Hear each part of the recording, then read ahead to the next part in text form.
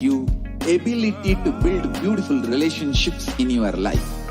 We get you direct spiritual support and we make sure you become wealthy.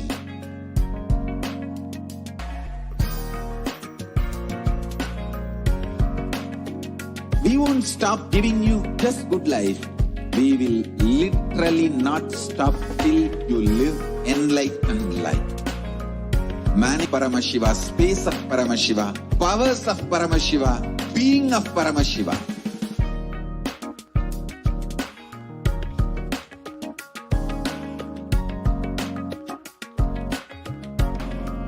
Whole world should become e-Kailashians. I want the whole world to know Hindus have something great to contribute to the world.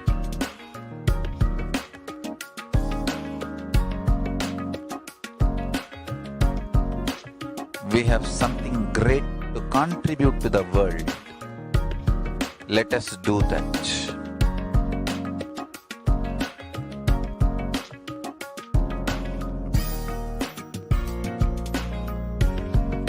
E-Kailasa is proper customized spiritual service helping you to identify your root patterns of suffering. We have perfected the science of helping every individual from every cultural, religious, nationality background.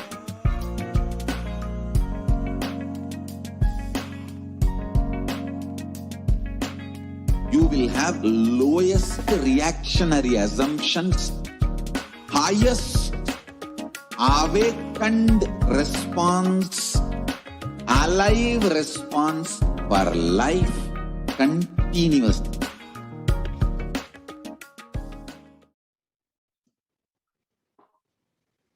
Nithyanandam Paramasukadam Kevalam Yanamurtim Dvandvatitam Gagana Sadrisham Tattvamasya Dilaksham Ekam Nityam Vimalamachalam Sarvadi Sakshi Bhutam Bhavatitam Trigunarahitam Sadgurum Tam Namami.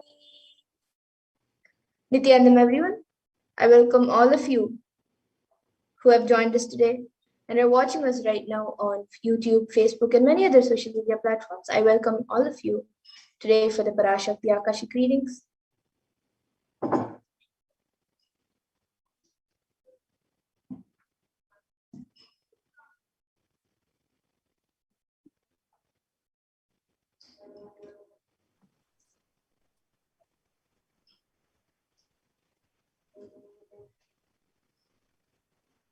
If you're here, it means existence wants you to be here in this form. You're not an accident, you are an incident. You are a conscious miracle of existence. Existence is trying itself through you. Welcome to this sacred spiritual experience, your digital experience of the divine.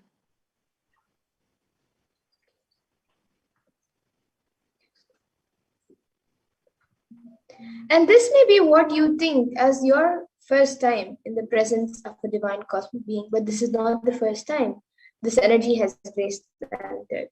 And if you're watching this now, it is not a coincidence, but a cosmic intervention in your life to make you manifest what you want.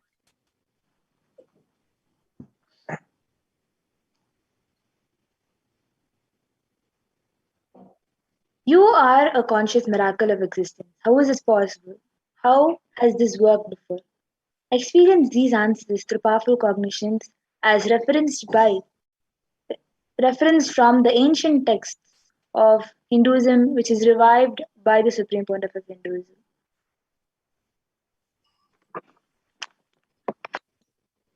Now let's see Devi Parashakti. Who is Devi Parashakti? The Divine Cosmic Mother.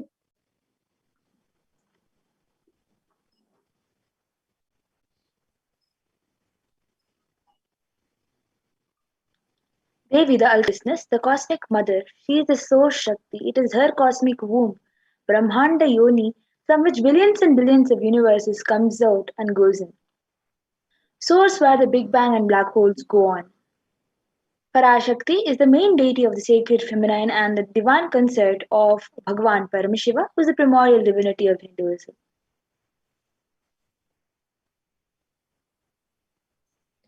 And the first and foremost relationship is mother, the ability to relate, and even the idea to relate starts with the mother. How to relate starts with the mother. So understand that your idea and your ability to relate starts with the mother.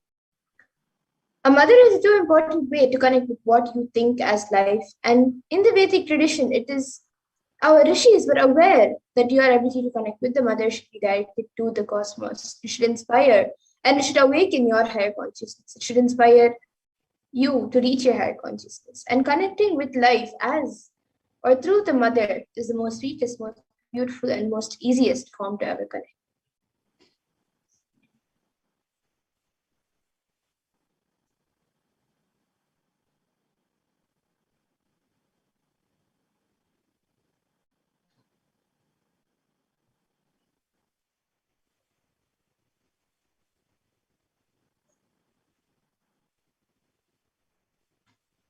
Today, out of his extreme compassion and love, the Supreme Pontiff of Hinduism is manifesting Devi Parashakti herself and releasing us, answering all of our questions, attending to all our prayers, giving boons, healing us, revealing our past, present, and future, and delivering profound spiritual truths, ultimately giving us the experience of Paramashivoham itself. So now let's understand what is the Bhavasamadhi Darshan, as all of us are going to be witnessing a live Devi Bhavasamadhi Darshan today. Let us all now understand what is the science of Bhavasamadhi Darshan, what exactly is the darshan that all of us are going to witness today.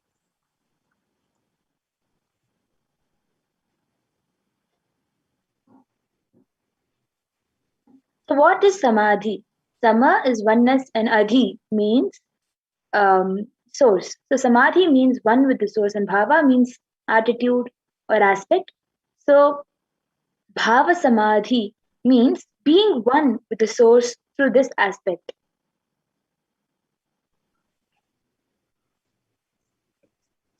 And darshan means to have a glimpse of. So in the Vedic tradition, it is used to describe the moment when we behold avatar, a deity, a saint, or an enlightened being. As just seeing such a being can cleanse karmas of lifetimes and create a deep lasting transformation in the receiver, in all of you, in all of us. And it is a powerful subconscious vibration that is present around an avatar at all times, and he simply radiates darshan just as the sun continuously radiates light.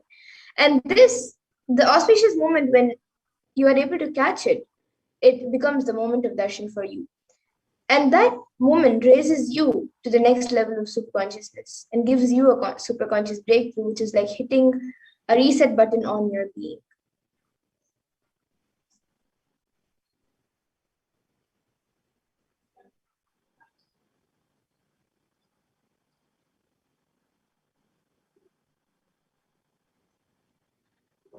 The divine beings are real. They manifest from Kailasa, the enlightened time-space zone, through the deities and the incarnations. The manifest through Archavatara deities in temples and through Bhava Samadhi Darshan in the Nijavatara, who are the incarnations.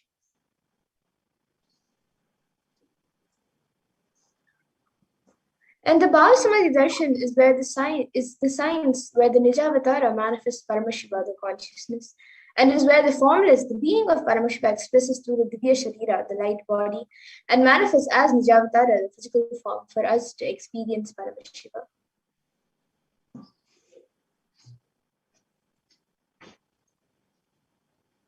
Devi Parashakti expresses through the being of Maharajarajeshwari and manifests through the Nijavatara physical form, Devi Meenakshi.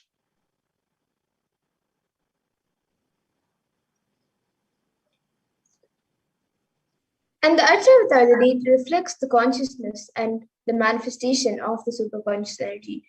But unfortunately, human beings are not matured enough to receive the higher level of experience from the Archavatar directly. And so the avatar, the physical embodied form comes down to bridge the gap and create an experience of superconscious energy in all of us.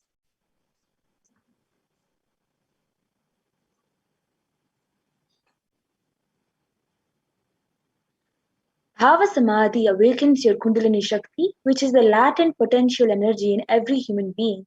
This influx of superconscious energy visibly slows down the process of aging and improves your immunity to diseases. During the darshan, the whole brain comes alive, turning into a superconductor of conscious energies that helps with healing, empowering, and transforms our lives. And during the Bhava Samadhi Darshan, our neurons also mirror dance is a natural phenomenon which happens in every human being. And this mirroring of neurons activate the process of all the observed movements or information of the avatar just by seeing. And that is the entire body can silently and without moving receive what is happening elsewhere through a process of direct observation, experiencing the superconscious energy radiated by the avatar.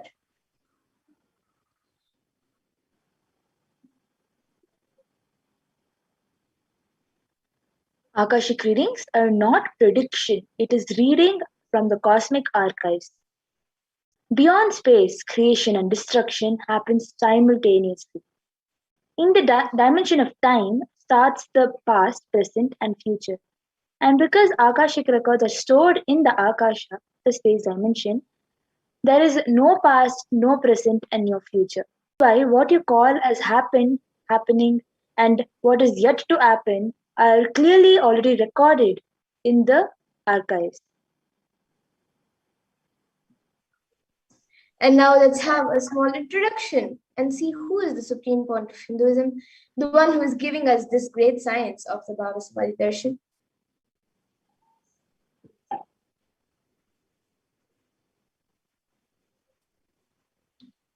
So the supreme point of Hinduism, Jagat Guru Mahasannidhanam, His Divine Holiness Bhagavan Nithyananda Paramashivam, is the reviver of Kailasa, which is a macrocosmic, ancient, enlightened Hindu civilizational nation. And the supreme point of Hinduism is the 1008th incarnation of Paramashiva as per Hinduism, recognized by his predecessors who are enlightened masters and adepts. And the supreme point of Hinduism has made this science of power manifestation, yoga, and temple-based universities a lifestyle for humanity.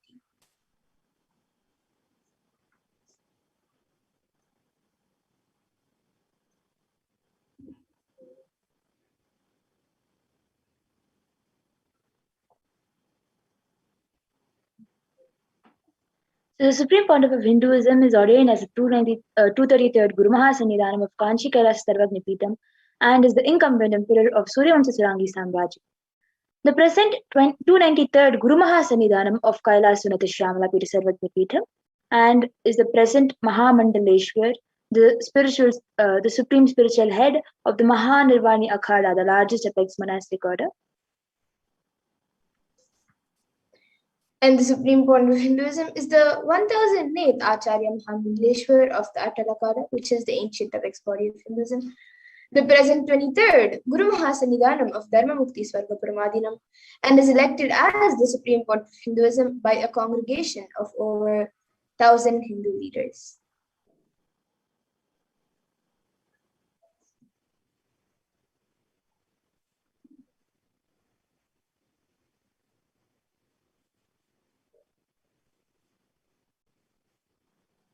And is revered as the teacher of Hinduism, most prolific, most viewed, read and watched, authored 300 books and 10,000 articles in 3 languages, English, Tamil and Sanskrit, and is translated into 50 languages with over 1,000 titles.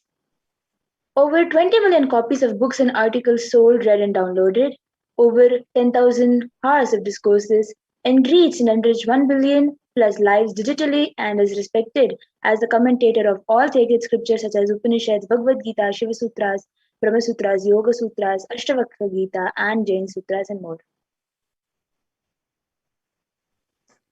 And the supreme point of Hinduism is also honored as the leader of Hinduism, the most awarded, internationally recognized Hindu leader, and is the reviver of 108 ancient Hindu sampradayas, including the Rudra Kanyas and Rudras, Rishis and Rishikas, Bhairavas and Bhairavis and Sannyas, and is the establisher of the largest Hindu university, the Kailasas Nithyananda University in the world with satellite campuses in 150 countries, and is the establisher of 1,000 plus Kailasa enlightened ecosystems, and is also the founder and reviver of over 100 Sarvanipitas, and the collector of the largest Hindu library with over 1 million books, 1 million palm leaf scriptures, and over 20 million digital books.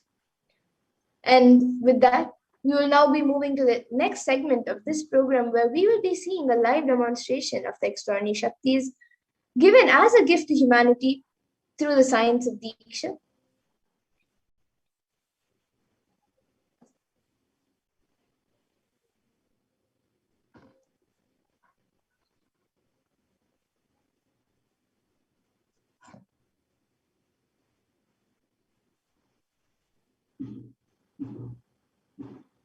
And as we all get ready to witness a live Devi Bhava Samadhi Darshan,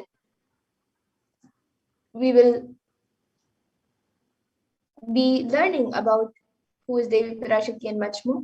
So now let's get into the next segment, where we will be seeing the manifestation of extraordinary Shaktis.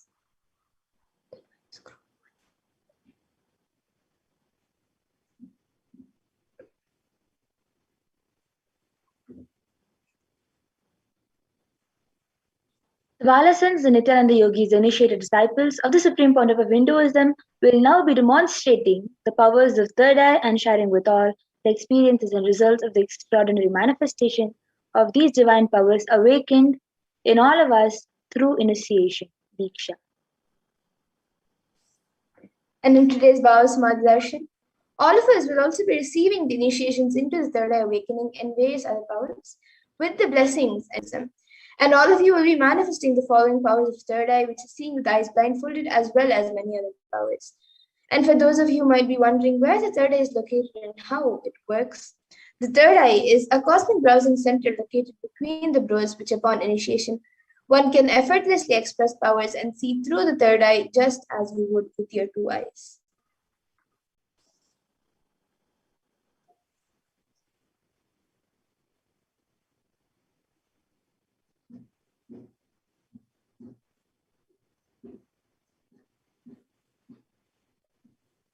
So now let's understand what are Shaktis. What exactly are these Shaktis that we are speaking about? Yes. So in the Vedagamas, the source scriptures of Hinduism, Paramashiva reveals in elaborate detail that every human being is hardwired to be able to manifest 463 plus extraordinary Shaktis, the divine powers. Manifesting powers, Shaktis, are described as a system, method, and science for human beings to explore the various possibilities in powers and have access to various states of consciousness. Shaktis manifest from the fundamental cognition that you are a divine and you need to manifest divine, and not from the cognition that you are a man and you need to reach divine.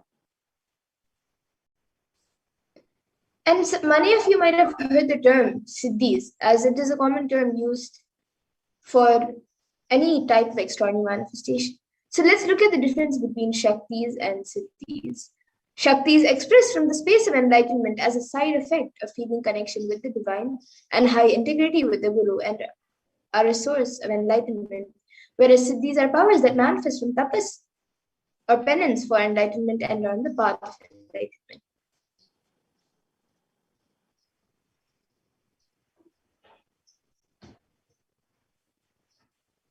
Also, a few more differences between the Shaktis and Siddhis are that the Shaktis of Paramashiva manifest through the ordinary human beings in an extraordinary way after the Diksha initiation from the avatar and are permanent, but the Siddhis are not permanent and may divert you from enlightenment.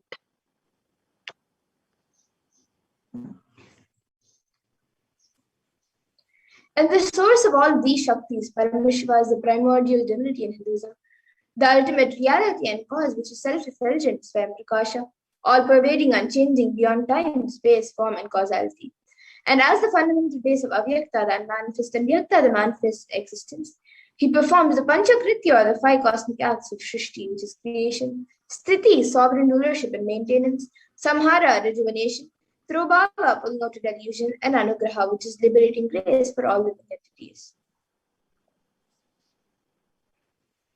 the avatar of Paramashiva, the source of all these Shaktis, the Supreme Pontiff of Hinduism, Jagadguru Mahasannidhanam, His Divine Holiness Bhagavan Nithyananda Paramashivam, as the thousandth living incarnation and representative of Paramashiva and the reviver of the Kailasa, the ancient enlightened Hindu civilizational nation, the great cosmic borderless Hindu nation.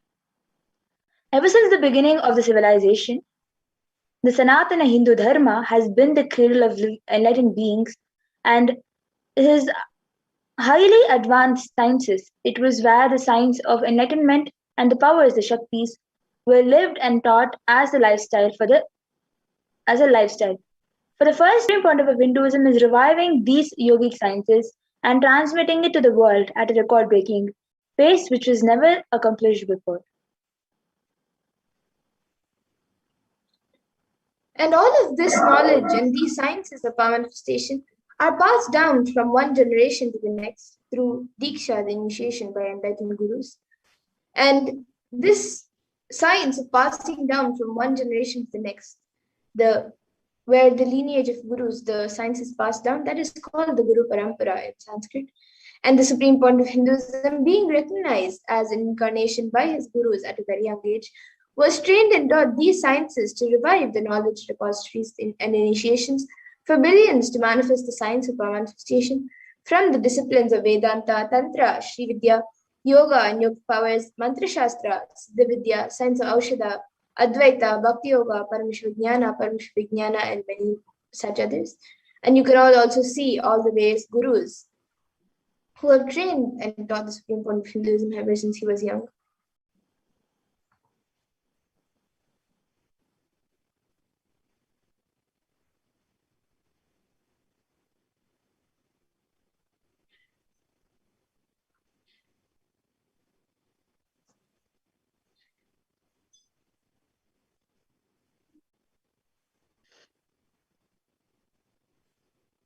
So in manifesting Shaktis, every ultimate truth, jnana, mapped into your consciousness, prajna, manifests as possibility and power of every being, prajnana.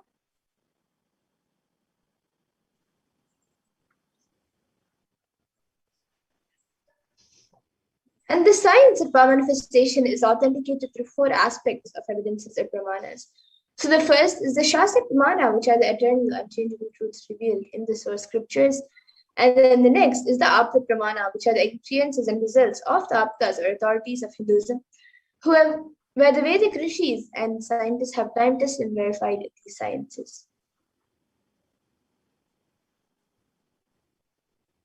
And the other two evidences are Atma Pramana, or the account of the Supreme Point of Hinduism, Jagadguru Mahasannidhanam, His Divine Holiness Bhagavan Sri Nithyananda Paramashivam, this millennium's avatar's own personal experience of these powers, and the Pratyaksha Pramana, or the empirical evidence from all the scientific experimentation.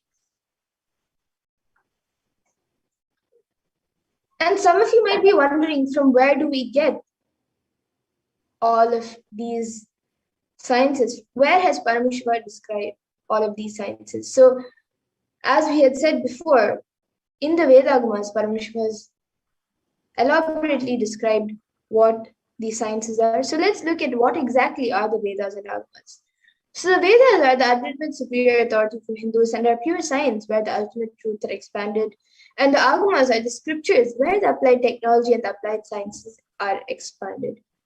So the Vedas and Agamas, the Vedagamas, which is a living applied science for Hindus, are given the status of Shruti as they are directly revealed by Paramashiva. And they are the ultimate, eternal, unchangeable truths.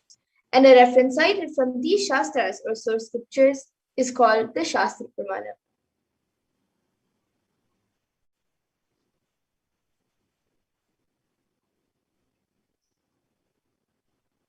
So now, let us get ready to witness a very unique and exciting demonstration of these powers after going through all the evidences, the Pramanas, the Shastra Pramana, Apta Pramana, Atma Pramana, Pratyaksha Pramana, and last but not the least, the Sakshi Pramana, where all of us also will be doing the demonstration of this power.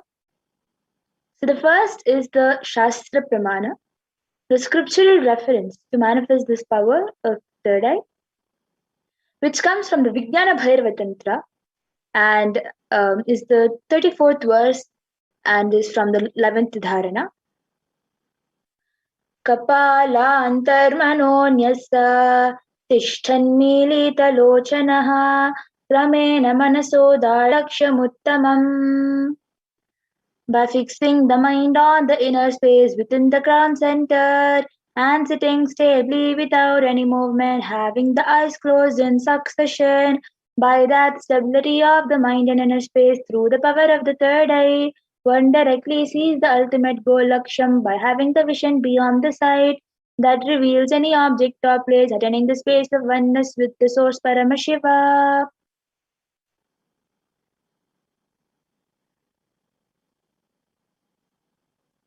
The next is the Apta Pramana, where Bhagavan Krishna initiates Arjuna into the power of third eye.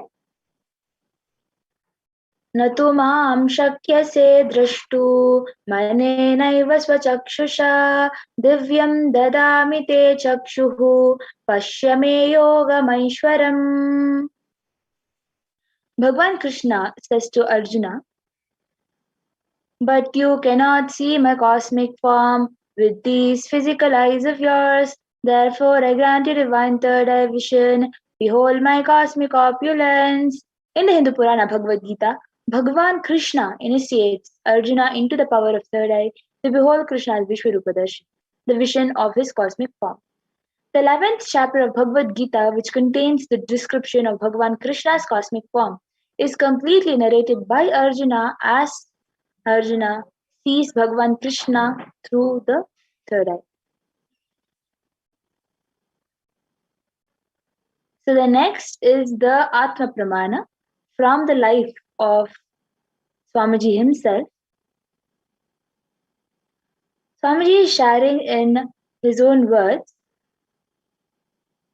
the first experience is that I was able to see everything around me, above me, the whole 360-degree 10 directions below me. Everything, I realized not only I was able to see, I was able to feel, experience all of that.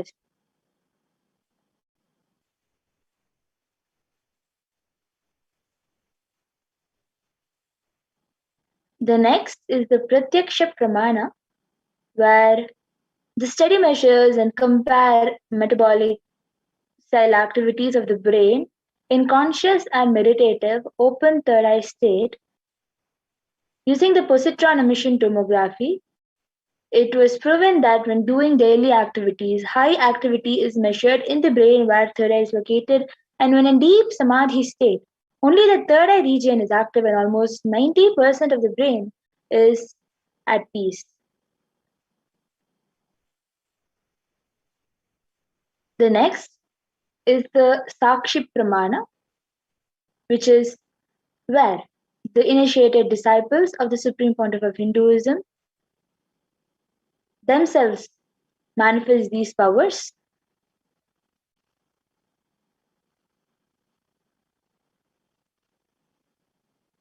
This rare sacred science of third eye awakening is being made available to the humanity, and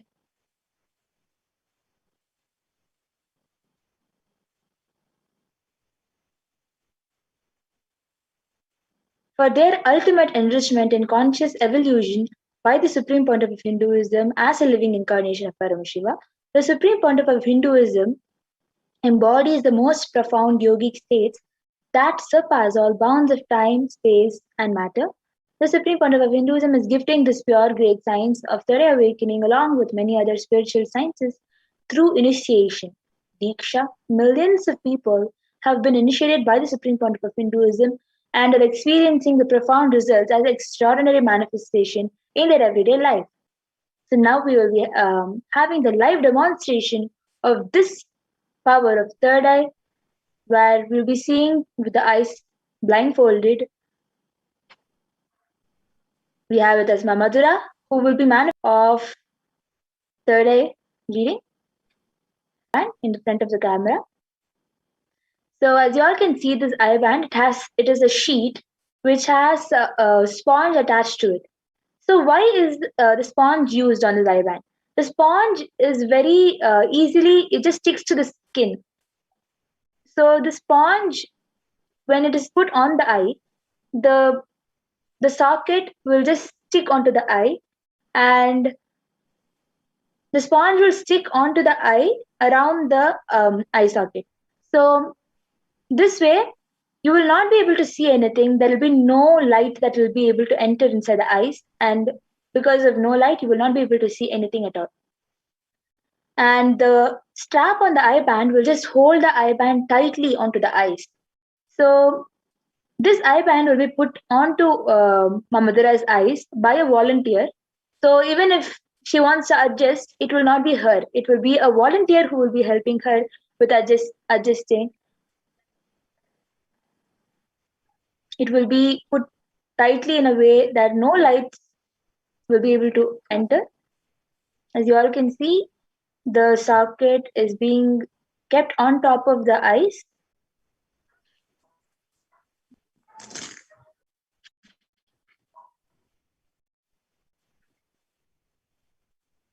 And it is placed perfectly. So now Ma Madhura will be turning to the left, right, up and down and showing us that there is no possible gap or anything that is she seen.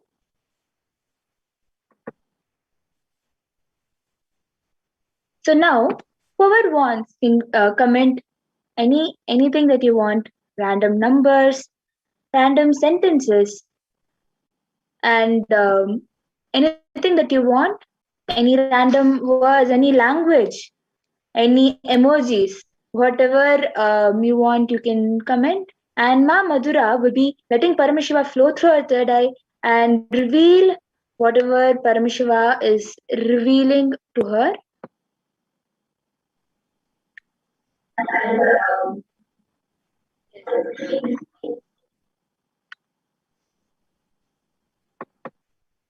So you all can post anything you would like, a sequence of emojis, numbers, letters, words, anything.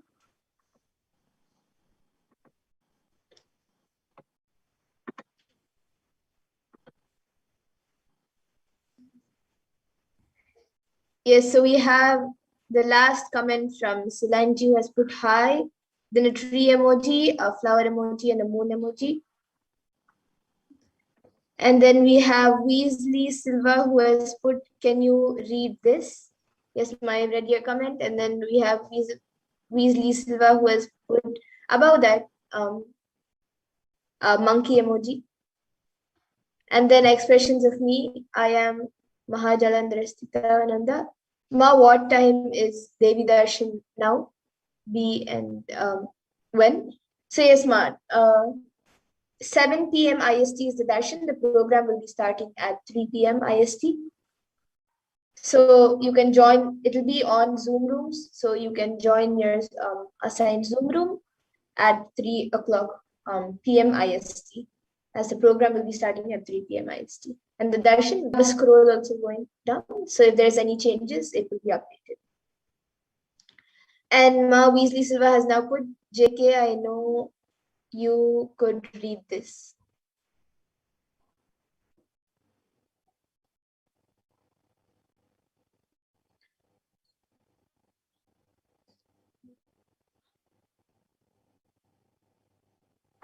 So as you all can see, the last comment is from Ma Weasley Silva, who has put, just kidding, JK, I know you could read this.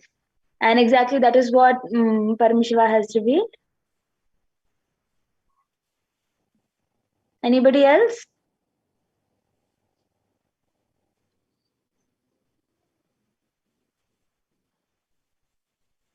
You can put anything, even put a different language, and I can read it, or I can trace the same thing. I can write it or draw it on a piece of paper.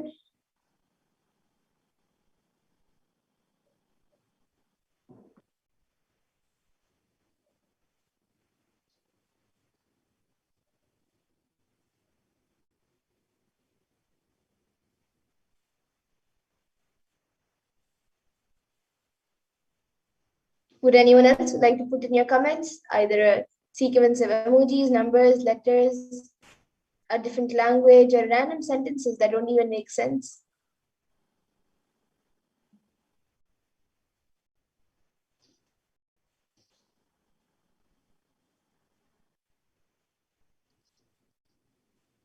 Yes, we have Marcela, and she has put Ichbinda, which I think is a different language, or random letters.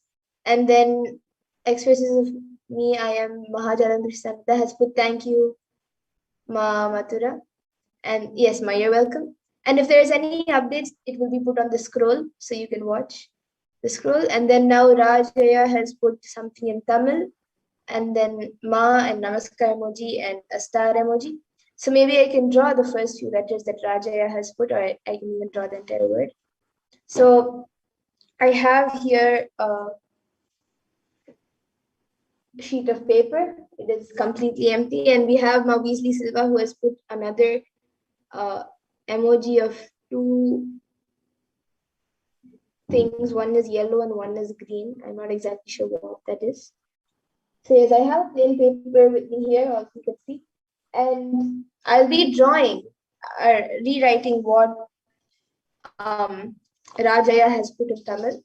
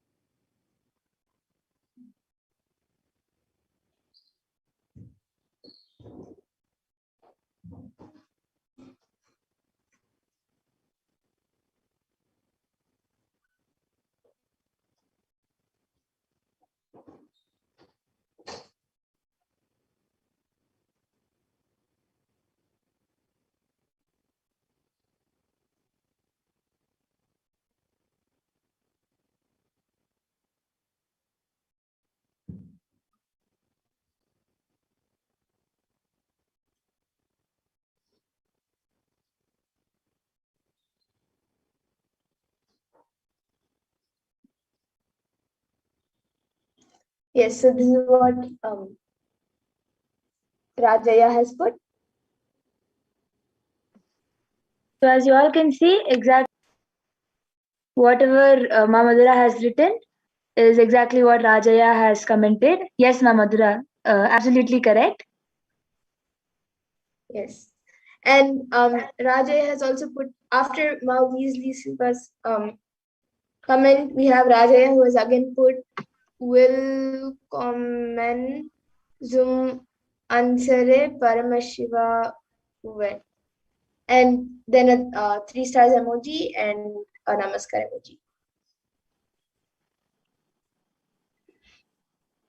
He put the same 2 emojis as the previous comment, but in the previous comment, which he has written in Tamil, it is first the namaskar emoji and then the star emoji, and then this comment is first the star emoji and now the namaskar emoji.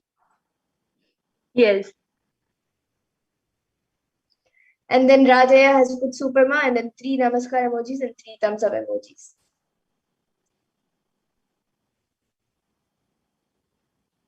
Anybody else wants to comment anything? You can comment.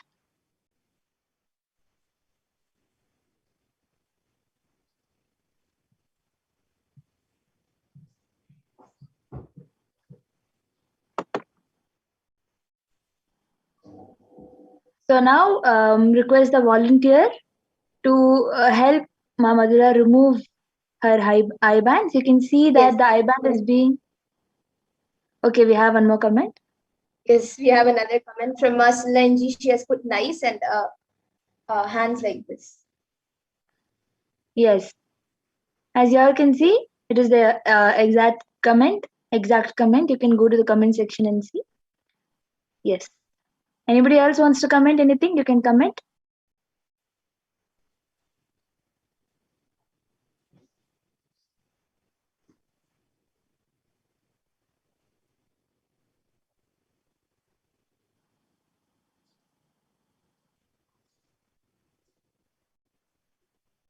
Okay, so now we're moving to the next power of body scan. I request the volunteer to remove the eye band.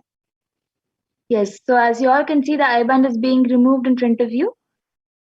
And Yes, it but I is think before that we have Darshini Nithyananda who has put a namaskar. okay. So now the eye band will be removed right in front of everyone.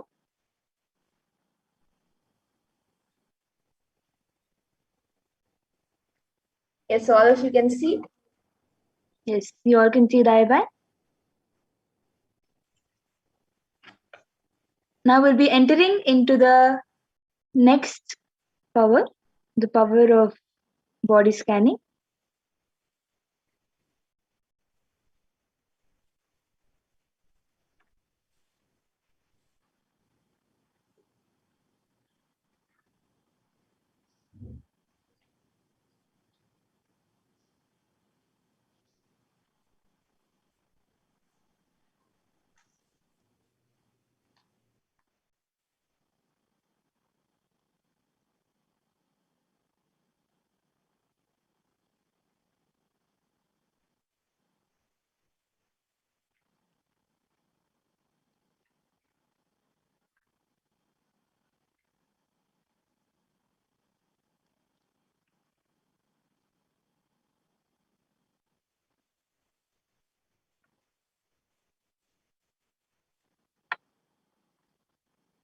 Yes, request the volunteer to please project the next slide.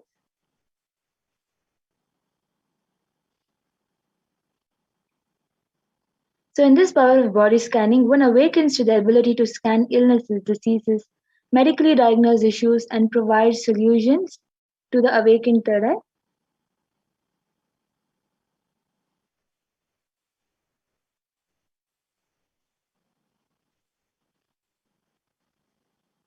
So the Shastra Pramana, the scriptural reference to manifest the power of third eye, power of body scanning, is Swadehe Jagato Vapi Sukshma Sukshmatarani Cha Tatvani Yani Nilayam Dhyatvante Vyajyate Para. Bhagavan Paramashiva says, cognize deeply that from the subtle to the subtlest, constitutive principles of your whole body, Swadeha, or of the whole universe simultaneously, consist of the essential reality. They are being absorbed in their source cause Paramashiva. By the experience of such rest, one becomes complete from all thoughts, and the ultimate universal divine power Paradevi is revealed, and the supreme power manifestation happens.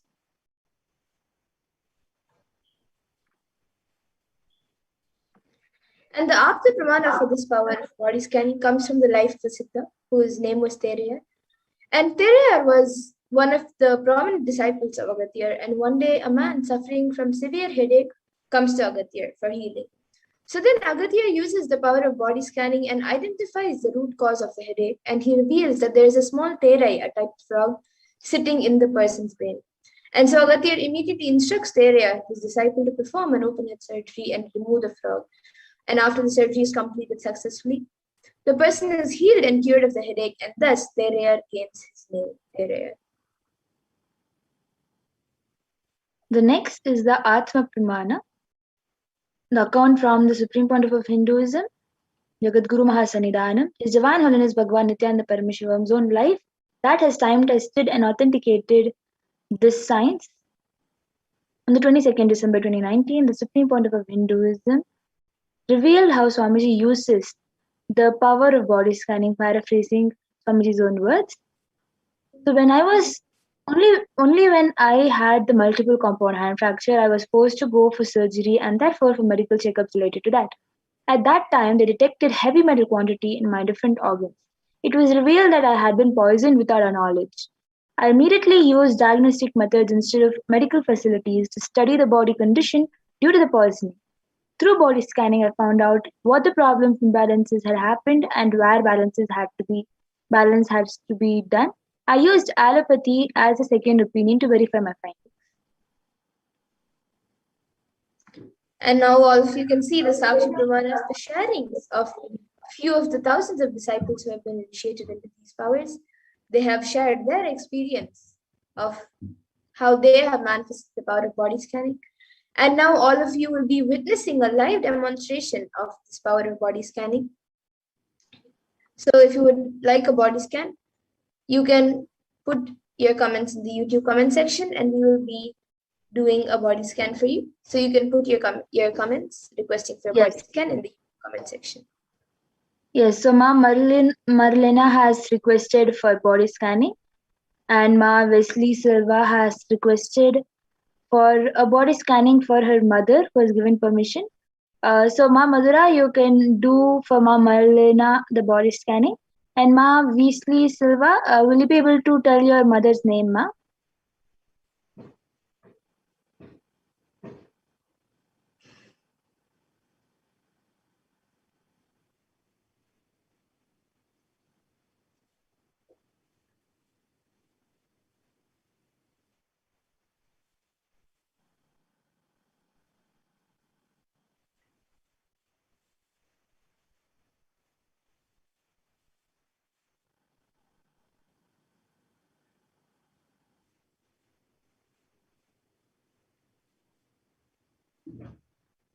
And Ma Pooja Kumar has requested also for body scanning for healing my SDHT patterns. Yes, Ma will be scanning for Ma Pooja Kumar, and then Ma Wesley Silva, Ma Madhura will scan after she's completed for your mother Sonia, Ma.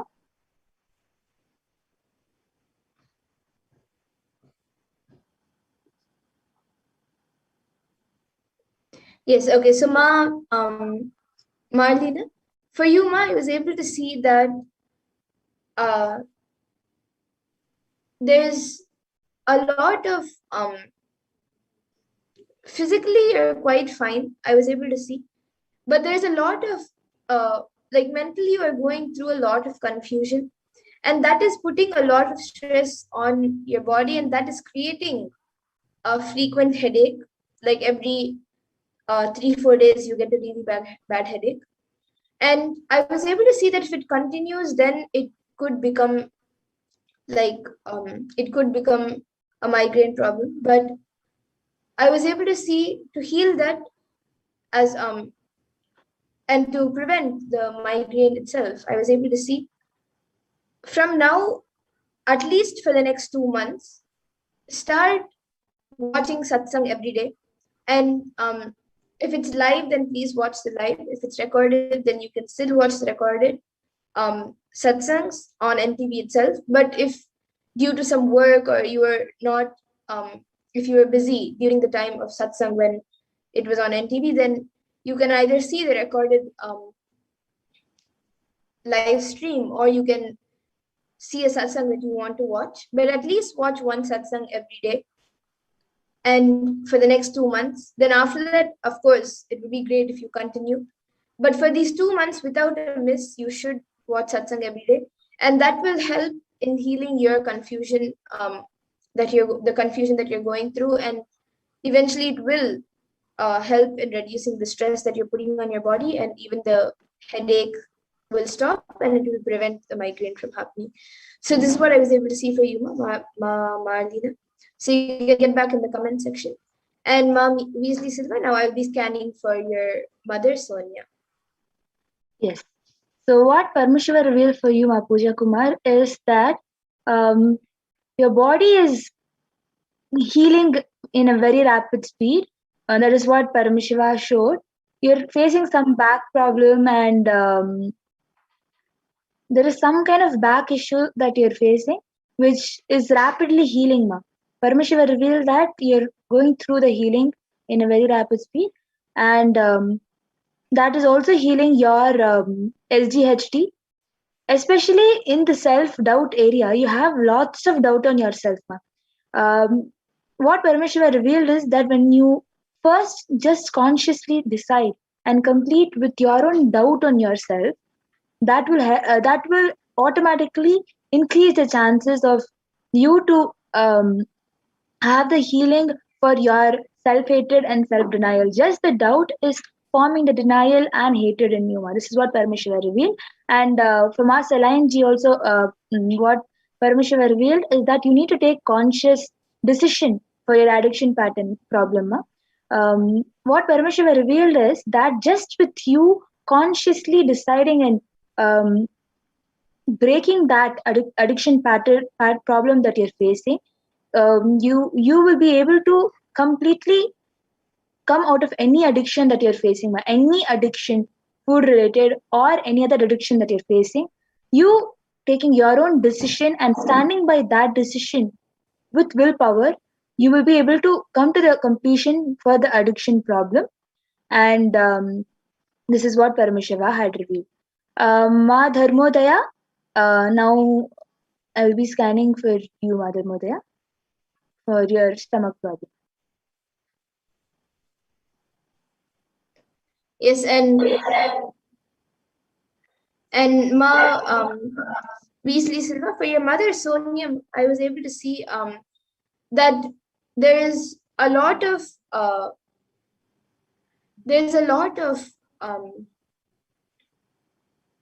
she's going through a lot of there's like her entire body at different times at different her different parts of her body, she starts getting like random pains, random shooting pains, especially in her back and in her legs. And I was able to see for that the best solution is to do walking every day. Like of course during this pandemic time there's no need to go out, she shouldn't go out. In the house itself, more walking exercise, like she needs to walk around more. That will help in healing the body pain. And also she should, like when she's doing the walking, she should just do as much as she can. She shouldn't stress herself much more. And if she's tired, if her body is physically tired, then she should take rest. This is what I was able to see for her. No? And you can keep a Swamiji picture under her pillow when she sleeps. That will also help in healing her entire body. This is what I was able to see from our Sonia. So Ma Weasley Silva, you can get back in the comment section. And Ma Shivajnana Sarupananda, if you would like a body scan, you can put it clearly in the comment section, as the proper consent is necessary. Yes. So Ma Dharmodaya, what Paramashiva revealed for you is that every day morning, the minute you wake up, you need to have warm water with a little bit lemon in it in the morning. And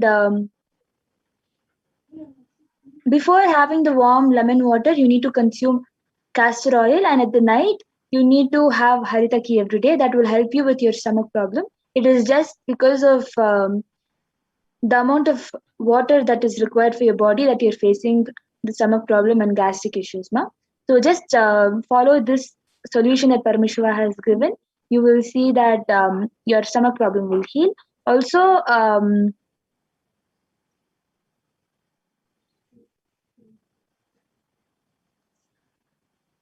chant the Mahavakya every time the pain comes up, ma. This is what Paramashiva had revealed.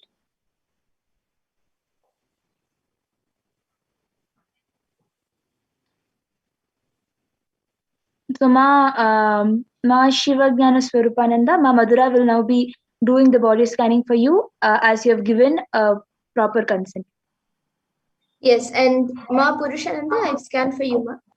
So I was able to see for you, Ma, that there is like a small blockage in your nasal path, and that is affecting your breathing, not quite frequently, but like every once in a week or something, you are feeling a little congestion, and you're feeling this.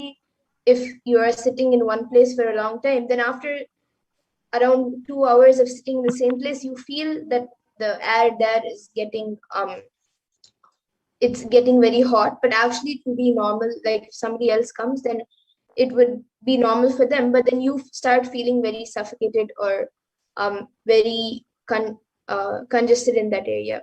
So you feel like moving around more. So for that, I was able to see, to get rid of that suffocation or congestion that is, and which is also blocking your, like the blockage in your nasal path, which is making you feel that way.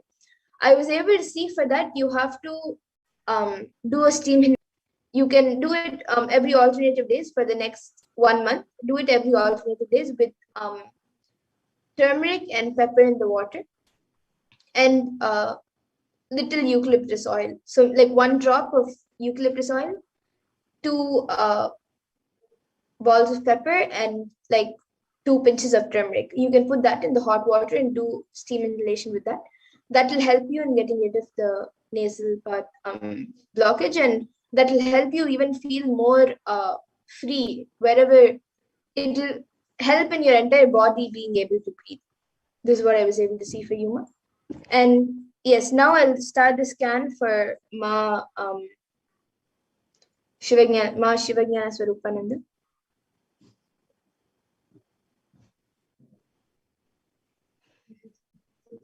Yes, Ma Shivajnana Swarupa, Ma Madhura will also scan. So what Paramashiva revealed when through Prajnana is that Ma, you're going through some kind of a really itchy throat. You're feeling your throat is kind of itchy. It is not like always your throat is itchy, but there is some itchiness that you face in your throat, and there is excess of pitta which is forming in your body, Ma. So what Paramashiva revealed, because of the pitta, excess of pitta only, even the throat itchiness and slight cold that you get, everything is because of the pitta level in your body being extra. So what Paramashiva revealed as a solution is for you to do more of Nithyananda Pratama Vijnasakrama, and have more liters of water, consume more water, and that will help you with your itchy throat and excess of pitta.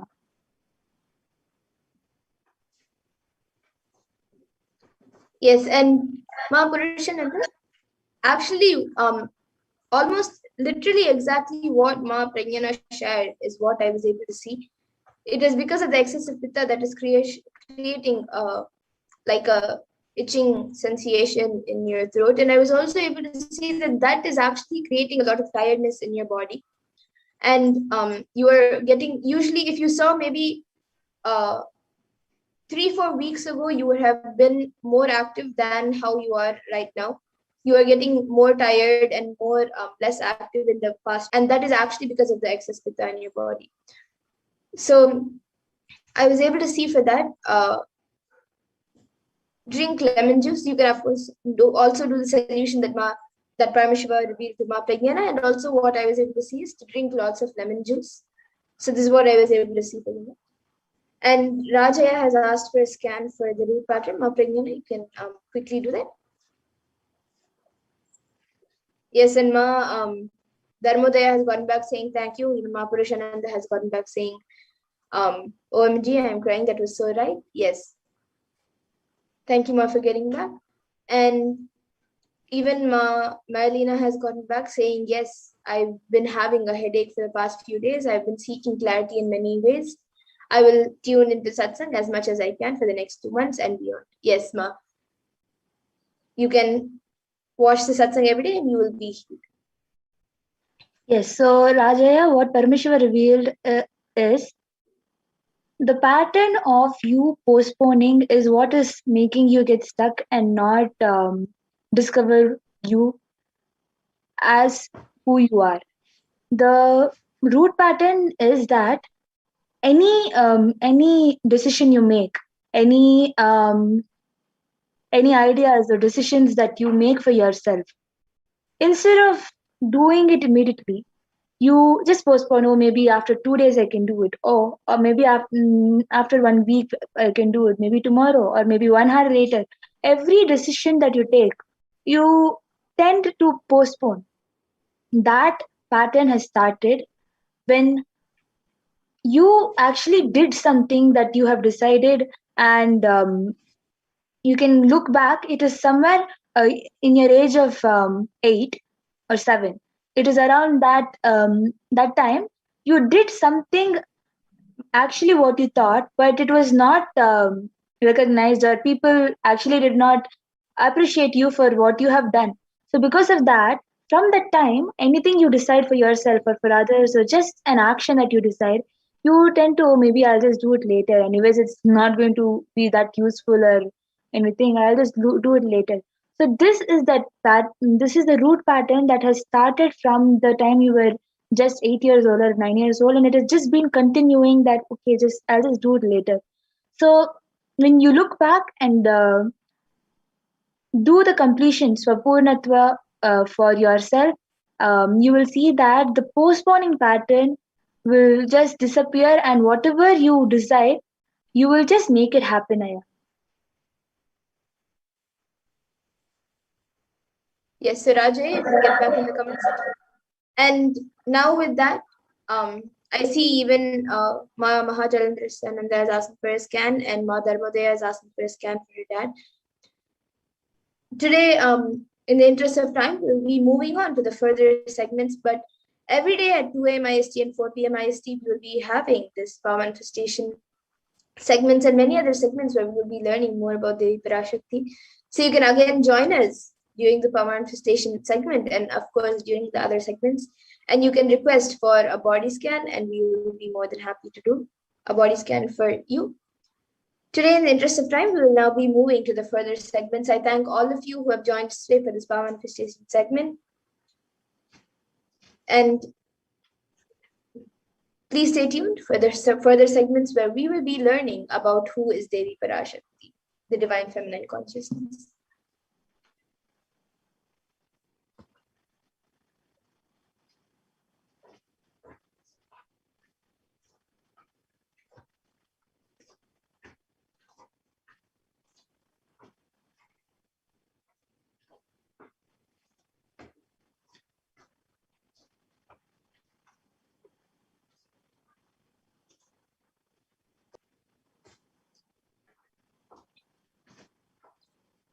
Yes, so now in this next segment, we will be learning about who is Devi Parashakti, the divine feminine consciousness. Parashakti herself is the divine feminine consciousness. So we'll be learning who she is, and we will also be learning how to receive her.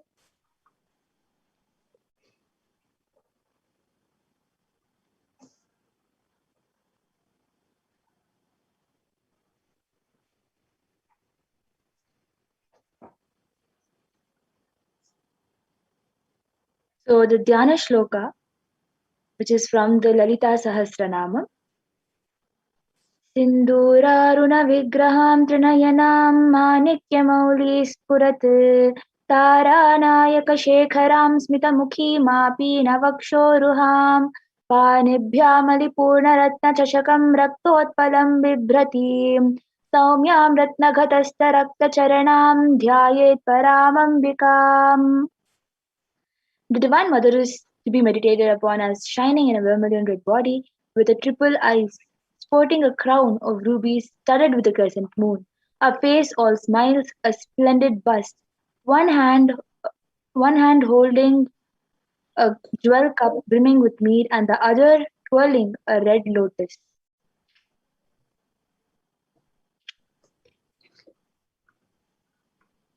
And another Dhyana Shloka, which also comes from the Lalita Sahasranam.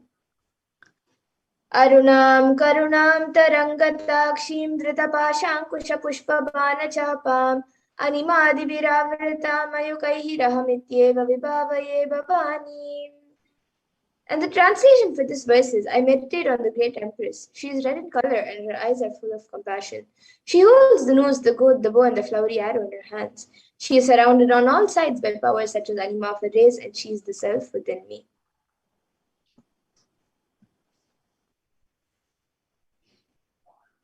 Devi, the ultimate pure feminine consciousness, Parashakti, is the cosmic mother. It is her cosmic womb from which billions and billions of universes comes out and goes in. Source, where the Big Bang and black holes go on.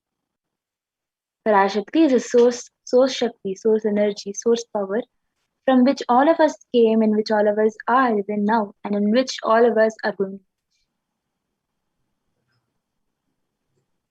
And today, out of her extreme love and compassion, Parashakti herself is manifesting through the embodied form as the Nijavatara of the Supreme Point of Hinduism, Jagat Guru Mahasannidhanam, His Divine Holiness Bhagavan Nithyananda Paramashivam, gracing us, answering all of our questions, attending to our prayers, giving boons, healing us, revealing our past, present, and future, delivering profound spiritual truths, and ultimately giving us the experience of Paramashivoham itself.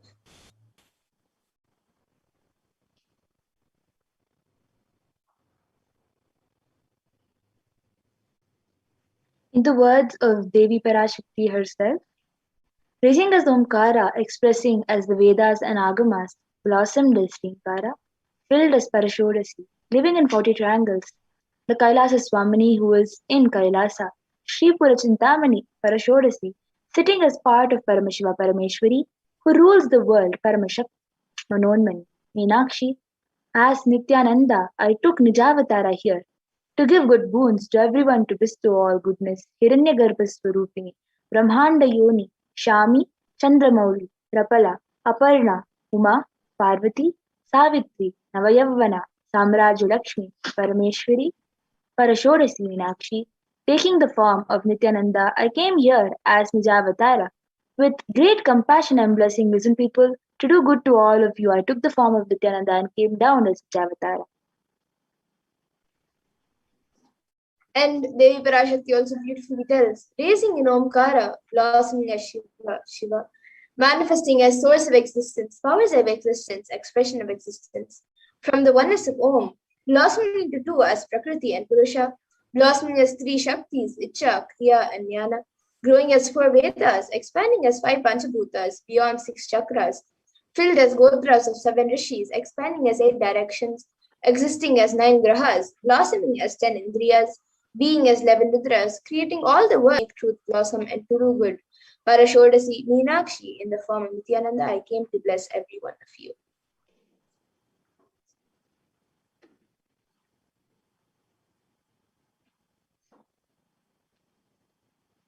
So many of us might be wondering how we should receive Devi Parashakti. Literally, you're seeing Paramashiva and Parashakti. She is there in your screen. So always receive her very traditionally. Keep 2 betel leaves, 1 banana, 1 betel nut, and 1 coin. And watch Devi. Coin is considered very traditional in the tradition, which is the traditional dakshina. It can be from the lowest value. In India, it can even be just 1 paise, and in USA, it can even be just a cent.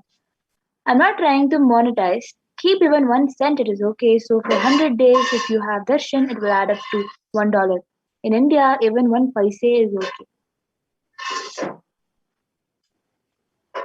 And once the darshan is over, once you offer that to Devi and the darshan is over, you can do namaskar and eat the banana, the betel leaf, and the betel nut, taking it as prasadam immediately. And the coins that you collect, you can send it to the LA temple for the further procedures.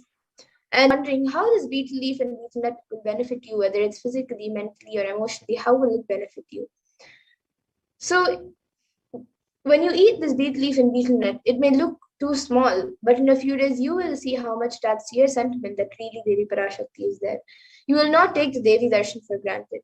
Rituals will break your monotonous unconscious mentality and lifestyle and raise you to the powerful cognitions. It will break your unconscious behavior.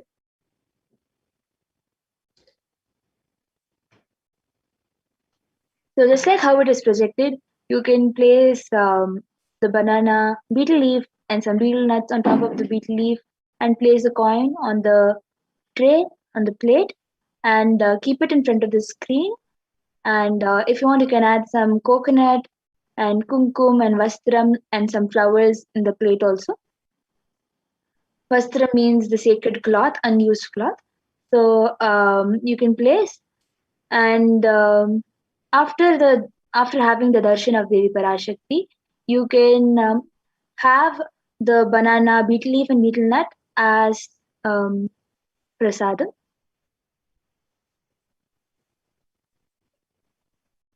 Yes, and with that, we come to a conclusion of this segment where we have seen who is Devi Parashakti and how you can receive Devi Parashakti when she comes for the darshan. So with that, we will now be moving to the next segments of this program where we will be learning what Devi Parashakti has revealed in the Akashic readings. We will be seeing what Devi Parashakti has revealed in the Akashic readings for humanity and see how important it is for us to understand, internalize, and follow what Devi Parashakti has revealed in the Akashic readings for all of us. So with that, we'll now be getting into the next segment after a really short break.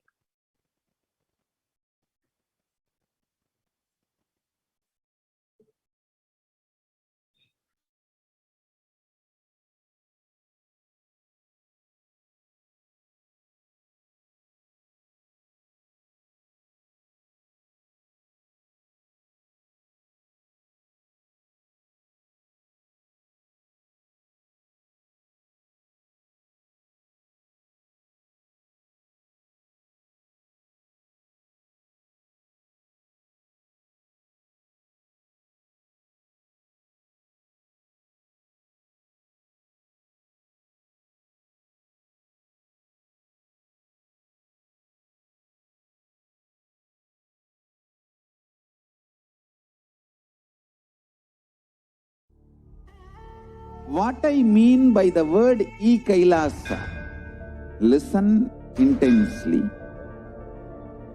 Enlightenment ecosystem, literally enlightenment itself, in your own home, wherever you are. If you cannot come to Kailasa, it's okay. Kailasa can come to you. Kailasa coming to you is e-Kailasa.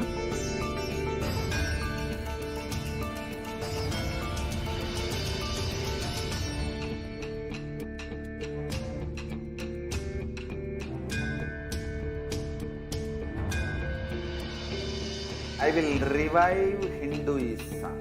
I am a Hindu revivalist, not by any revolution, but by evolution.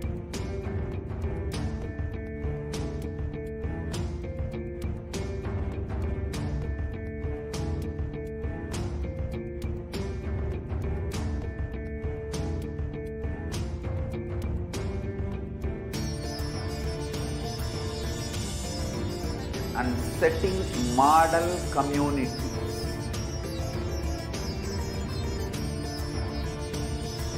Kailasas, enlightenment ecosystems, Sarvanya Pitas all over the world.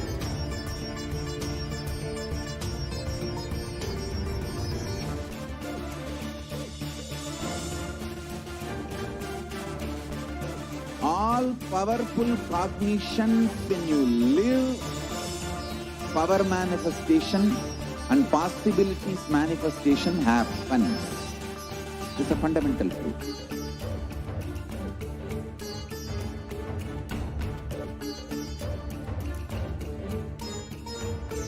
Hinduism cannot live exclusively as one sampradaya. No.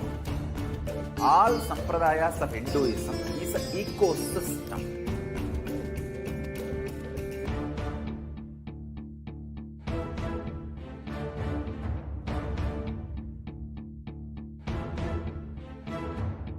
So don't keep quiet thinking that if one sampradaya is attacked, only that sampradaya is going to be affected. All of us are ecosystem.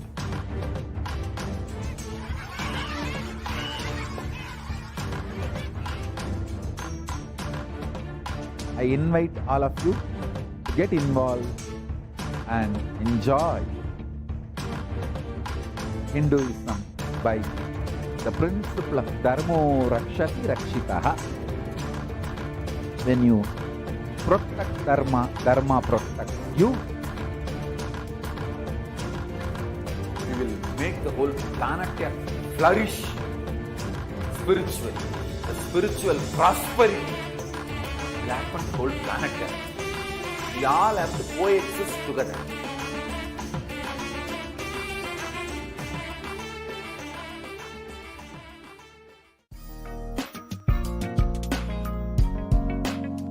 We get you health. We get you ability to build beautiful relationships in your life. We get you direct spiritual support, and we make sure you become wealthy.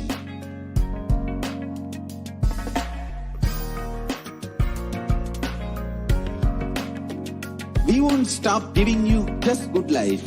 We will literally not stop till you live enlightened life. Manifesting the state of Paramashiva, space of Paramashiva, powers of Paramashiva, being of Paramashiva.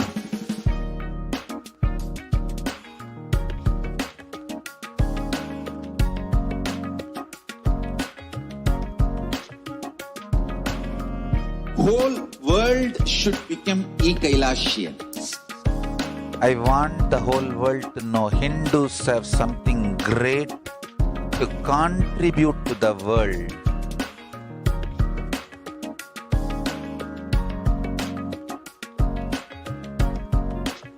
We have something great to contribute. Let us do that.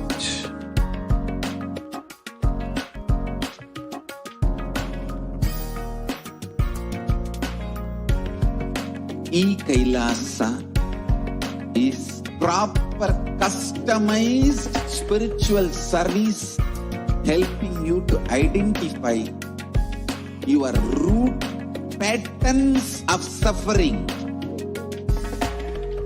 We have perfected the science of helping every individual from every cultural, religious, nationality background.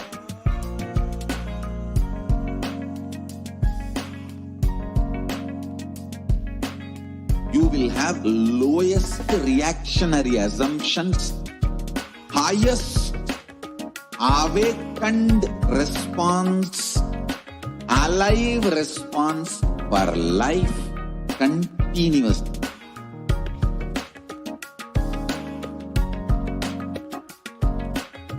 Kailasa is enlightenment ecosystem, literally enlightenment itself in your own home, wherever you are. Proper customized spiritual service helping you to complete with your life negativity. Withdrawal from life, self-hatred, self-denial, self-doubt, so much of tiredness, laziness.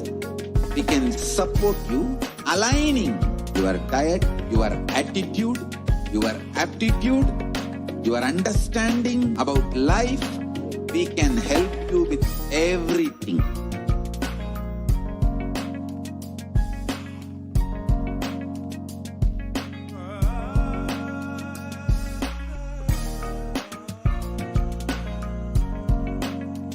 If you are interested in enlightenment, we will immediately bring this to you.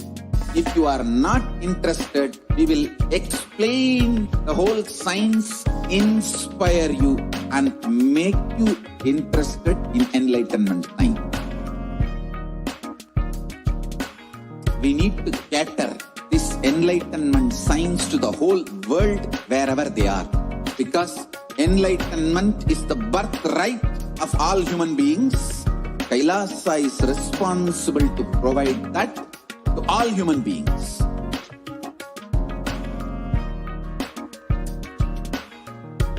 Kailasa is the totality of the knowledge I received from my gurus and practice manifested in my life, perfected by teaching millions of people from all cultures, time zones, backgrounds, genders, nationality, race, from every creed.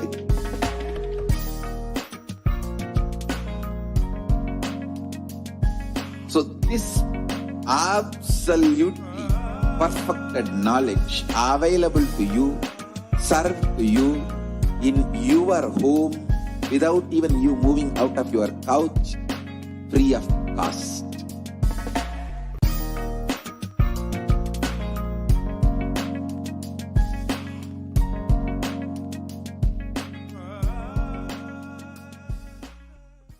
Just be alive for next 3 years. Don't die within next 3 years.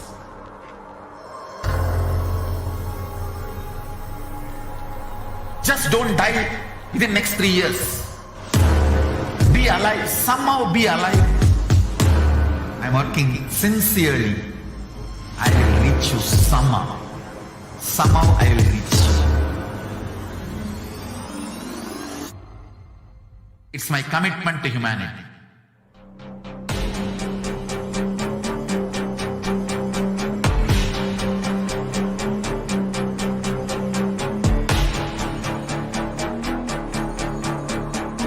Just don't die within next 3 years. I will reach you wherever you are, whichever corner of the world you may be. I will reach you with enlightenment. You manifesting the space, state, powers, being Paramashivoham. It is possible, and it is possible for you.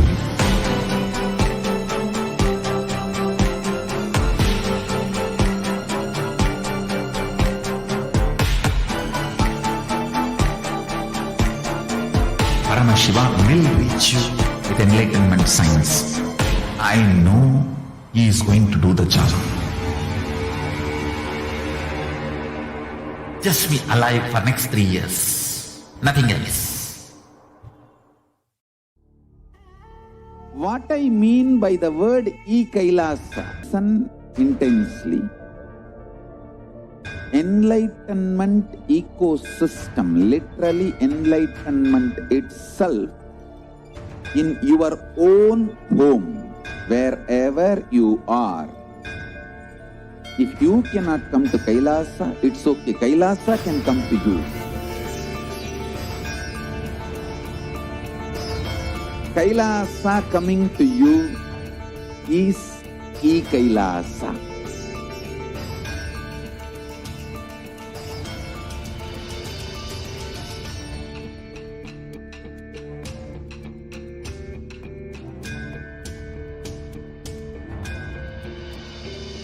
I will revive Hinduism. I am a Hindu revivalist, not by any revolution, but by evolution.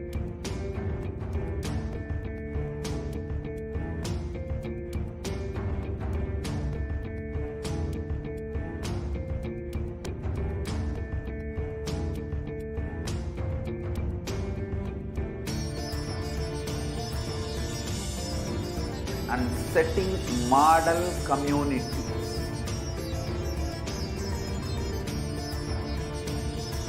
Kailasa, enlightenment ecosystems, Sarvanya Peethas all over the world.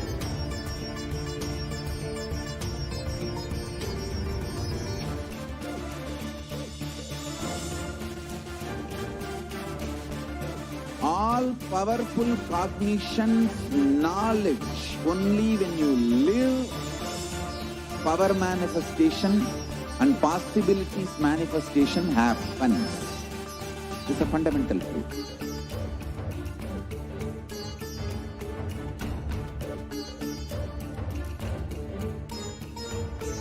Hinduism cannot live exclusively as one sampradaya. No.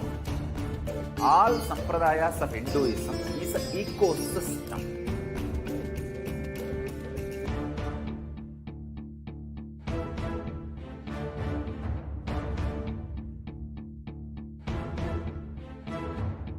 So don't keep quiet thinking that if one sampradaya is attacked, only that sampradaya is going to be affected. All of us are ecosystem.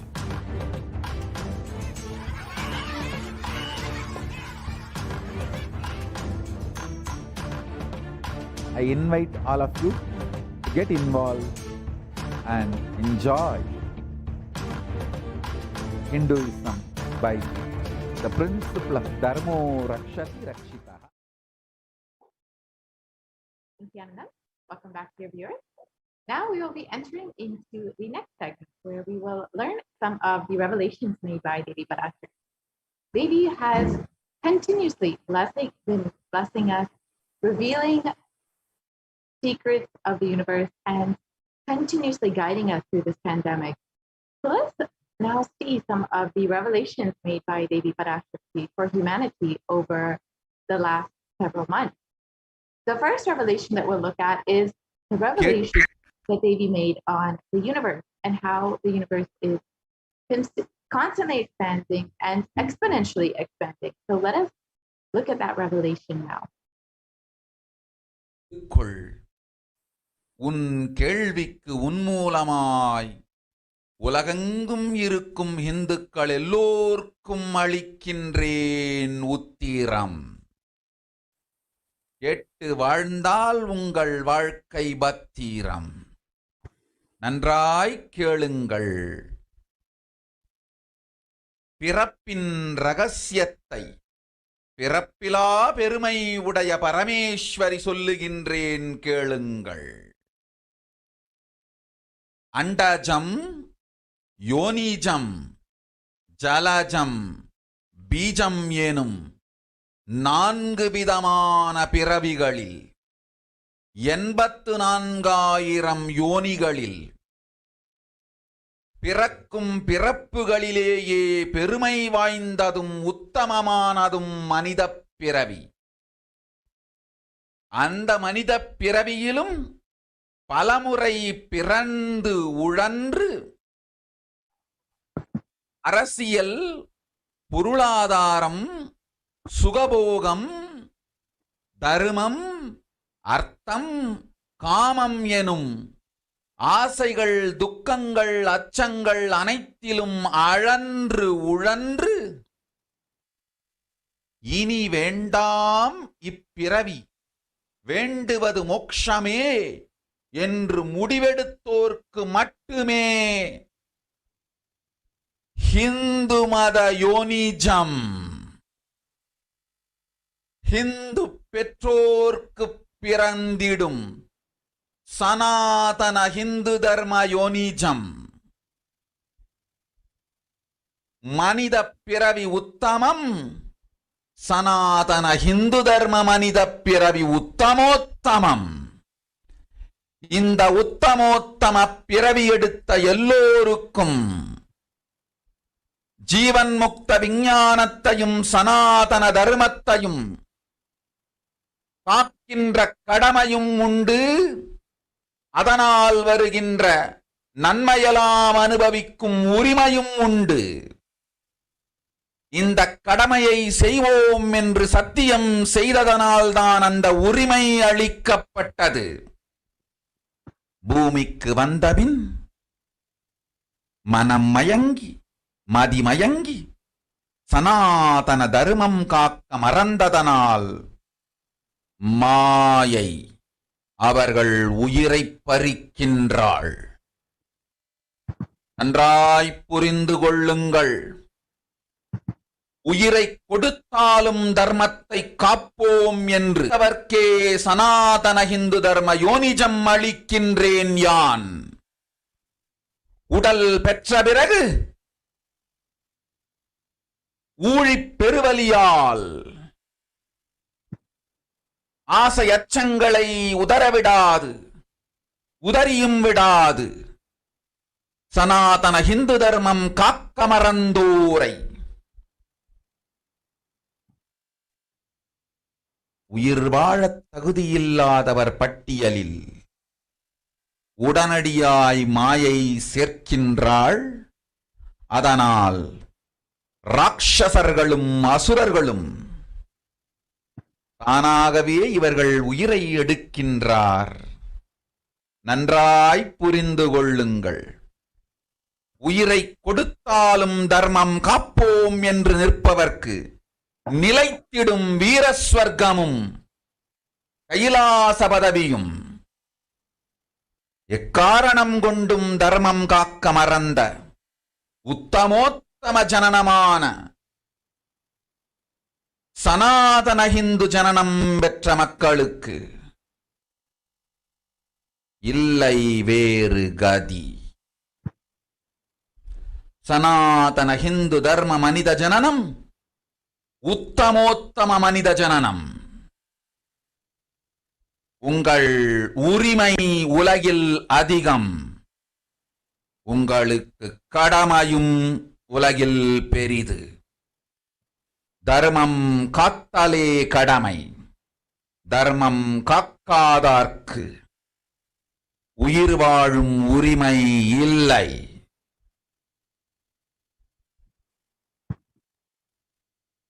நன்றாய் புரிந்து கொள்ளுங்கள்.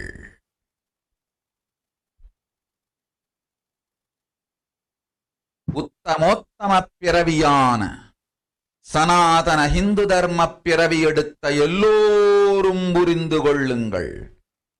உங்கள் வாழ்வின் முதற்கடமை தர்மம் காத்தல். தர்மம் காக்க தர்மம் உங்களை காக்கும். சனாதன ஹிந்து தர்மம் காக்க மறந்திட்டால் வாழும் உரிமையை நீங்கள் இழந்து விடுகின்றீர்கள். அதற்கு மேல் வாழ்ந்தென்ன அழிந்தென்ன? பூமிக்கு பாரம் குறையட்டும் என்று அசுரர்களும் ராட்சதர்களும் உங்களை உண்டு தீர்க்கின்றார்கள். அதையும் மாயை கண்டு சும்மாவிருப்பாள். பிரபஞ்ச ரகசியத்தை, பிறவியின் ரகசியத்தை உலகிற்கெல்லாம் உத்தரமாய்ச் சொல்லிவிட்டேன். புரிந்து வாழ்வில் நடந்து உயிரை பத்திரமாய் பார்த்துக் கொள்ளுங்கள். அன்னை சொல்லும் அருள் சத்தியம் இது. ஓம் ஓம் ஓம். So let us look at the Parashakti revelation translated into English. Listen, Andajam, Yonijam, Jalajam, Bijam. Like this, in 4 types of birth, in 84 lakh yonis, in all these births, the most greatest birth of them all is human birth.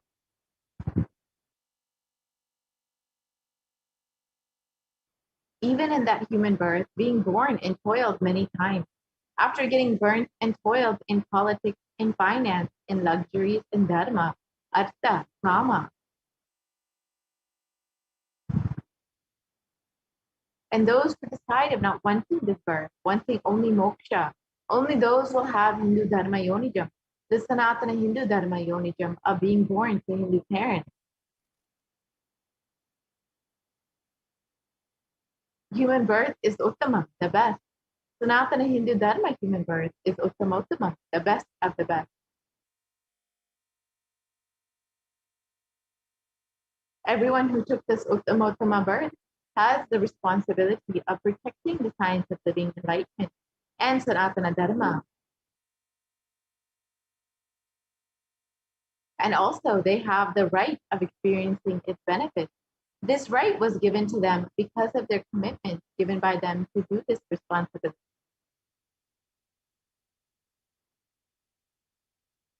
After coming to Bhuloka, by getting mentally deluded and forgetting the Dharma, protecting Sanatana Dharma, Maya, she is taking away all their souls.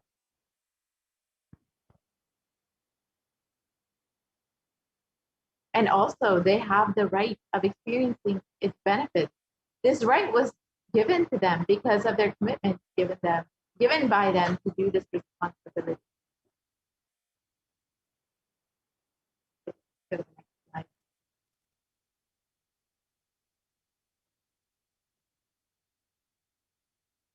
understand carefully. I am giving the Sanatana Hindu Dharma Yonijam only for those who gave the commitment of protecting Sanatana Dharma, even by giving their life.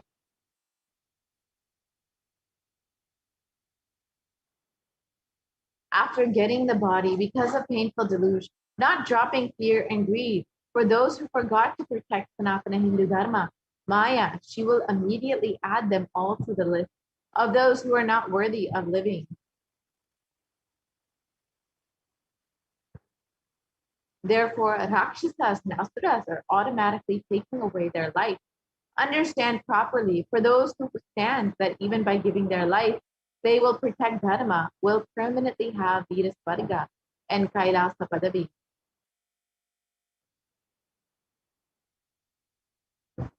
For any reason, people who forgot to protect Dharma, having the Uttamottama birth of Sanatana Hindu birth, there is no other way for them.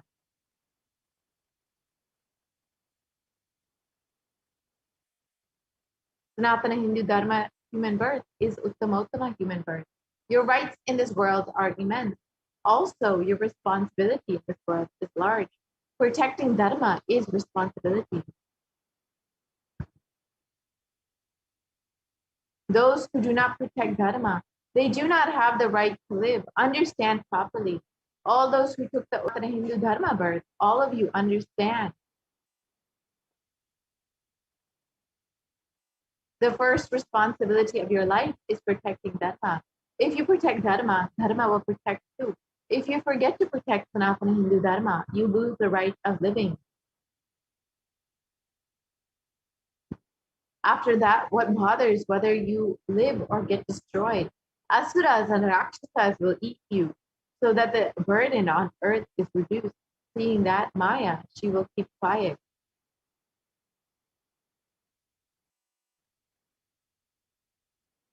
So let us look at what is the responsibility of Hindus as revealed by Devi Parashakti.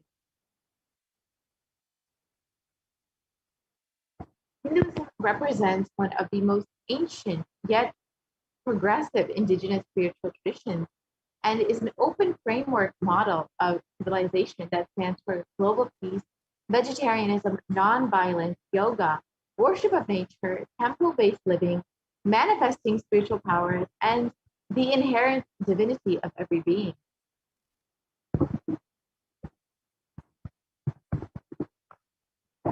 And were ecosystems where more and more enlightened beings could be produced, so that enlightened civilization could be kept alive and its great gifts shared with the world. Let us look at the reference of Hindu nations from our Hindu scriptures.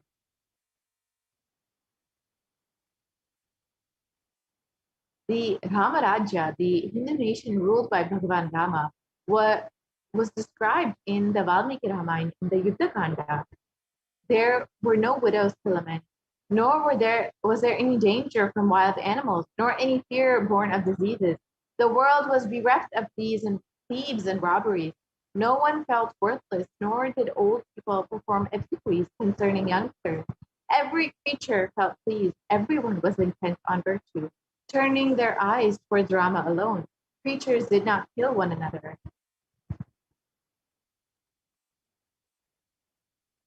And the description continues on. People survived for thousands of years with thousands of their progeny, all free of illness and grief. The trees were bearing flowers and fruit regularly without any injury from pests or insects. The clouds were raining in time, and the wind was delightful to the touch. Every caste was performing their own duties, satisfied with their work and bereft of any greed. People were intent on virtue and lived without telling lies. All the people were endowed with excellent characteristics. All were engaged in virtue.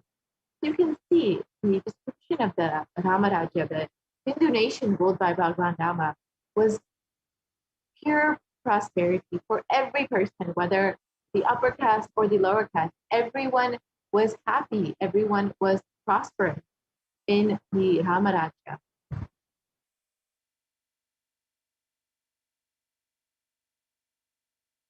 And the Hastinapur kingdom, ruled by Yudhishthira, was also equally prosperous, and this was described in the Srimad Mahabharata.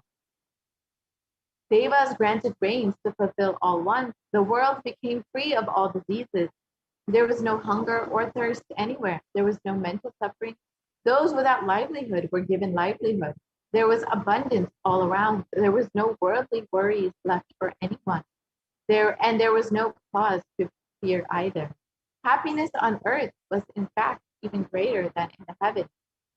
And this was the description of the Hastinapur kingdom, Hindu nation that once existed in our Vedic civilization. Again, you can see how each of these kingdoms was purely based on dharma and was prosperous because it supported every being, every creature, and everyone felt fulfilled in this kingdom.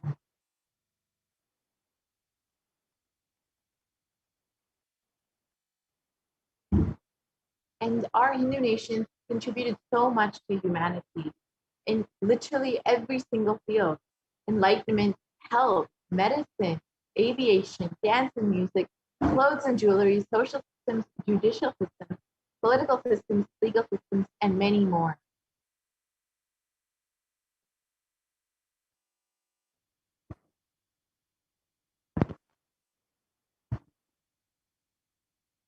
So how were our Hindu nations destroyed?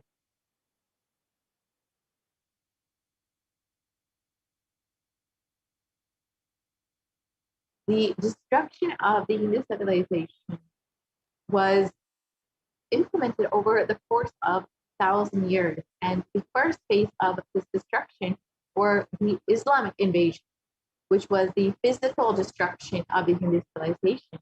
And the description from Will Durant, a famous historian on India, he describes the Islamic invasion. The Mohammedan conquest of India is probably the bloodiest story in history. The Islamic invasions and Islamic historians and scholars have recorded with great glee and pride the slaughters of Hindus, forced conversions, abduction of Hindu women and children to slave markets, and the destruction of temples carried out by the warriors of Islam during the 800s to the 1700 AD. Millions of Hindus were converted to Islam by sword during this period, and millions more were raped and murdered and dismembered.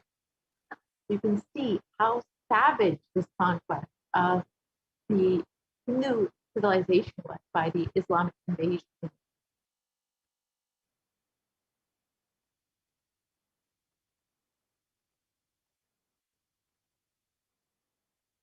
And their description of the law prescribed for Hindus that was conveyed to Khilji in their legal system described Hindus are like mud. If silver is demanded from them, they must with greatest humility offer gold. If the Mohammedan desires to spit into a Hindu's mouth, the Hindu should open it wide for that purpose. God created the Hindus to be slaves of the Mohammedans. The Prophet hath ordained that if the Hindus do not accept Islam, they should be imprisoned, tortured, and finally put to death, and their property confiscated. To keep the Hindus in abasement is especially a religious duty because they are the most inveterate enemies of the Prophet. Again, you can see pure hatred and prejudice that the Islamic invaders had against the Hindu civilization.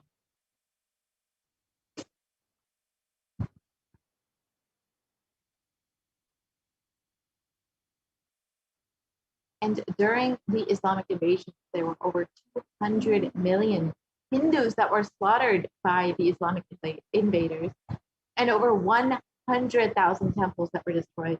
Over 1 million deities and scriptures were also destroyed. And the description, the conquering armies burnt villages, devastated the land, plundered people's wealth, took Brahmins and children and women of all classes and flagged them with thongs of hide. rawhide, and carried a moving prison with them, and converted the prisoners into obsequious Turks.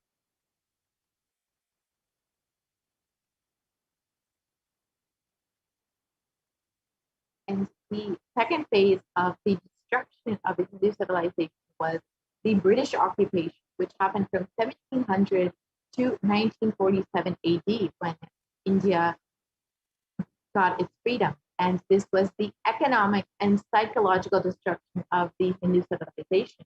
And again, Will Durant, a famous historian, described, "I have seen a great people starving to death before my eyes. And I am convinced that the exhaustion and starvation are due not, as their beneficiaries claim, to overpopulation and superstition, but to the most sordid and criminal exploitation of one nation by another in all recorded history." And this here is Will Durant's description of the artificial famine and specifically the Bengal famine, which was an engineered famine by the British invaders at the time. And here you can see the photos of the children that were literally starved to death in the name of politics.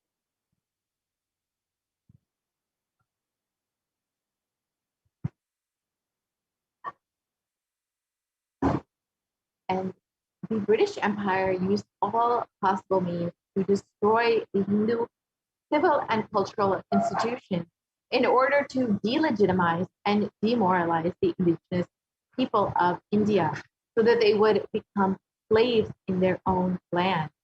And this included discriminatory laws to Indians that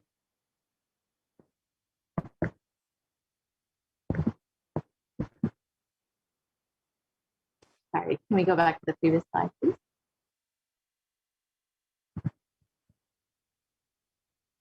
This included discriminatory laws to instill feelings of racial inferiority, engineered famines to starve natives into submission, and they annexed Hindu kingdoms to undermine the native rule, and mistranslated Hindu scriptures to instill anti-Hindu narratives intentionally.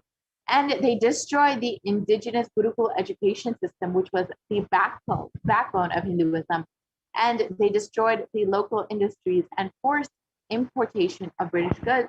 And they banned Indians from owning or producing firearms.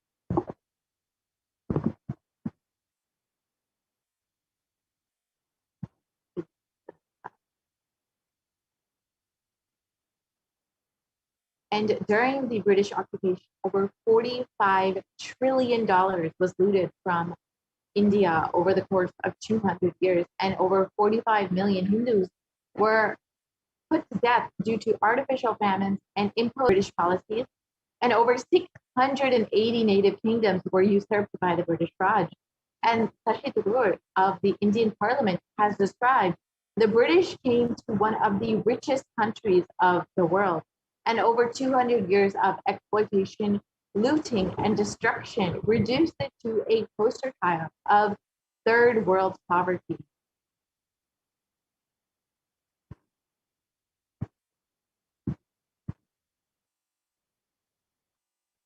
And the phase 3 of the destruction of the Hindu civilization was the secularization of India, which happened after the independence of India. And this was ruled by brown faces, British attitudes, and policies towards Hindus. And Nehru described, "What a disgusting, savage people we are. Politics, progress, socialism, communism, science, where are they before this black religious savagery? India can never be a Hindu republic." And this was one of the primary leaders of the new India, the secular India, who has such a prejudiced and discriminatory attitude towards Hindus.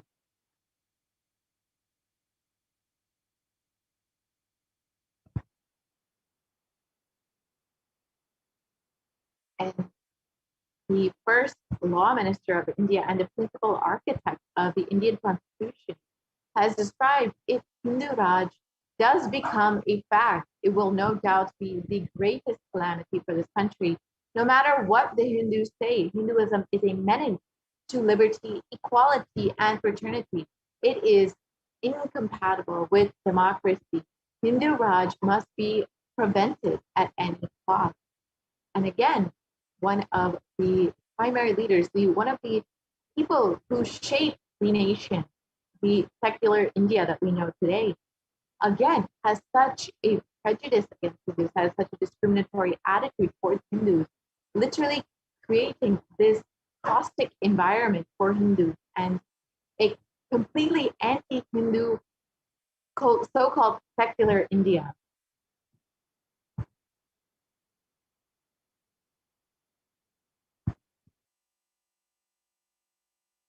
And the secular India, in secular India, the modern Indian legal system, academia, and media all systematically undermine, suppress, and delegitimize Hindu institutions and culture.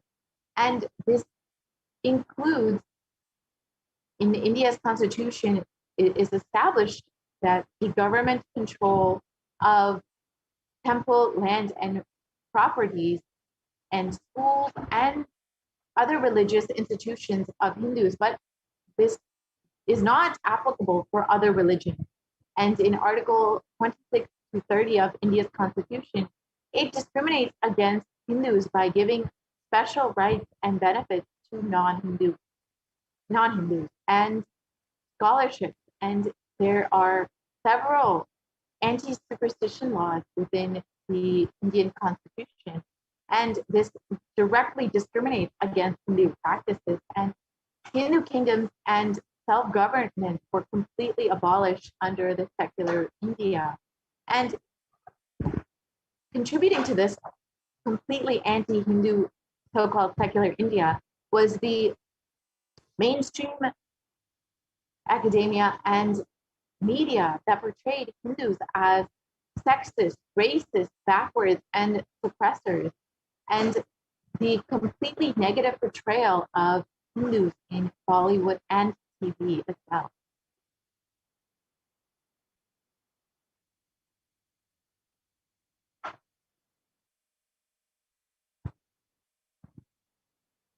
And the media narratives were used to stereotype and demoralize Hindus. You can see some of the examples of how Hindus were portrayed in the Indian media.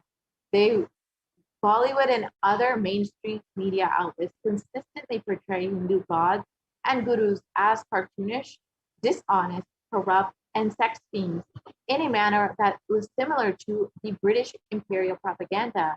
And the media narratives were used to shape the human consciousness and further political agenda. The racist British colonial stereotype portrayed Hindus as superstitious, backwards, dishonest, and corrupt, as perpetuated by their brown British successors in modern India.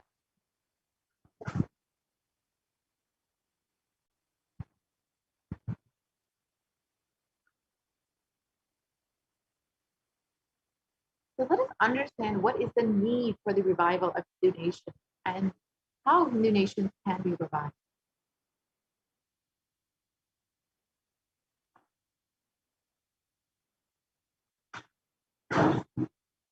The vision of the supreme concept of Hinduism has revealed, is described as, in his own words, during the time of the Mahabharata, we Hindus had 56 deshas, 200 states, 1,700 samsthanas, and 10,000 sampradayas.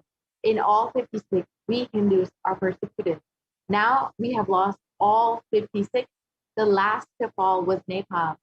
I am the collective voice of all the persecuted Hindus. I will revive and rebuild a Hindu nation built on the Vedagamic principles as a refuge for all the practicing and aspiring Hindus, a safe haven for all the persecuted Hindus.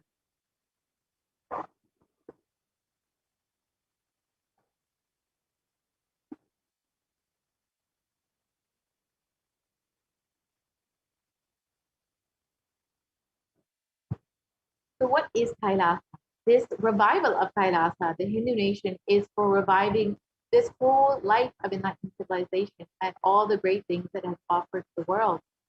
Remember, Devi has revealed that being born as Hindus, being born in the Sanatana Hindu Dharma Yonijam, is it's our responsibility to protect the science of enlightenment and share it with the world.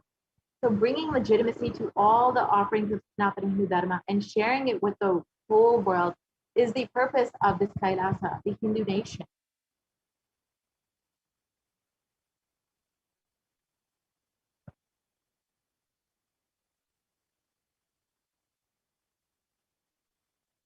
The administration of Kailasa. Kailasa is the revival of the cosmic constitution.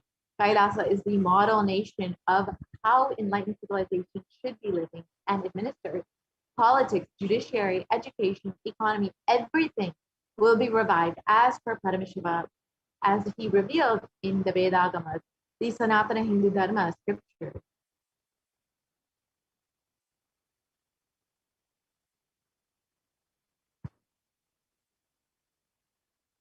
Hinduism is the most persecuted civilization, and Hinduism is on the brink of extinction, such that the next generation may know about Hinduism only through our history textbook. So what can we do to stand up for Hindu civilization and all that it has offered to the world?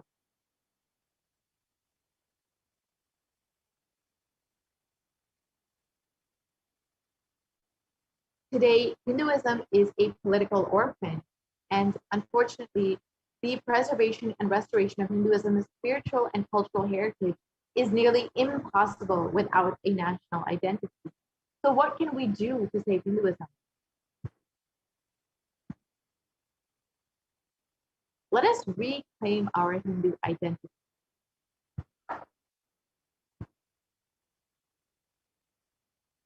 So understand that if you are a Hindu and if you are healthy, wealthy, rich, successful, peaceful, happy, respectable, have a stable family life, and have the best mental health, Hinduism is responsible. Your Hindu identity is responsible. Our Hindu scriptures are responsible. It is the Hindu scriptures which gave us the best mental setup.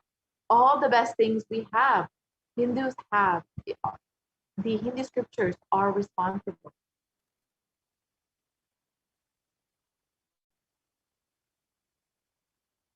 And Hindus are one of the most richest and most successful ethnic community in the world. Our Hindu scriptures, our Hindu lifestyle, our enlightened masters are responsible for this. Our Hindu doctrines are responsible for this. And here you can see an article that was published in the Hindustan Times, which reports that Hindus were among the most educated religious groups in the US. And this is according to Pew Reports.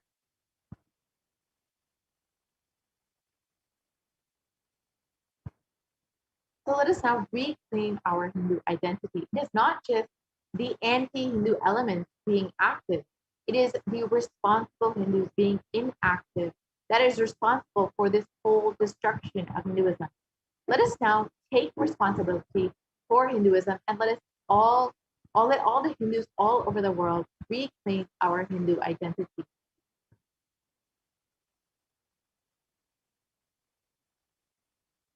What is the responsibility of Hindus? Devi has already revealed that it is our responsibility to protect Hinduism, to protect this science of living enlightenment and share it with the world. That is why we were given this Sanatana Hindu Dharma Yonijam, the best human birth, the best of human birth. And it is the responsibility of Hindus to revive this enlightened civilization again and again and give all the gifts of the enlightened civilization to humanity. The revival of the enlightened civilization, the Kailasa, the Hindu nation, is the survival need of humanity right now.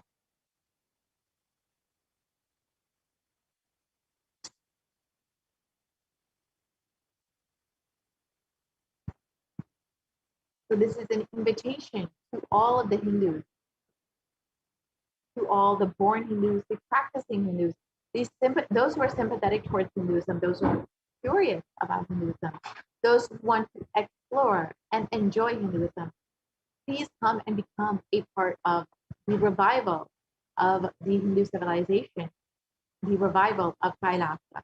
You can sign up to become an e-citizen of Kailasa at kailasa.org and avail all the benefits of Hinduism, all of the benefits that Hinduism offers to the world, that the Supreme Concept of Hinduism is reviving and sharing with humanity.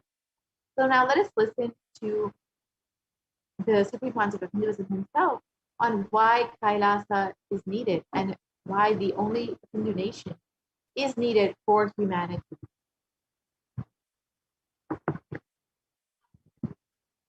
Contribution.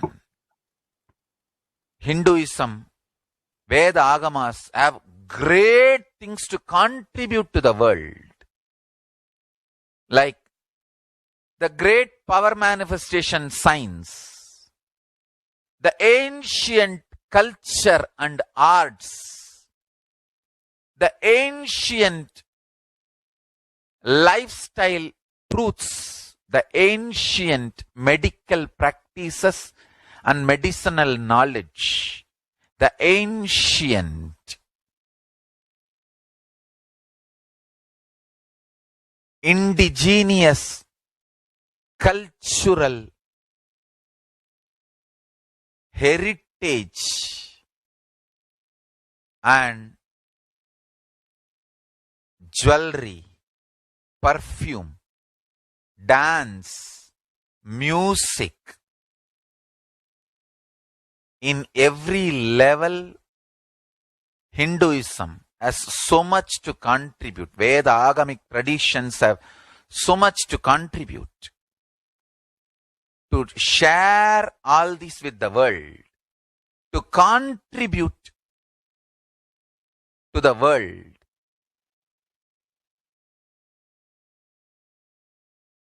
Hindus need to tell the world what they are contributing in every level.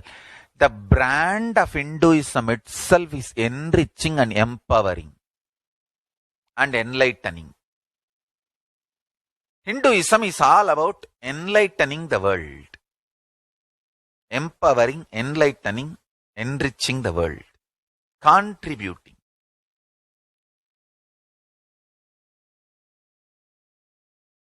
That is our spiritual life. That is our spiritual strength. That is our spiritual core principle.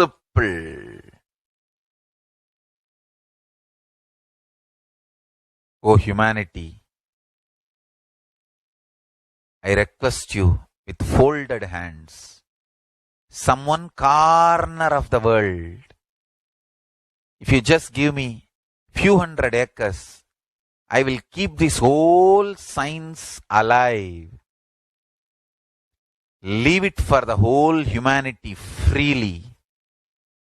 Fortunately, Paramashiva has given me the power to decode all this Hindu medicinal system, Hindu judiciary system, Hindu social law and order system, Hindu power manifestation system, Hindu mental sciences system, Hindu yogic sciences, the sciences of Hindu biology, Hindu physics, Hindu psychology, Hindu physiology, Hindu chemistry, all this Paramashiva has given me the power to decode.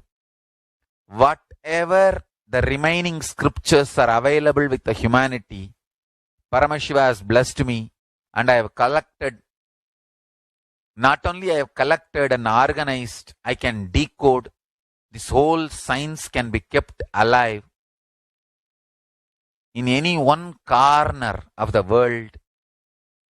Just few hundred acres are given for me to live peacefully and exist peacefully.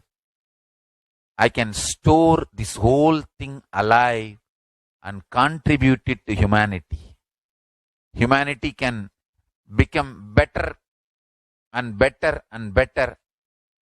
I can make the planet Earth so much better place to live I am here to contribute, and I will continue to contribute.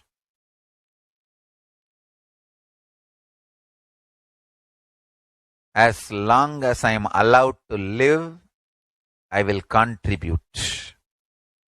I have collected all the remaining available scriptures, maybe 2 crore books.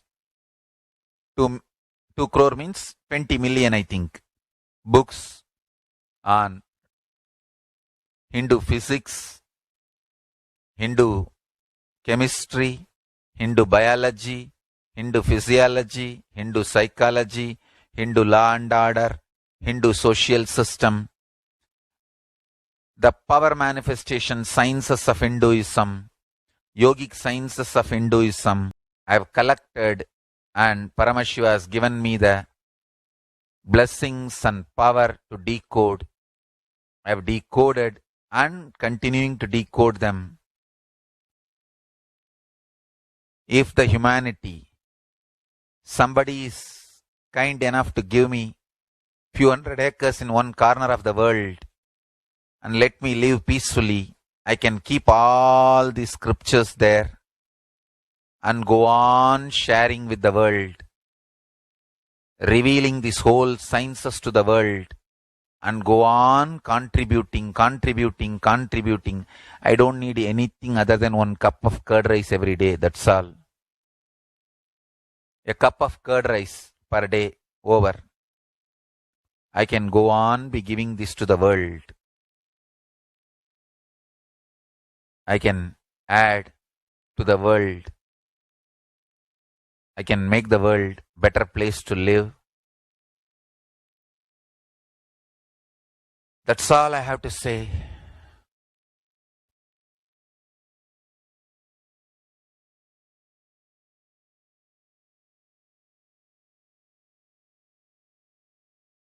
Thousands of medicines are described detail in ancient Siddha and Ayurvedic scriptures.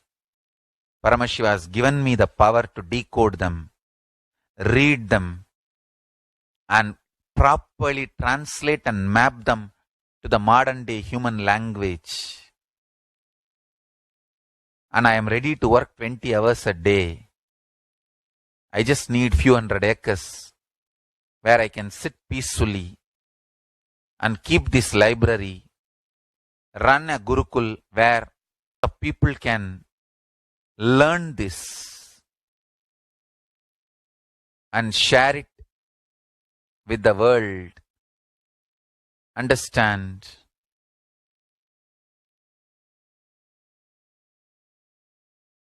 I am only interested in contributing. Can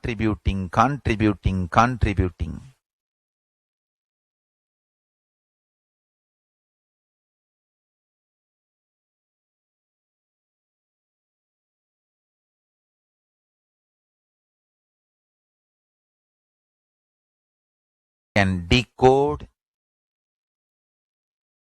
all this great knowledge. Whole world can prosper from this knowledge. Whole world can enjoy from this knowledge. If I prosper, I will only create a university. I will not create anything else. If the Hindus prosper, they will only create education institutions. Because Hinduism is all about giving, contributing. If I prosper, I'll create university, that's all. Kailasa is all about university, to decode the ancient sciences and share with the world. Understand? Every day I am sitting and going on decoding, writing notes on my books and writing details on my books. Whether it is making human beings manifest powers, and I have also now started downloading and decoding the science of making animals manifest powers.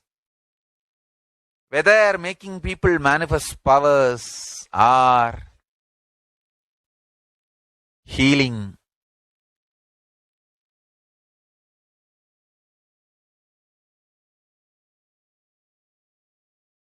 in every level, life is all about contribution, contribution, contribution.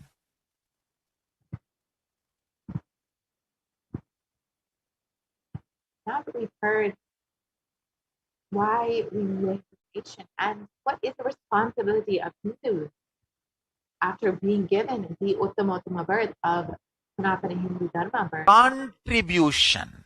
we can sign up today Hindu is Kailasan, e-Kailasan at kailasa.org/e-passport. And you can sign up today for your e-passport and avail all of the benefits that Hinduism has. But Hinduism has been continuously sharing with the world. So with this, we will be concluding this segment of the program and be entering into the next segment of the program, which is the offerings that we can make to Devi Parashakti. Devi has been continuously blessing us, guiding us, literally holding our hand through this pandemic. So if you would like to show your gratitude, your love for Devi, you can stay tuned for the next segment and understand some of the offerings that you can make today. We will be right back after a very short break.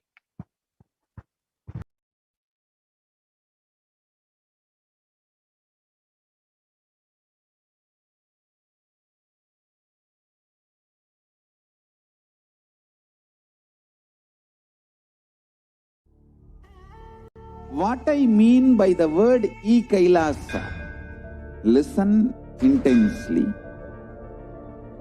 Enlightenment ecosystem, literally enlightenment itself, in your own home, wherever you are. If you cannot come to Kailasa, it's okay. Kailasa can come to you. Kailasa coming to you is e-Kailasa.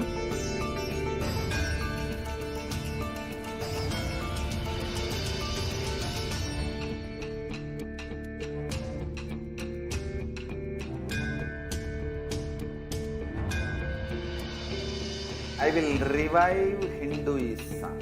I am a Hindu revivalist, not by any revolution, but by evolution.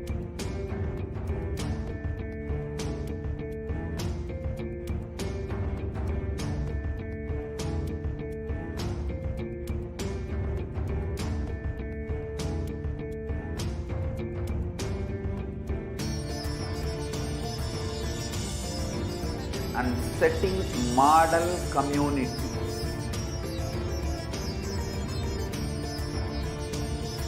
Kailasas, enlightenment ecosystems, Sarvanya Pitas all over the world.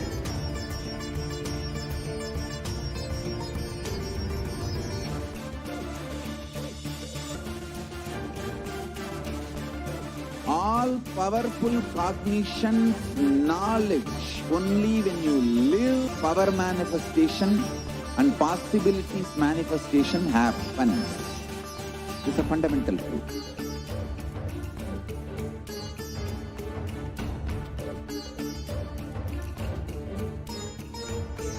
Hinduism cannot live exclusively as one sampradaya. No. All sampradayas of Hinduism is an ecosystem.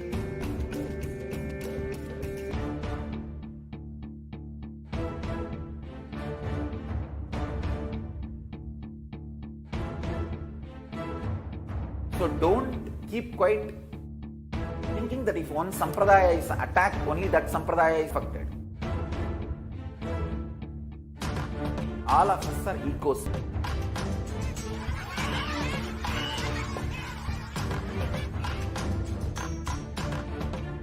I invite all of you to get involved and enjoy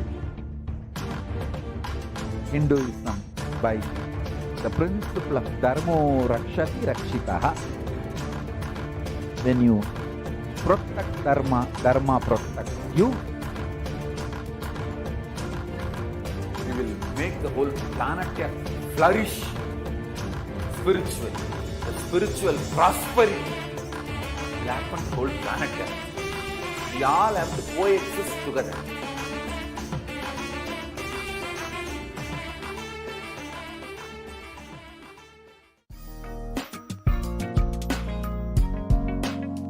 We get you help.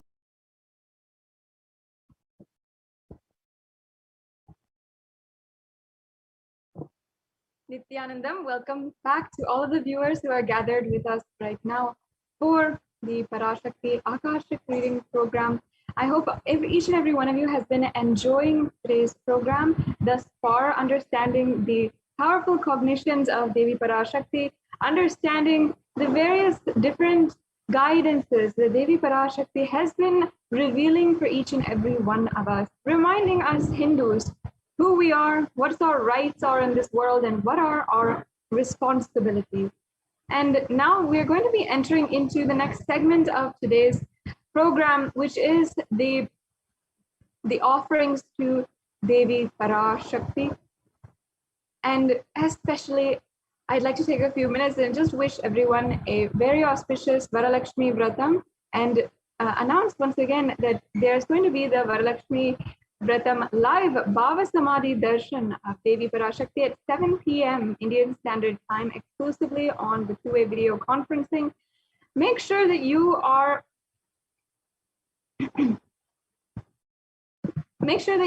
registering and that you are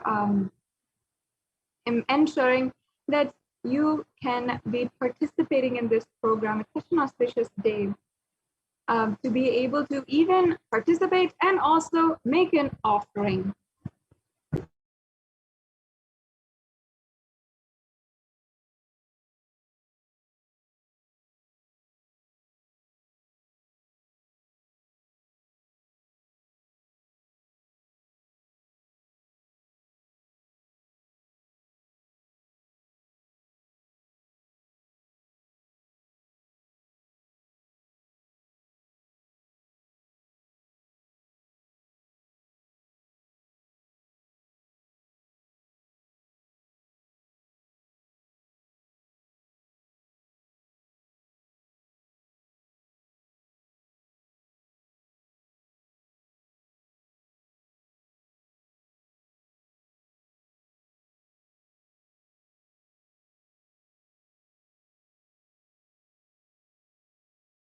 Yes, so let us now enter into the various different offerings that we are making available for each and every one of you. And it's a very auspicious day to make an offering.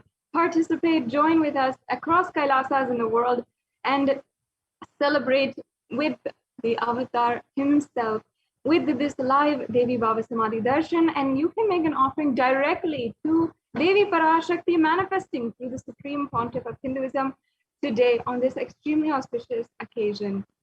Across the world, this is the day for empowering women, the women of the household, the women of our communities, the women of the nation, and the feminine consciousness of the whole universe itself.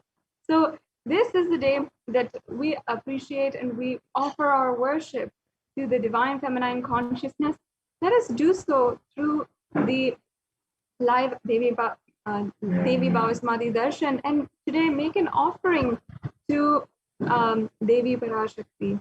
Understand that offerings are a giving of a divine gift, pure love, devotion, and oneness. And these three concepts, these three ideas or powerful cognitions, if you might want to call them, are actually very profound ideas. And some of us, especially in our day-to-day lives, have no idea, no concept of this, and are not continuously reminding ourselves of these greater ideas. While we might have a small idea, a humanly level understanding of what is pure love, devotion, and oneness, for most of us, it is still very much alien. Pure love, many of us don't believe it exists. Devotion and gratitude, many of us remember once a day, once in a year, to be grateful for everything in our life. And oneness isn't even something that we feel is possible for many of us. But understand that it is only through gratitude that we can experience the higher reality. And we have become so accustomed to asking in our lives, to just continuously asking for something, and everything has become a negotiation. In the Guaranteed Solutions book that the Supreme Pontiff of Hinduism authored, and is available for you if anyone wants to read it, but in that book, in the chapter From Discontentment to Gratitude, there's a beautiful story that Swamiji relates to all of us on this very topic. He narrated that one day a man was praying to God and he was asking God, please give me $10 million. And I promise if you give me $10 million, I will donate 2% of that to, I'll donate 20% of that to your shrine and to you. And if you don't believe me, please take 2 million for yourself and give the rest 8 million to me. Understand that for everything, we always want to negotiate with everything around us. And we only see things for their utility value. We don't see things as their consciousness and something beyond just something, whatever you can take or grab or experience or pull out of that object, whether it might be even your phone or your day-to-day items, or it might be even the people in your life, the relationships that you have. Whatever it is, we don't see it with gratitude. We always think we have a right over it.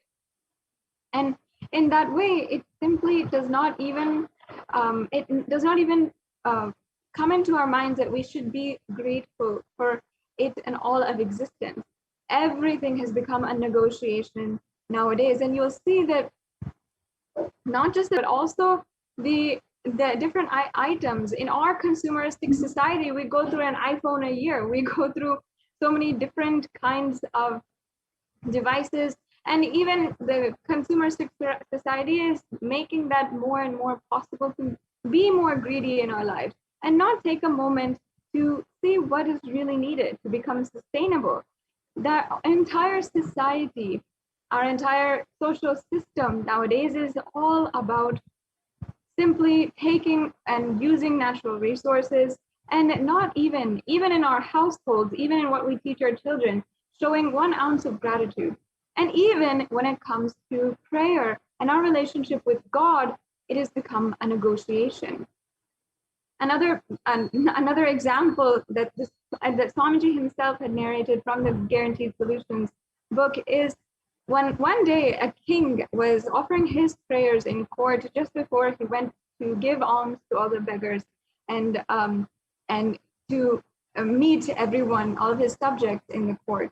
And the beggars were all witnessing him giving the prayers, and one of them actually had the gall to come out and say, why should I ask for anything from you? I don't feel like asking anything, because you yourself are begging and asking. This is not why I came to you in the first place. That's exactly how each and every one of us is, even having relationship with God. We are continuously asking, and our prayers itself is becoming asking, and never turning towards gratitude, never turning towards being grateful for everything that existence has already given us. And in fact, there are 2 different types of religions and different types of relating with the divine and existence that are there in the world. One is the religions of prayer, and the others are the religions of gratitude. Understand that a religion of prayer, when you're continuously asking and praying for something, you will not transform in your life. It does not pave the path towards transformation. Only religions of gratitude actually can pave a path towards experiencing the ultimate, towards transforming yourself, because it literally gives you that possibility. It paves the way towards you experiencing oneness with the entire world. So that is the religion of Sanatana Hindu Dharma. And each and every one of the offerings today will ultimately make you experience oneness with the divine. And they're not a way for you to show to, or like for you to ask, be greedy about something, or it's not a way for you to be fearful of God or anything like that. It is a way that we can show, we can simply resonate with the pure love for the divine. We can offer our gratitude, and we can ultimately, we will experience the oneness with the divine, with the existential energy. So every single offering that you will be introduced to today is a very powerful jumping board into oneness.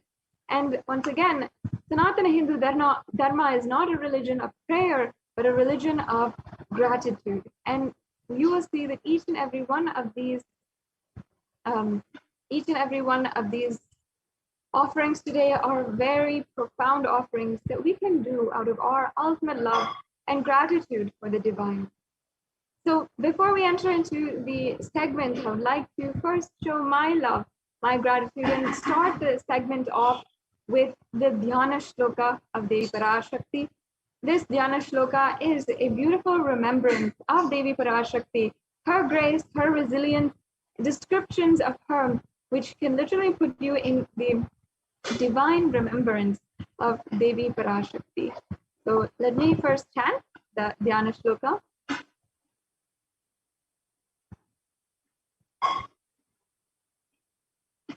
Indunivabeda karavahninayam syat pankajavaraabhaya japakshasarayuktam angahimabhushana vichitravasanam syat tungamukutojvala manunmaniswarupam.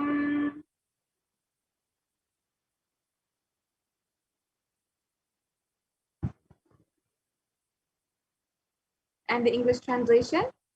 Moonlight face holding the Vedas on hand, fire in eyes with lotus flower, gracing and blessing hands in one hand with the Japamala, beautifully decorated with jeweled ornaments and wonderful clothes and shining bright crown.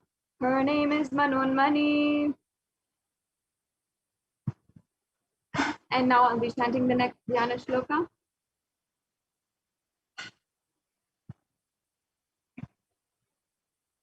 ध्याये देवीं त्रिनेत्रां शशिनिभवदनां वेदहस्तां ददानां सव्ये पद्मं वरदमपरे चाभयं चाक्षमालां दिव्यैराभरणैर्विभूषिततनुं ब्रह्मादिभिः पूजितां देवीमेव मनोन्मनिं प्रतिदिनं कामत्रदत्रीं शुभाम्. And now the English translation once again.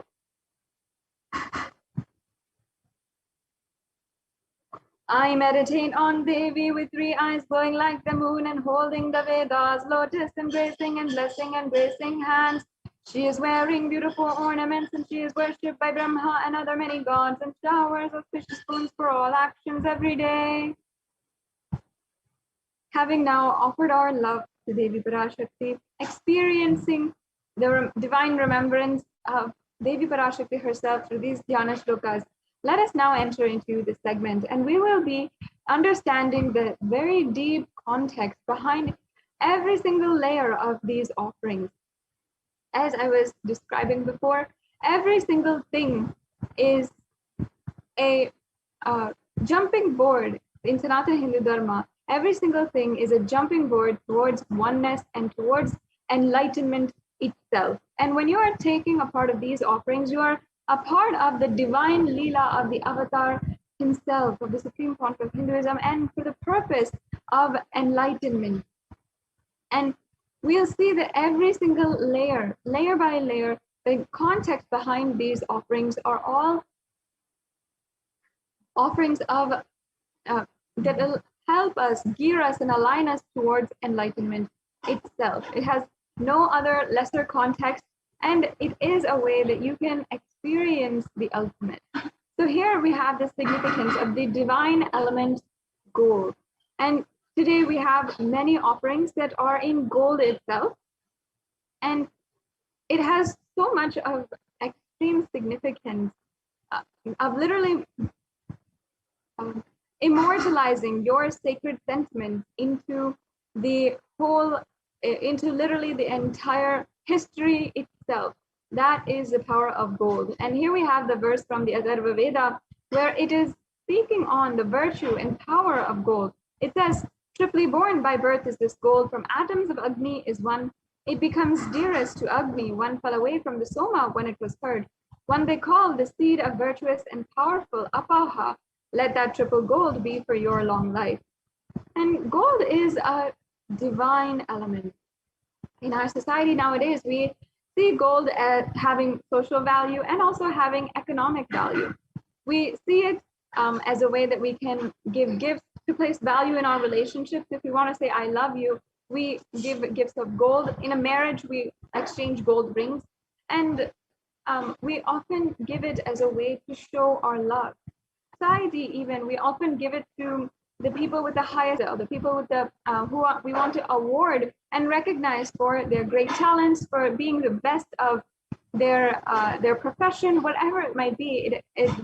We give a gold award or a golden trophy or a golden medal. So gold does have a lot of value in our society, but what is missing?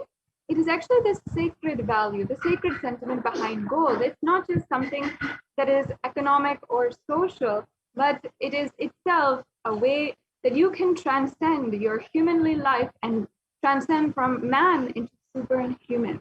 Gold is a divine element. It purifies anything that it touches, and it is an element of spiritual significance and great spiritual power of healing and enlightening. The vibration of gold has the power to infuse sattva energy and positive thought currents in anyone who wears and anyone who sees or operates in its vicinity.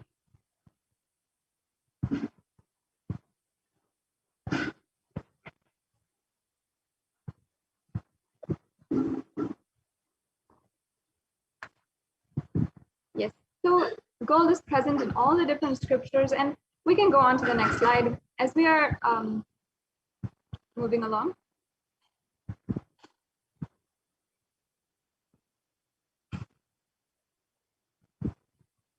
Yes, so there is so much of significance in gold, and it is such a beautiful way that you can immortalize your love, especially considering that even the jewelry which was offered to Devi Meenakshi in her physical form thousands of years ago is still today offered to Devi Meenakshi in her to her deity in the Meenakshi Amman temple in Madurai.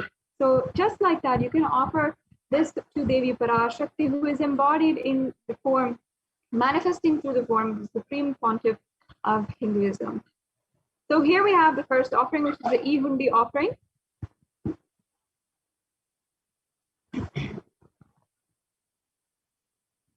And the E-Hundi offering is a very simple and a general donation that you can make in our in temples. Whenever we go to the temple, we just offer a few coins or $1 in the hundi. It's always a tradition and custom for us to just simply offer our gratitude. That is our custom. That we don't just see gratitude as something that we do once in a year, but every single day, every single time we go to the temple, morning and evening. So you can offer the E-Hundi offering as well. And here we have the verse from the Lalita Sahasranamam, where it shows where Devi Parashakti is described. And I'll now be chanting that verse. Bhakti Priya, Bhakti Gamya, Bhakti Vashya Bhayapaha, Shambhavi Sharadaradya, Sharvani Sharmadayini. And the verse translation says, Devi is fond of true devotion and is realized through true devotion. She can be won over through true devotion, and she removes all fears. So you can offer this E-Hundi offering, and all of your fears can simply be removed by the grace and the blessings of Devi Parashakti. The next offering here is the Sankalpa chanting. This is a very powerful offering of a powerful mantra that is chanted before every single ritual, and it's in itself an offering, and it literally invokes the energy, and it makes sure that you are literally manifesting whatever you want in reality. We have the verse here that says, "This enchants this universe, and she herself gives birth to this universe." So we're offering this mantra to Devi, who enchants this whole universe. And out of our gratitude, we are making this offering, and she's literally showering on us with all the blessings and her grace. The next offering is the Sahasranama Swarna Kasu. And in the Lalita Sahasranama, verse 731, Devi Parashakti is described as Nama Parayana Prita, or she who likes the repetition of her various names. And this is the offering of the 1008 names of Devi Parashakti. And it's a very special and unique archana, which is offered to the Mahameru of Devi Parashakti, especially during this time of Varalakshmi Vratam.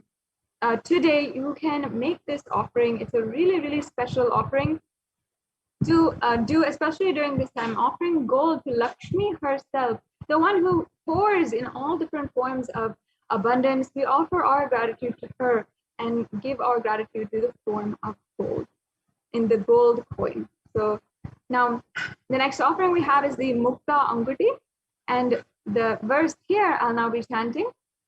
Muktahara nalasa kirita ruchiram purnendu vaktra prabham shunjannu purikin kini manidaram padma prabhabasuram sarvabhita palapradam girisutam vani rama sevitam meenakshim pranatosmi santatamaham karunyavaram nidhim. The English translation says, I bow down to the goddess Meenakshi, whose crown has garlands of pearls and face shining like the full moon, who wears anklets that are studded with gemstones and has small bells, who is shining like the splendor of a lotus, who grants all wishes, the daughter of the mountain, who is worshipped by goddess Vani and Rama. I remain ever bowing to the goddess Meenakshi, the ocean of compassion. So this is the offering of the finger ring with the pearl, the symbol of compassion, which is literally an offering to the very one who is the embodiment of compassion itself. So you can offer this Mukta Anguti as well. We have next is Swarna Padma Pushpam. In the Kamikagama, there's a beautiful verse, one of hundreds of scriptural references for this offering, where it says all the kalashas should be covered with new cloth. They should be adorned with lotus flower made of gold.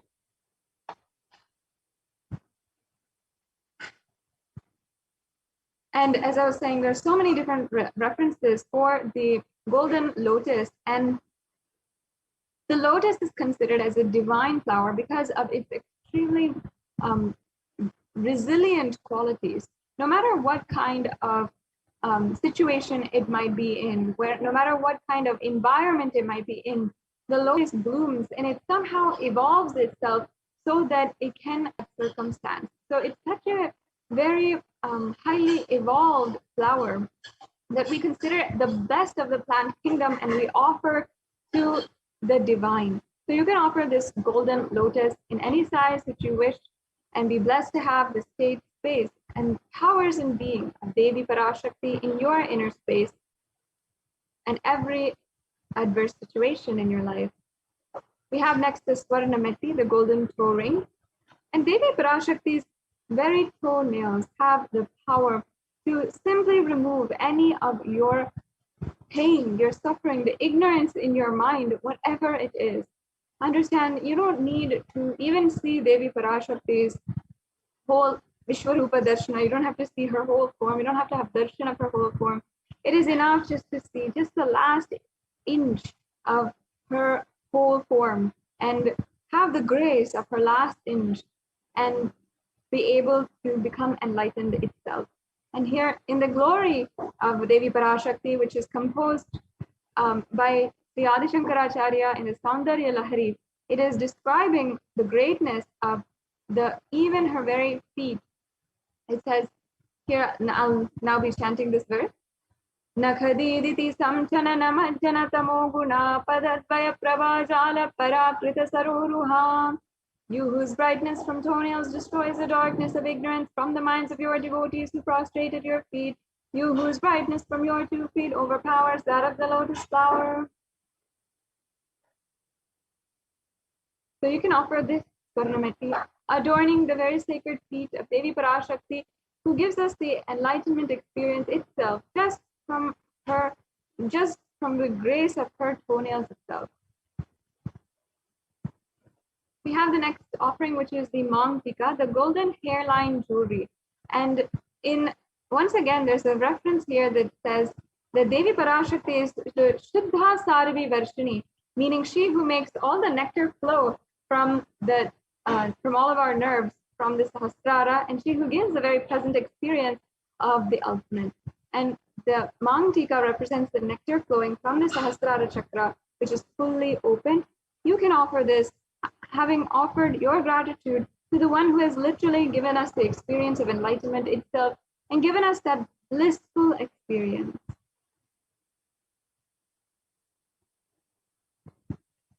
Finally, we have the Pratyakshapada Puja, another very, very auspicious offering.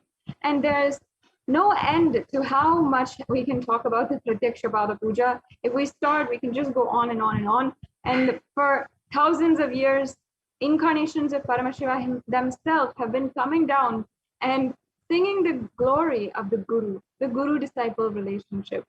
Even Adi Shankaracharya in the Guru Padaka Stotram, even Sri Satya Sai Baba, in all of his bhajans that he was singing, he sang the very first lines, the Manasa Bhajare Guru Charanam, which was a song which he himself composed upon his incarnationhood. And of course, the Supreme Pontiff of Hinduism himself, who continues day in and day out, initiating each and every one of us into that Guru-disciple relationship and manifesting himself as Arunagiri Yogishwara.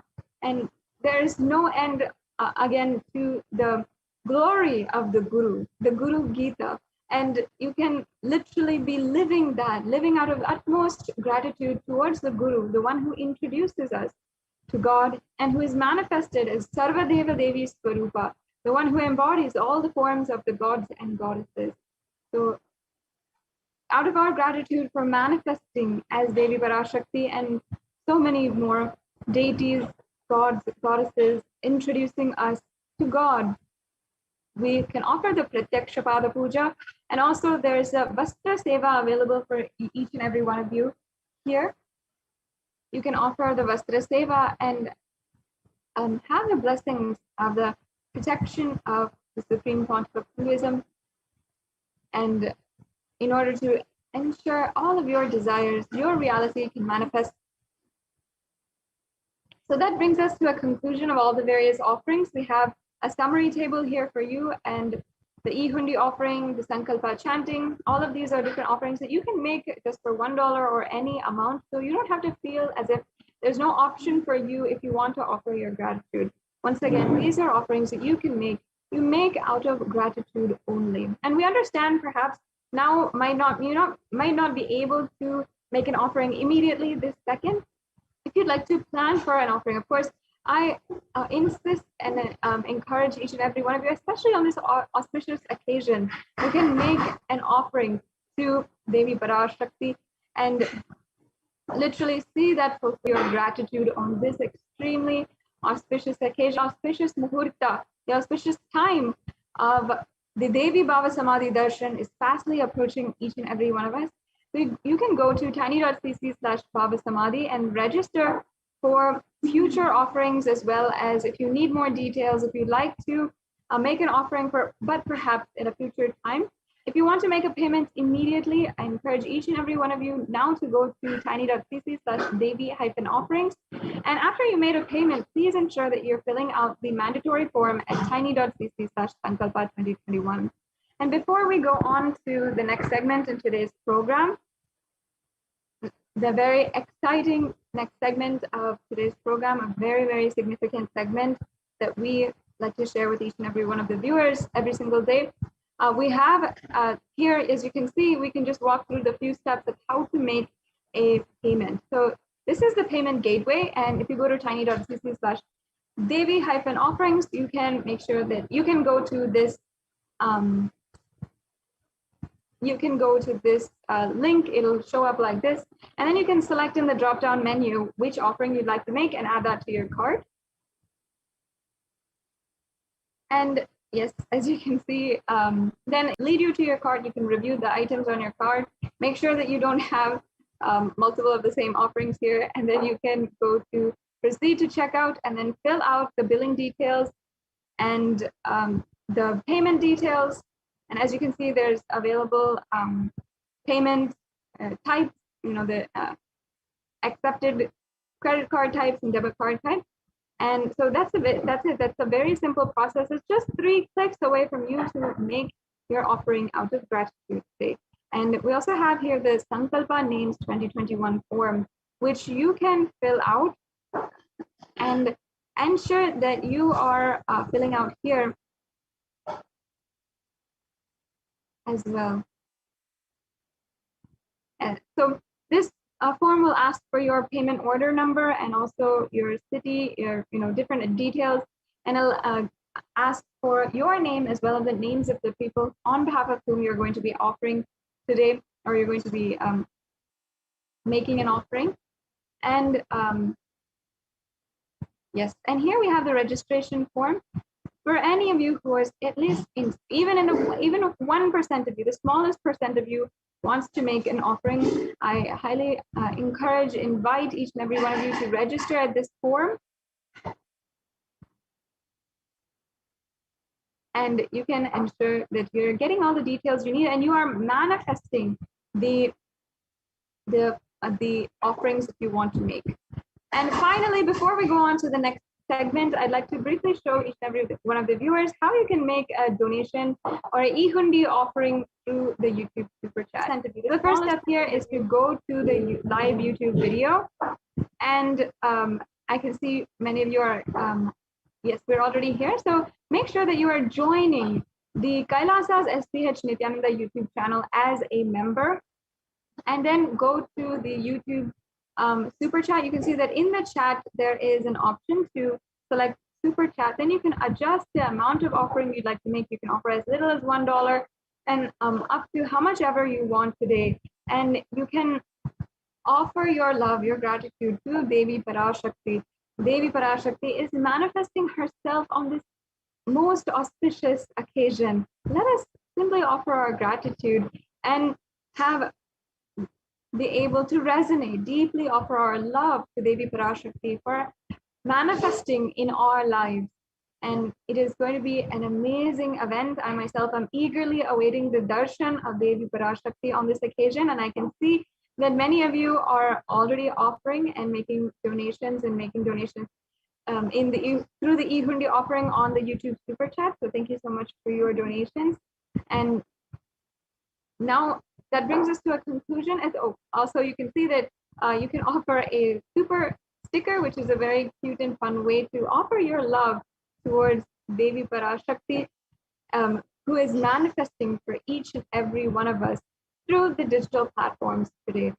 So with this, we are now coming to a conclusion of this segment of today's program. It's been such a joy to be able to share with each and every one of you the offerings that you can make to Devi Parashakti. I sincerely hope that you do take time, offer your gratitude, and you will see how much Devi Parashakti showers in your life. Now we'll be moving on to the next segment of today's program, where we will be joined by a representative from Adi Kailasa Sarvajna Peetham.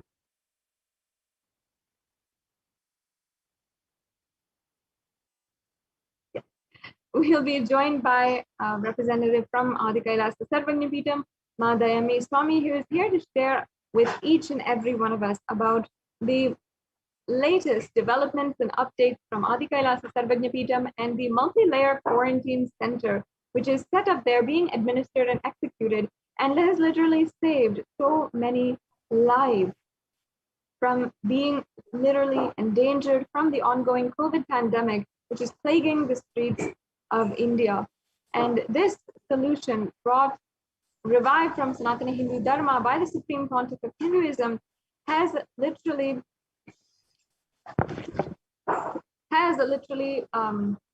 been able to save so many people's lives, and as well been recognized as a powerful method to bring out the Hindu multilateralism and combat the ongoing global pandemic. So here we have Ma Dayami Swami, who is joining with us now for going into the next segment, and I now invite her to guide each and every one of us on the various different updates and developments on the multi-layer quarantine center that's happening in Adi Kailas Sarvajnapeetham.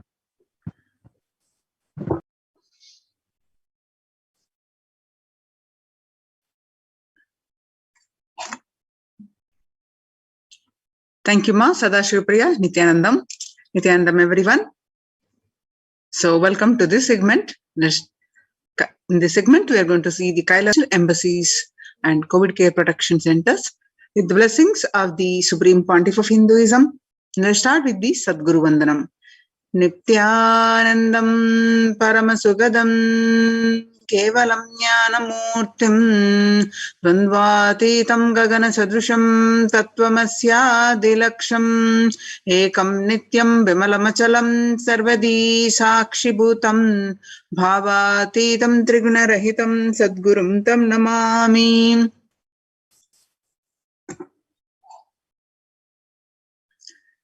Kailasa's Department of Enlightened Civilization presents about the Kailasa's de facto spiritual embassies, which are now our COVID care protection centers.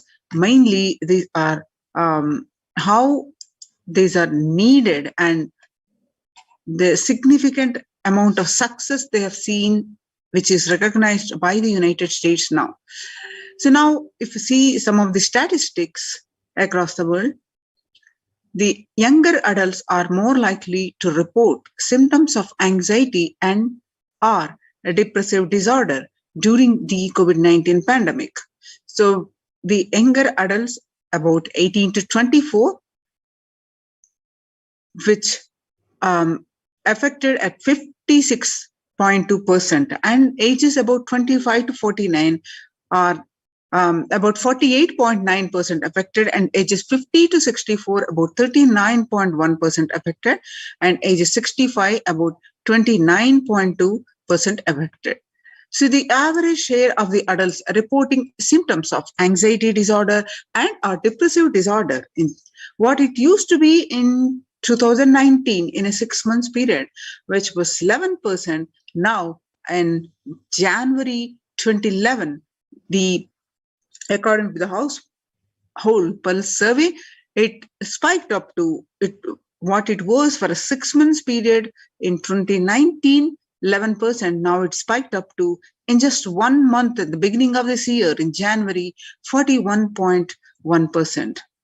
That clearly shows how much the pandemic raised the anxiety and depressive disorder, especially in young adults. So how are you feeling? So what employees say, they feel more than half the time at work. 34% say they are tired, and 34% say they're stressed, and 27% say they are burnt out, and 22% say they are discouraged, 19% say they are distracted, and 17% say they are depressed. So stress in America, according to a 2020 research, a national mental health crisis. Nearly 8 in 10, that is about 78%, say the coronavirus pandemic is a significant source of stress in their life. Nearly 7 in 10, which is 67%, say they have experienced increased stress over the course of the pandemic.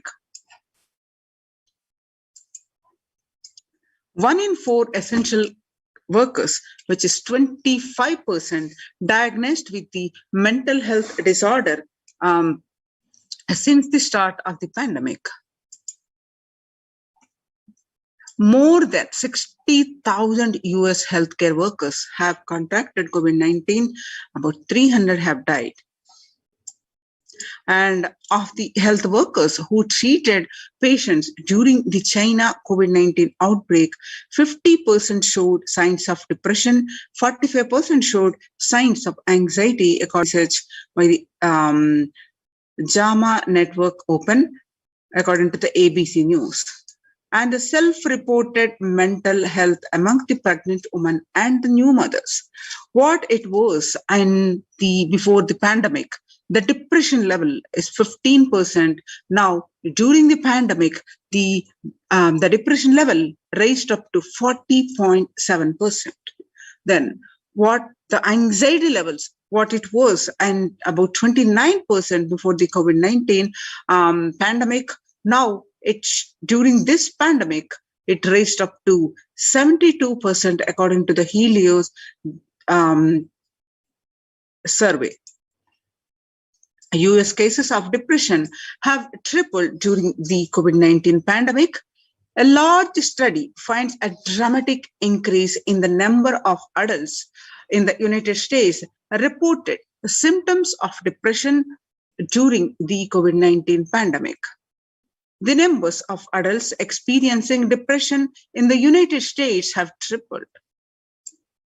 According to a major study, the researchers estimate that more than 1 in 4 US adults now report experiencing symptoms of depression. Before the pandemic, 8.5 of US adults reported being depressed. That number has risen to 27.8 as the country struggles with COVID-19. The world today, COVID-19 impact on mental health at the workplace, which say burnt out ages, young adults about 22 to 25% say they're 89% say they burnt out, 83% in the age group 26 to 37, and about 73% within the age groups of 38 to 54, and about 62% in ages 55 to 74. So it's clear that young adults are the worst hit during this pandemic. So now let us see what are the contributions from Kailasa's Department of Human Services with the blessings of the Kailasa's enlightened civilization presents. What is Kailasa? Kailasa is Department of Religion and Worship, Department of Human Services, and each of Kailasa's temple ecosystems consider the right of happiness to be the highest fundamental right of all humans, in fact, all beings. The ultimate goal for Hinduism and Kailasa, led by the Supreme Pontiff of Hinduism, Jagadguru Mahasannidhanam, His Divine Holiness Bhagavan Nithyananda Paramashivam, is the material and spiritual well-being and prosperity of humanity. Kailasa is a place where everything related to super consciousness is revived. All the sampradayas, the sampradaya is a multiple arms and sects of Hinduism, each exploring the science of awakening the individual's peak possibility and a unique, time-tested, foolproof way. All the sampradayas, all the spiritual ecosystems created for enlightenment will be revived, reviewed, and established in such a way it never gets lost again, and they forever serving the humanity. Now you see the glimpses where the Supreme Pontiff of Hinduism tirelessly worked to establish the Kailasa's ecosystems across the world. You can see the glimpses where Supreme Pontiff of Hinduism conducting the various workshops, various yatras, various temple processions, various rituals being conducted, and leading by example the Karasevas and the Kailasa's ecosystems across the world, where you see the thousands of ecosystems across all the continents established by the Supreme Pontiff of Hinduism, worked tirelessly over 27 plus years. Starting from 1994, left Kailasa in Tiruvannamalai, traditionally handed over to the Supreme Pontiff of Hinduism, to the Jagadguru, to the Supreme Pontiff of Hinduism, and the Kailasa in Tiruvannamalai, the receiving the visitors and conducting the various meditation workshop. You can see the pictures in 2017 and serving the humanity. And you can see the various meditation workshop where the and you can see the Kailasa in Los Angeles, the Western Hemisphere, how the Supreme Pontiff of Hinduism established the various cities, the temple ecosystems across in North America and different cities.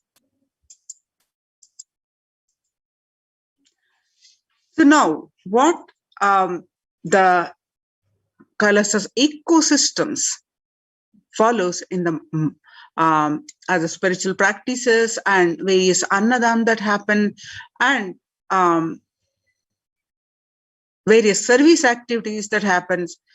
Now, the morning spiritual routine and the enlightenment ecosystem at the Kailasas de facto spiritual centers. So what Devi revealed before that, we'll see what Devi revealed on 12th May 2021. I came as Nija Avatar and I am blessing you. Listen, people, listen. To do good to all of you, I have taken the form of Nithyananda and came down as Nija Avatar. People of India, listen carefully. Listen, time after time, Bharatam is Jnana Bhumi, where enlightened beings comes. We cannot make Jnana Bhumi as infertile. Enlightened beings have to come. They have to live and it has to flower. Few hypocrites, because they are stuck in delusion. We cannot sacrifice the world and cosmos cannot be destroyed. And the ship I did to save the cosmos from being destroyed, that is called Adi Kailasa. The ship I did to protect beings from Pralaya in Adi Kailasa. Because of conspiracy of Drohis, the enemies have to, the enemies rule. The captain has to leave the ship. Before 12 years, knowing the great deluge that is going to happen, all the Aushadas by this Guru Purnima, that Jnana Rasavadam, Navapashana is going to flower and allow people to come and take a dip in Navapashana flower.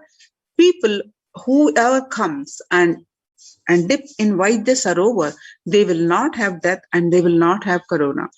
Crores and crores of people will come in time, in line. Every day, they will take the dip in the Anandalingam. On 13th May, they will continue to reveal that, listen well to my words. For India, I made ship as protection and Nithyananda Navapashana Lingam in Vaidya Sarovar. Go to Adi Kailasa, O Indians, listen. Of those regarding who regretting losing the Nithyananda Nijavatara without confusion and without talking, just as a lip service, go to Adi Kailasa. Scores of people will come there looking for health, Navapashana water feast and medicine to get health and protection and enlightenment.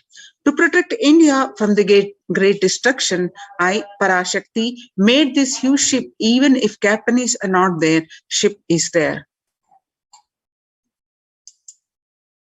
When the first world countries closed their borders during a massive global emergency, Kailasa has opened its doors to all without exception.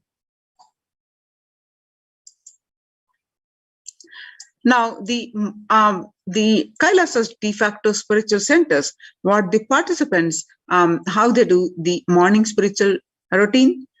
Morning spiritual routine is the fuel to reach Kailasa.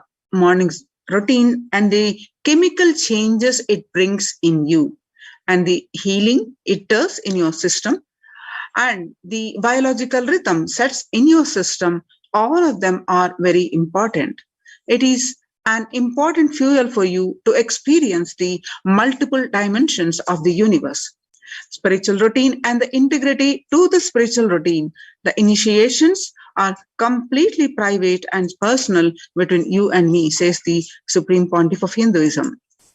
The members of Kailasa's protective, preventive, multi-layered quarantine initiative take part every day in the morning spiritual routine here in Adi Kailasa, Sarvajna Peetham. The morning spiritual routine consists of the Nithyananda Yoga and Panchakriya, Nitya Pratyaksha Paduka Puja, Kashayam, which is the herbal drinks, and the Nitya Satsang by the Supreme Pontiff of Hinduism. Morning spiritual routine, tune your biological clock to the spiritual practices because the chemistry you enjoy inside matters that decide the kind of plane of the universe, the dimension of the universe you are going to experience. The Kailasa or Patala. The Kailasa is the vertical time zone, the highest time zone where Paramashiva lives, and Patala is the lowest vertical zone where the demons live. And Swarga and Naraka. Swarga is the hell, and Swarga is the heaven, and Naraka is the hell. So the morning spiritual routine is the direct path to Kailasa. The Supreme Pontiff of Hinduism says a person who is in love will wait to spend time with the beloved. If you are a seeker, you will be waiting for this 5 hours every day because that is the time you get near what you are seeking closely. A person who is in love will be waiting to spend time with the beloved.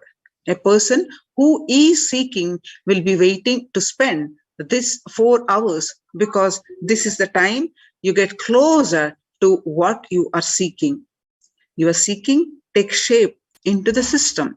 When your beloved comes near you, if you are tired and love is gone and dead during the morning 4 hours, if you are bored, your seeking is dead and gone.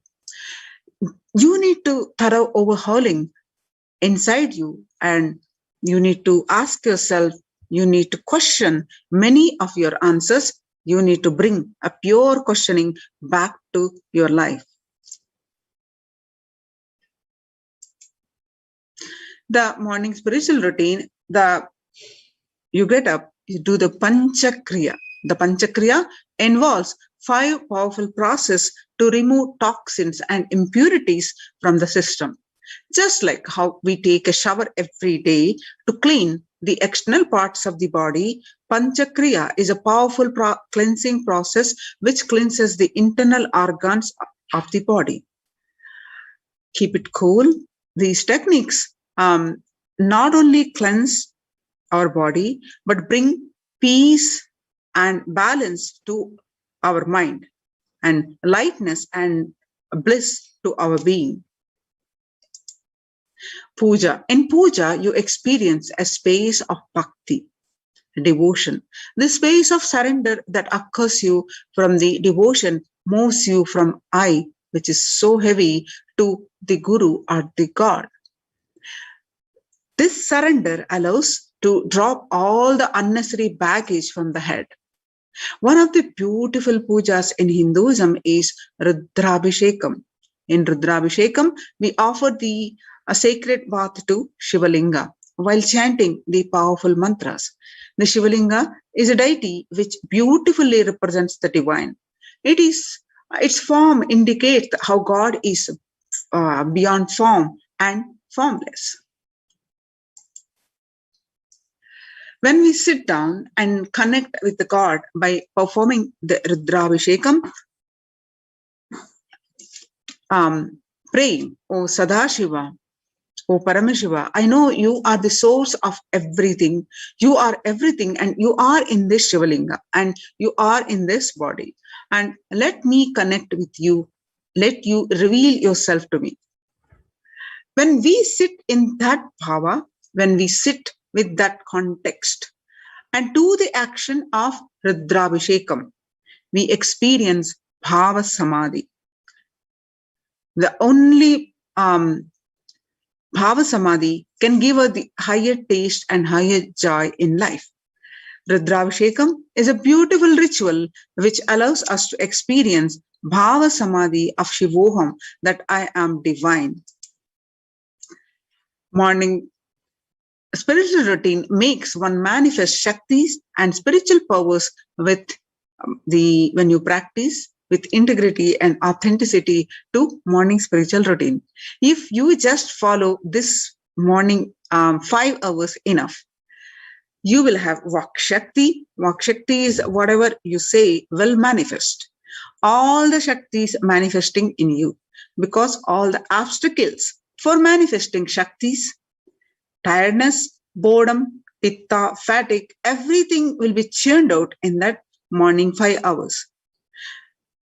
The morning yoga is the most powerful mandala process, Shaktipata, melting your being, and then sitting and listening to the sacred truths, constantly inspiring, engaging, alive, awakening, just this morning 5 hours. If you can bring integrity and authenticity, all the obstacles stopping you from power manifestation will disappear. You can perform all the spiritual practices by yourself, like the morning yoga, Nitya Puja, but there will always be a risk of losing initial inspiration and excitement after a few days or after a few weeks. Living in the enlightenment ecosystem, even if your boredom or tiredness try to pull you down, Sangha will support you, help you by giving the wake-up call and supporting you to complete your incompletions. In Sanatana Hindu Dharma, we had at least 10,000 sampradayas, religions, spiritual. This enlightenment science alive. Each Hindu sampradaya is a spiritual ecosystem created for developing the enlightenment science alive. Every monastery, every adhinam, every mutt, every temple, every Veda Patashala, every Sarvagya Pita is a lineage, sampradaya created to keep the ecosystem of spiritual enlightenment alive. These spiritual ecosystems, some may be in these, some may be Shakta, some may be Yoga, some may be Vedanta, some may be Tantra, some may be Shakta Vedanta, some may be Shaiva Tantra, some may be Yoga Vedanta, some may be Yoga Shaiva, some may be Vaidika Shaiva, all kinds of permutation and combination. Each temple, each mutt, each monastery, each adhinam, each Veda Patashala, each Sannyasa Sampradaya is the spiritual ecosystem created to keep the enlightenment science alive of that Sampradaya. So join in these COVID care protective Kailasa's temple-based ecosystems. So register now through the link below, https://kailasa.org/Kailasa Care. Now you can see some of the glimpses where the Adi spiritual routine, morning spiritual routine in the Adi Kailasa Sarvagya Peetam, India. The glimpses from the members enrolled in the Kailasa's COVID care protection initiative as they practice the morning spiritual routine, which is Nithyananda Yoga and the Guru and Shiva Puja in the enlightenment ecosystem of Adi Kailasa, Bangalore. Now let us see some more glimpses from this.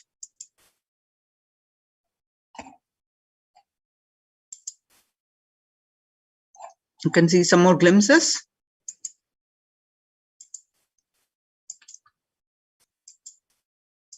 The participants are doing the yoga, puja, and various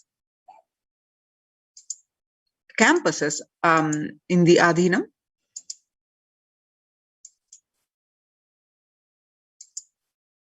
So join in the COVID care protection centers. Register now through the link below, https://kailasa.org/Kailasa Care.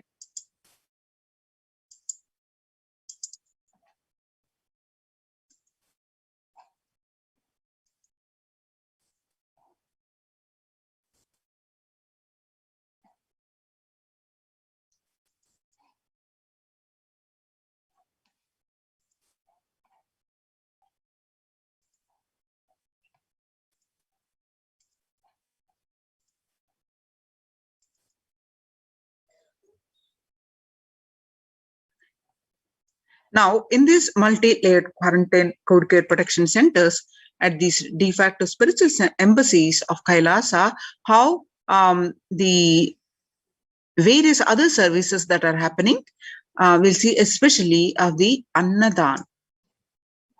So if you see the statistics of the pandemic, what is effects of the statistics actually, the need for the Annadan, it is very clear. COVID-19 is creating a hunger catastrophe in India. The pandemic has led to increase in global food insecurity, affecting vulnerable households in almost every country. It has exacerbated the existing inequalities, pushing millions of people in the vicious cycles of economic stagnation, loss of livelihood, worsening of food insecurity, and the World Bank estimates that 71 million people will be pushed into extreme poverty as the across the globe as the result of the pandemic.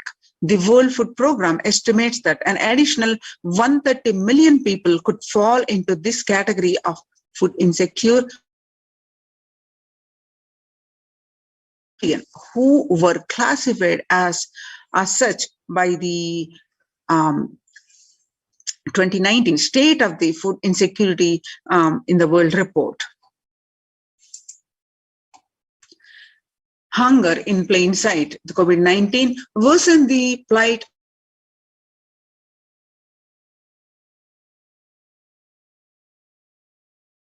during this pandemic, up from 35 million in 2019. According to the Feeding America nonprofit, the nation's largest domestic hunger relief organization.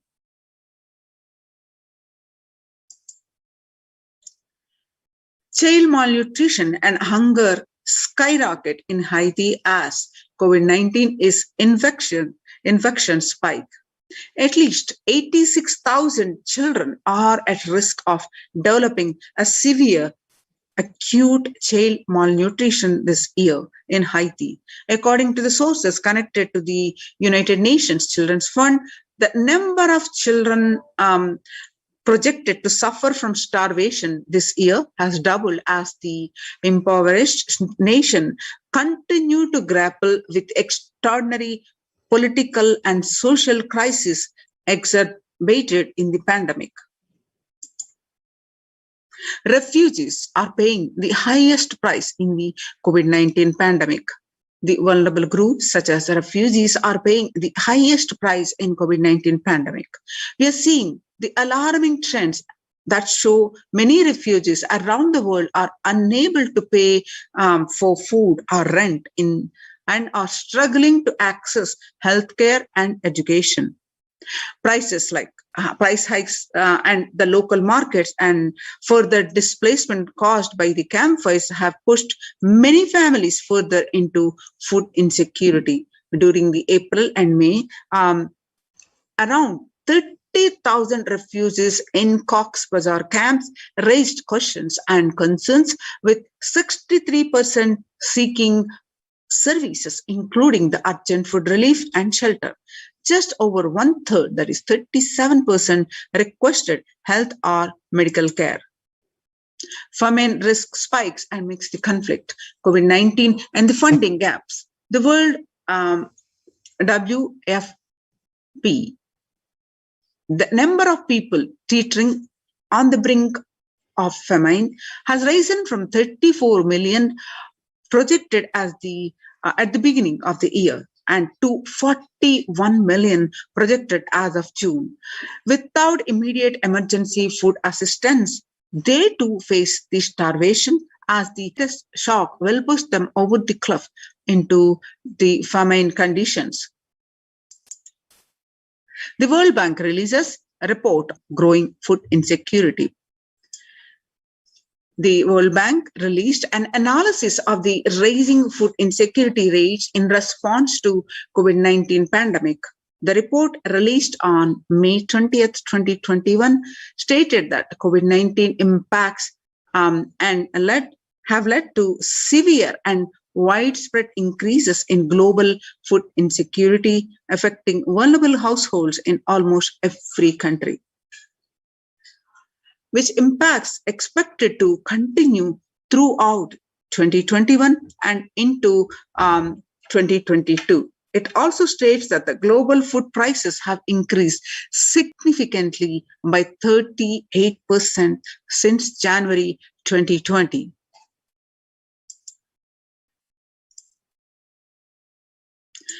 The World Economic Forum released that 155 million people are caught up in food crisis of varying severity.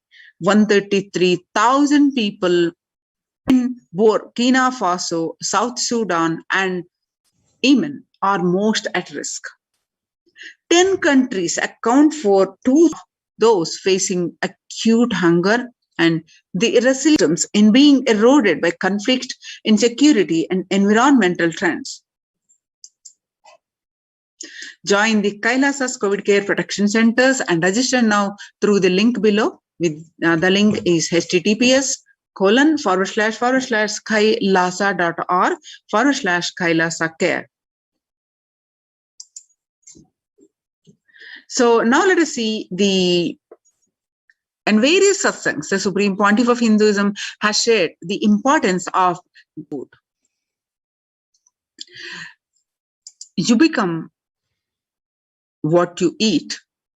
What you eat contributes to what you think, and what you think contributes to what you cognize, and what you cognize contributes to who you are. So what you eat directly affects to what you are, and that is why I'm making this statement. What you become what you eat. What is in your plate matters, because that is going to become you.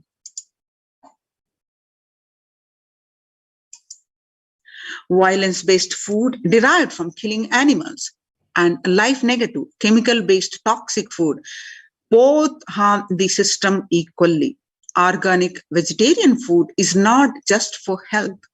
It gives you an inner space, physical system, psychological flow, and to develop the highest psychology, not only your physical system, even your physiological flow needs to cooperate.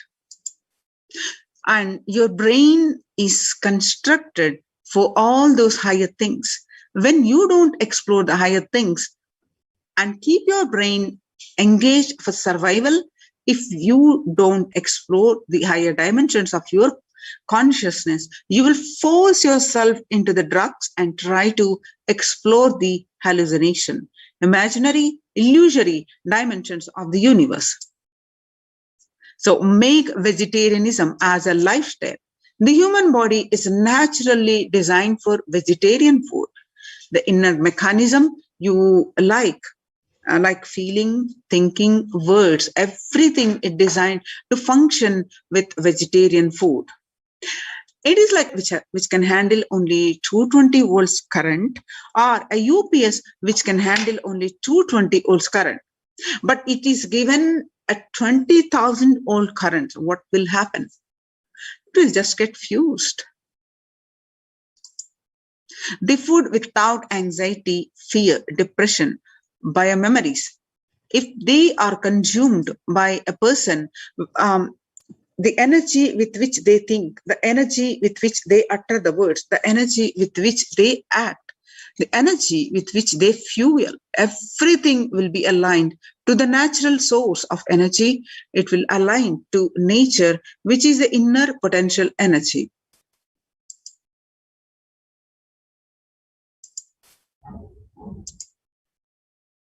The food without anxiety, fear, depression, biomemories, if they are consumed by a person, the energy with which they think, the energy with which they utter the words, the energy with which they act, the energy with which they feel, everything will be aligned to the natural source of energy, and it will be aligned to nature, which is inner potential energy. Kailasas Annalayas serve the free organic vegetarian sattvic meal for all, eliminating hunger. The developmental, economic, social, and medical impacts of malnutrition and famine have a critical impact on the individual, familial, community, national, ultimately on the geographical level. When the ongoing COVID-19 pandemic triggering an alarming spike in food insecurity, the United Nations have given warnings of famines of biblical proportions. In 2020 alone, 690 million people were estimated to be pushed into food insecurity. The access and availability to organic food has become of utmost importance. Through the Kailasa's Department of Agriculture, the Supreme Pontiff of Hinduism, Jagadguru Mahasannidhanam, His Divine Holiness Bhagwan Nithyananda Paramashivam, has committed to the distribution of free organic food to everyone, not just since the beginning of his public life, but from his very upbringing itself. Kailasa's Annalayas, the food bank established by the Supreme Pontiff of Hinduism across the globe, distributes and serves free vegetarian organic food for public of all castes, creed, religion, race, gender, and social standing. Under the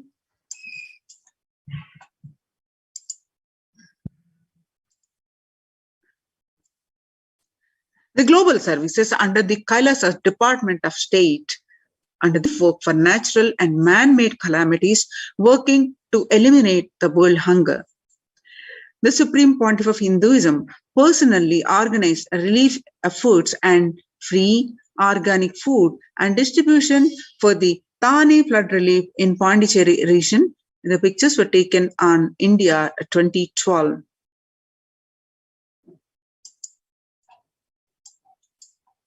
The Supreme Pontiff of Hinduism always say, you will receive the food supply chain. We will revive the food supply chain of Kailasa. Before you get hungry, food will be ready.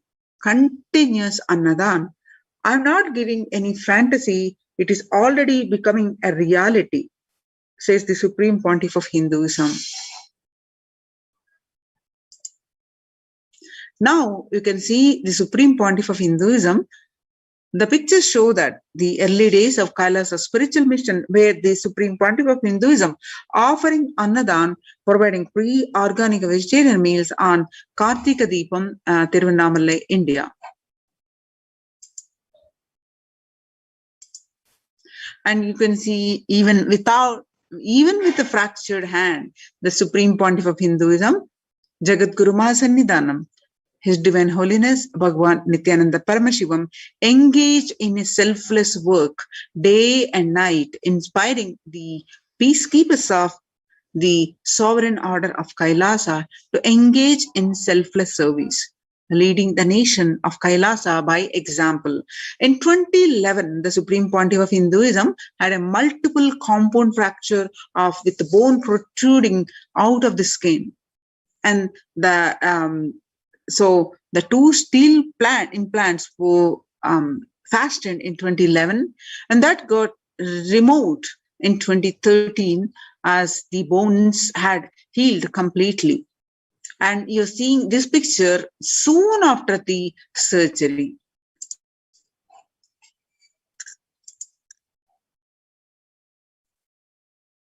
Now you can see the pictures from 3rd Jan 22nd, the Pondicherry Thane flood relief, where you find the Supreme Pontiff of Hinduism himself serving the food, and some more glimpses from the Pondicherry flood relief, and some more where thousands have served. And you can, the picture is seeing is Nithyananda Annalaya inauguration at Tiruvannamalai, India. Pictures are taken on 9th September 2011. And the Arogya Yoga Health Workshop in Tamil Nadu, India, where 25th November 2005. And you can see this picture on Nithyananda Purana Meditation Workshop, Salem, India, taken on 12th December 2007, where the Supreme Pontiff of Hinduism serving him to one and all thousands of devotees who are taking part of this workshop. And the Nithyananda Purana Meditation Workshop at Tirunamala, India, way back in 2012, 20th September. And the Kartikeya Deepam celebration, Tirunamala, India, where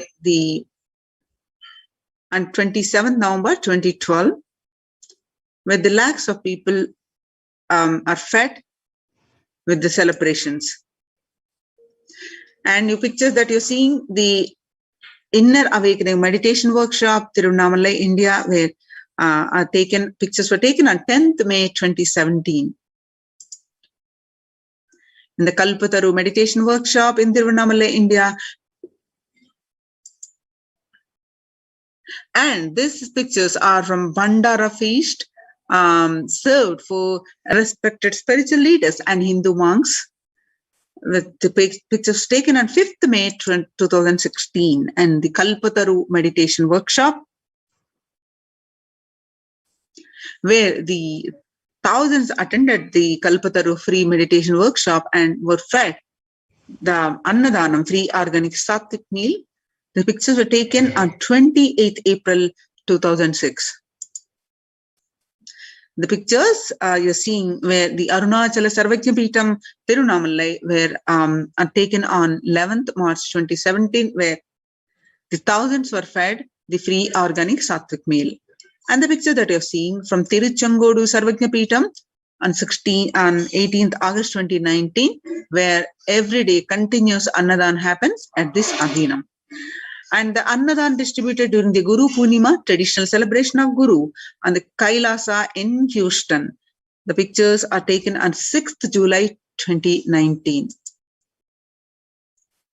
And the picture that you're seeing, Sadashivoham Meditation Workshop, where in the Kailasa Sarvajna Peetham, the pictures are taken at 8th December 2016, where the Supreme Pontiff of Hinduism himself serving the free organic sattvic meals to all the participants.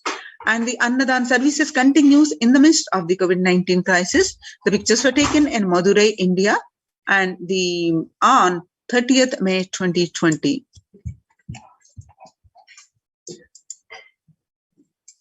Now, the proof of the necessity for Annadan, the Bengal famine of 1943.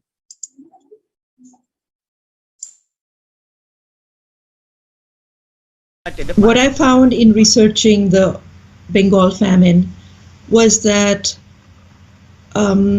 Churchill did several things that greatly aggravated the death toll.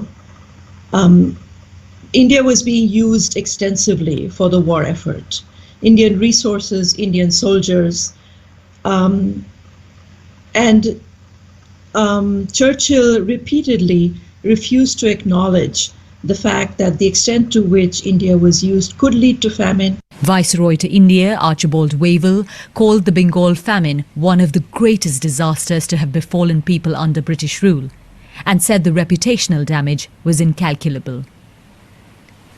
During one government discussion about famine relief, Secretary of State for India Leopold Amery recorded Mr. Churchill saying that any aid sent would be insufficient because Indians bred like rabbits.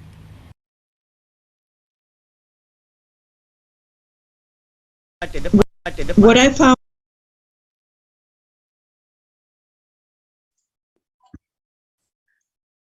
in 1943 to 1944, the man-made famine of Bengal, as per the existing records, 3+ million were murdered. The Prime Minister of the world's biggest empire, controlling the 1/3 of the mankind, claimed they could not do anything about the people dying of hunger because Hindus bred like rabbits and the famine was their fault.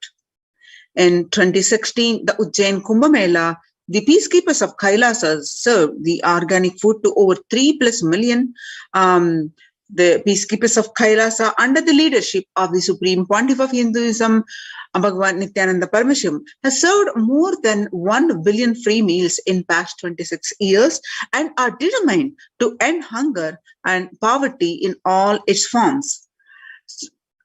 Kailasa, with 200 peacekeepers at any given time, can deliver what even one of the biggest countries could not deliver. Kailasa is not driven by war, fear, or greed. It is an enlightenment-based nation driven by selfless service.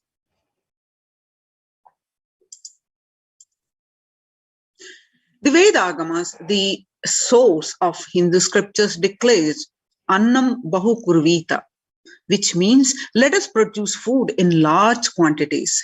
Through the widespread distribution and promotion of free, healthy, organic food, Kailasa's global peacekeepers, led by the Supreme Pontiff of Hinduism, serve such that we may achieve food security, improve nutrition, and promote sustainable agriculture globally.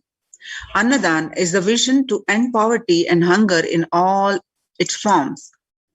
Join now in Kailasa's COVID care protection centers. Register now through the link tps://kailasa.org/kailasa care.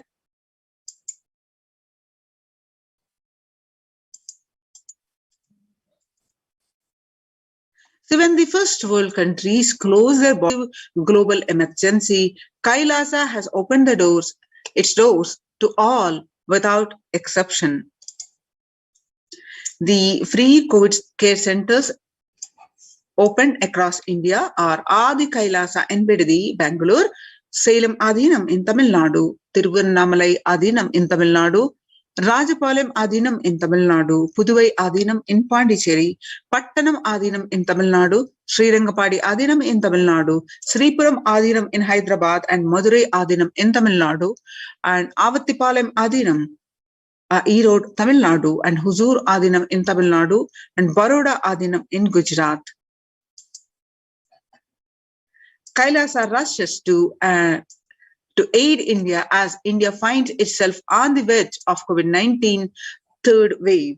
The multiple free COVID care protection centers opened across India, the various social services offered during the pandemic in Kailasa's de facto spiritual embassies across India, the spiritual services offered during the pandemic, and Kailasa's de facto spiritual embassies across India, and also the cosmic revelations on the global pandemic. The free social services offered during the pandemic in Kailasa's de facto spiritual embassies across India, which includes the medical care with allopathy, Ayurveda, and Siddha medicine, infrastructure to accommodate thousands, and the accommodation for multi-layered quarantine and emergency ambulances, which is ICU on wheels, and the personal protective medical equipment, and the food security management through food banks and organic farming. Join the Kailasa's COVID care protection centers. Register now through the link below, https://kailasa.org/kailasa care.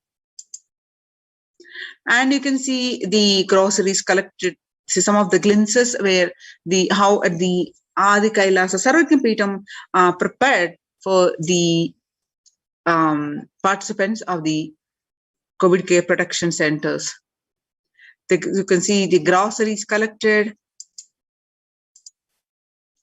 and the Ayurvedic Sattvic vegetarian meals served to one and all, and the Adinavasis of Adi Kailasa continued working round the clock in organizing the storage of groceries to accommodate the large number of people arriving for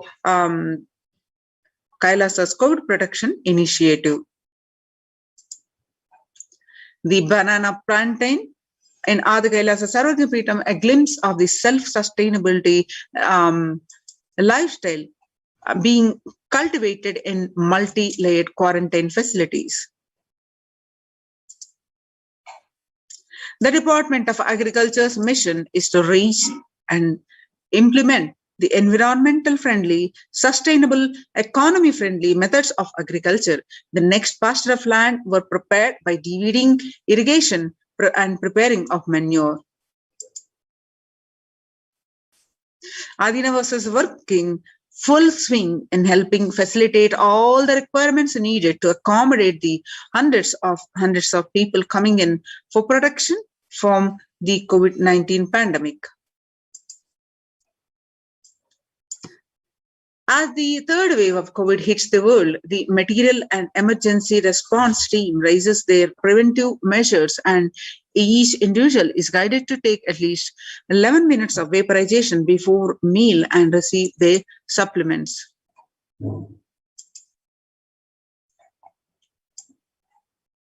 The organic sattvic meals include the balance of steamed rice cake, curries, fruits. All these are verified per meal and distributed to different locations in Adi Kailas campuses.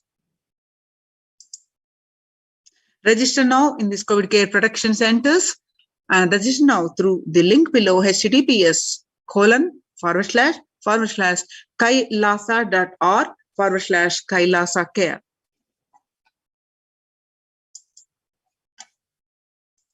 Now, these efforts of the Supreme Pontiff of Hinduism on these Kailasas COVID care protection centers were recognized by the United Nations. It was submitted by the Adi Kailasa Sarvajna Peetham, Adi Kailas Minority Tradition Hindu Community Kailas Union submitted the detailed report in 2021 and got published over 3 weeks ago and was highly recognized. The recommendations suggested by the community, the Kailasa Union.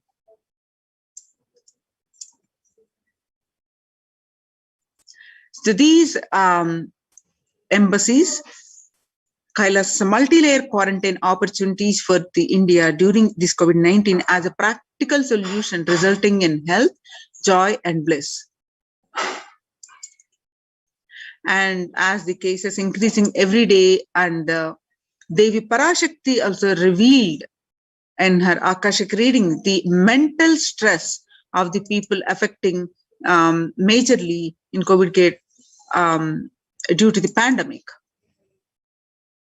And they were advised to go to Adi Kailas, and the unemployment rates increased, and the raising food, world prices,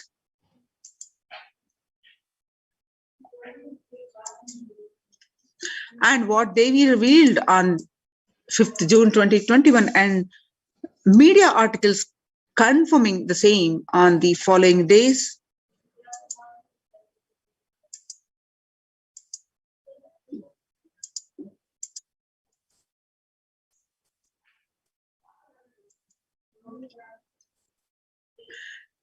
The UN released to CNN that it is now crystal clear that mental health issues and needs must be treated as a core element of our response to and recovery from COVID-19 pandemic. Now, we have just seen the Kailasas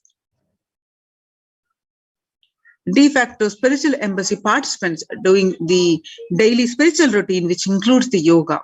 Yoga greatly improves mental, spiritual, and physical health. People who practice yoga experiences less anxiety, less depression, and fewer symptoms of post-traumatic stress disorder. Yoga also improves well-being, including the increased gratitude, relatedness, acceptance, centeredness, empowerment, and self-esteem, compassion, and self-awareness, and hope.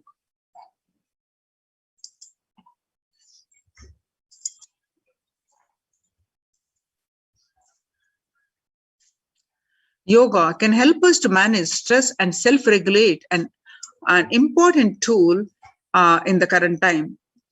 We are all equipped with the innate coping strategies for responding to stress. But sometimes our stress response can become out of balance. We are living in a world that regularly activates our sympathetic response, the body's way of responding to stress, sometimes called fight or flight. This is balanced by our parasympathetic response, the way our body helps us to rest and relax. Yoga can help bring our parasympathetic response back online and allows us to find balance. Activating our parasympathetic response brings us into a more restful space and allows us to find calmness, connection, and compassion. The deep mindful breathing of yoga and meditation stimulates the vagus nerve, which activates the parasympathetic nervous system and supports self-regulation and stress management.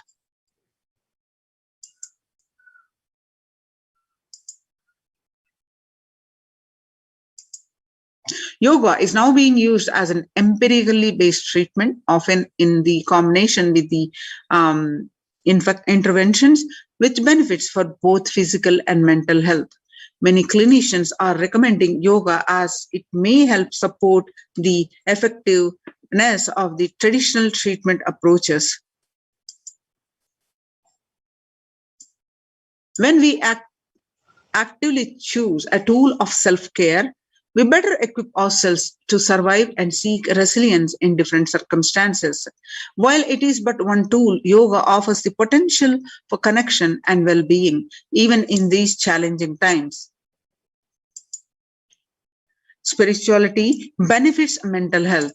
Research shows that the individuals have better mental health if they belong to a particular community or have religious beliefs. Spirituality can help people in many ways. First and foremost, spirituality or religion can help find people find meaning in their lives, which is instrumental in improving one's spiritual mental health. Research shows that individuals have better mental health if they belong to a particular community or have religious beliefs. Spirituality can help people in many ways. First and foremost, spirituality or religion can help people find some meaning in their lives, which is instrumental in improving one's mental health. In addition to, and it has the potential to improve mental, physical, and emotional well-being as well.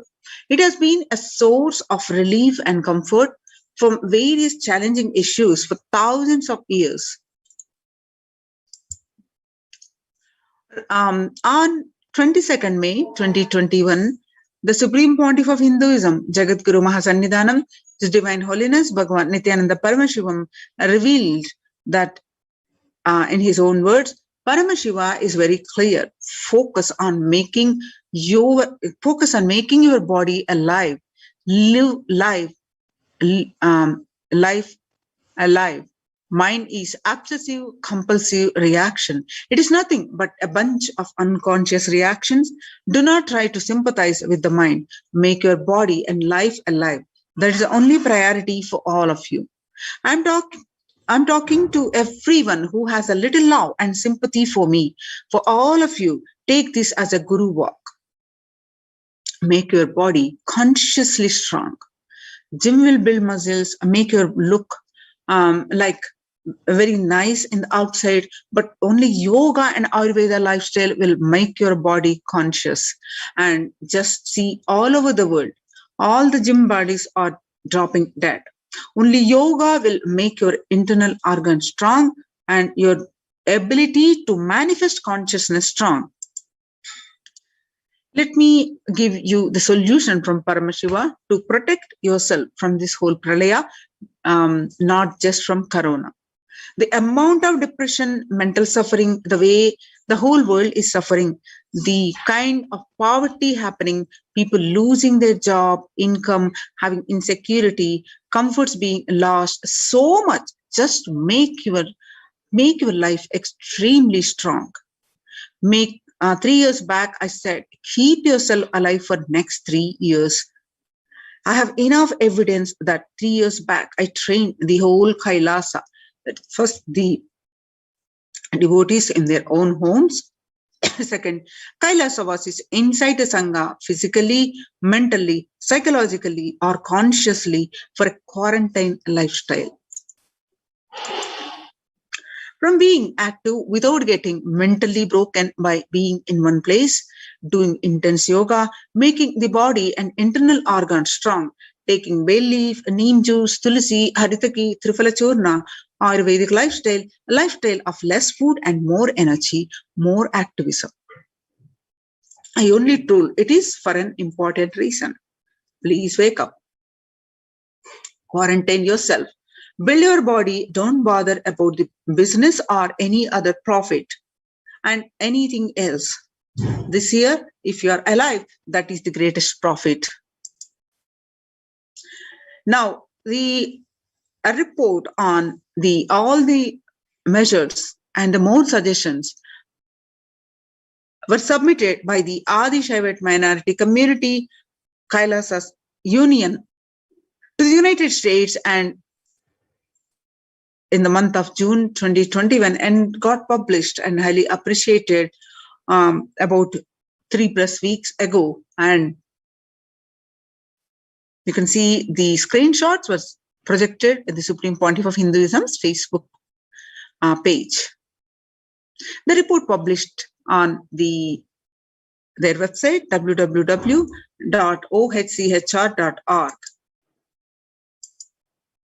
The earlier report, the first report on the rights of indigenous women and girls, second report on the femicide, and this is the third report on the COVID-19 and multilateralism, a report by the Adi Shaivat Minority Tradition ASMT Hindi Kailas Union, submitted in the month of June 2021 and got published 3 weeks ago. The introduction, what are the key factors submitted here? The globalization of disease had led the world to be as resilient as the least resilient country and persons, especially for highly contagious COVID-19, which has spread with the scale and severity not seen since Spanish flu. The variants of the virus, such as the Delta, Gamma, Epsilon, continue to threaten even those vaccinated. The secondary diseases such as black fungus are targeting COVID patients and killing almost 1 in 2 persons in such cases. The distorted policy decisions and conflicting principles can lead to polarizations amongst the nations and within, leading to various extremes such as the hoarding of vaccines in some places, the wastage of vaccines in others, and an unaddressed shortage of vaccines globally. Third, the pandemic has exposed the fragility of the global system. The disruption in the supply chain is especially worrisome for essential food supplies, which disproportionately affects the already most vulnerable. Lockdowns have brought the global economy into crisis, bringing the recessions and worsening the unemployment rate. Frequent lockdowns and the ongoing threat of famine, especially in countries where the employment is predominantly informal, are exacerbating worries that starvation may cause more suffering than the virus itself. From the SDG 2.0 hunger, the number is now predicted to come close to 1 billion. You can see the supporting documentation here.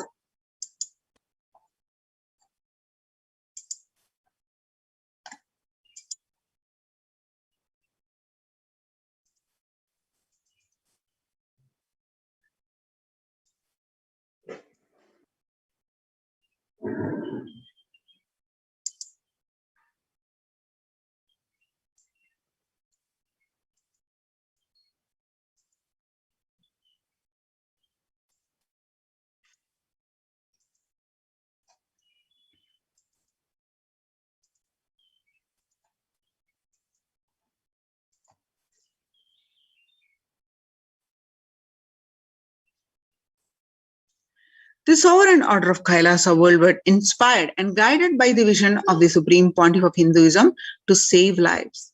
One of a kind humanitarian charitable service massively mobilized to provide protection, and preventive COVID care in this testing time of global meltdown.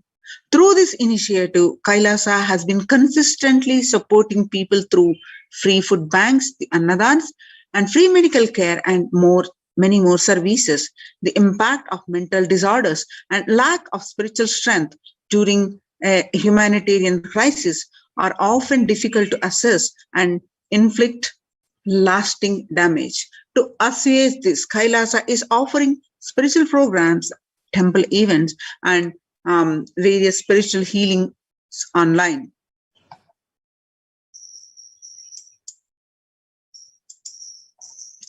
Kailasa's recommendations on COVID-19 and multilateralism to be presented at the United Nations General Assembly and the Human Rights Council.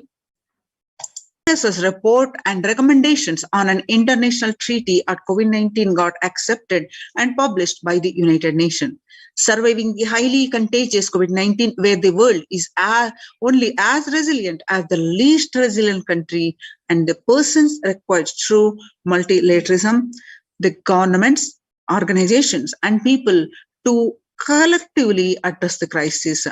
Kailasa has been successfully providing grassroots solid solutions to multifarious ways, including providing sustainable community livings with multi-layered quarantine, educating citizens on individual pandemic management, leveraging best of difficult systems based on charity, barter, and money, providing food security and traditional Hindu medicines. These are the unique contributions have been recognized by the United Nations and got published in their website www.oschr.org. So join the COVID Care Protection Centers. Register now through the link below, https://kailasa.org/Kailasa Care.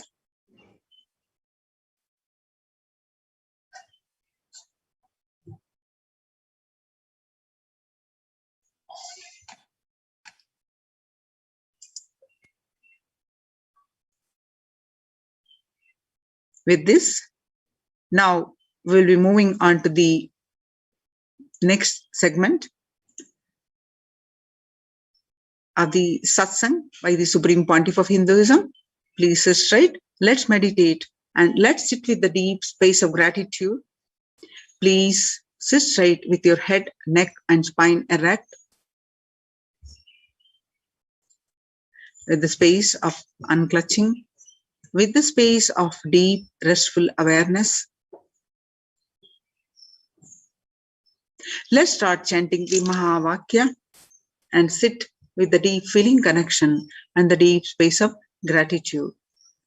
Om Nithyananda Paramashivoham.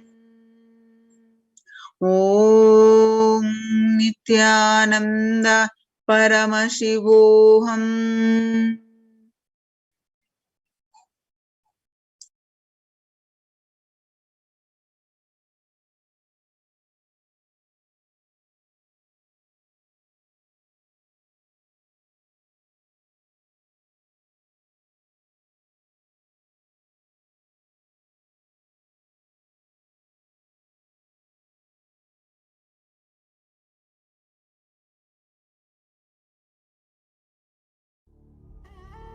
What I mean by the word e-Kailasa, listen intensely. Enlightenment ecosystem, literally enlightenment itself, in your own home, wherever you are. If you cannot come to Kailasa, it's okay. Kailasa can come to you. Kailasa coming to you is e-Kailasa.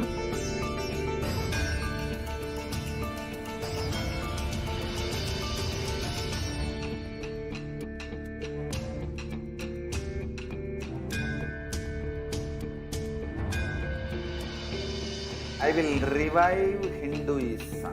I am a Hindu revivalist, not by any revolution, but by evolution.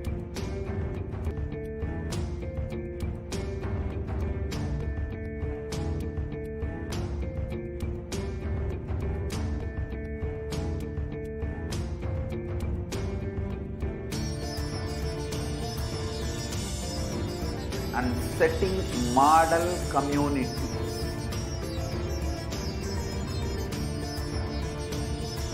Kailasas, enlightenment ecosystems, Sarvanya Pitas all over the world.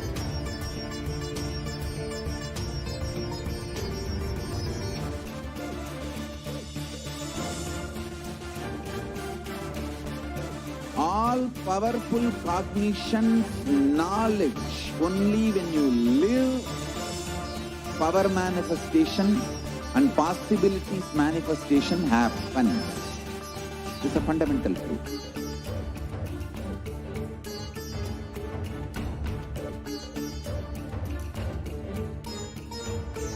Hinduism cannot live exclusively as one sampradaya. No. All sampradayas of Hinduism is an ecosystem.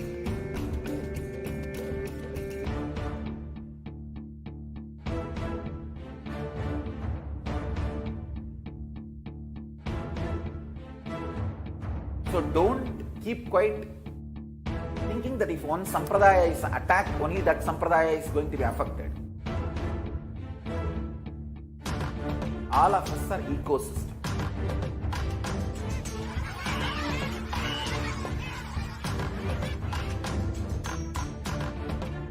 I invite all of you to get involved and enjoy Hinduism by the principle of Dharmo Rakshati Rakshitaha. When you protect Dharma, Dharma protects you. You will make the whole planet flourish spiritually. The spiritual prosperity will happen to the whole planet. We all have to coexist together.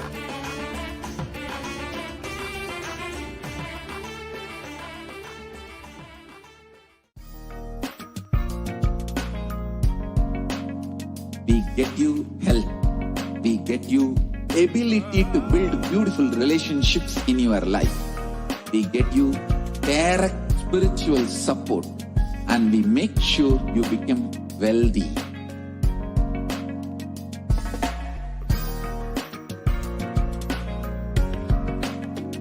We won't stop giving you just good life. We will literally not stop till you live enlightened life. Manifesting the state of Paramashiva, space of Paramashiva, powers of Paramashiva, being of Paramashiva.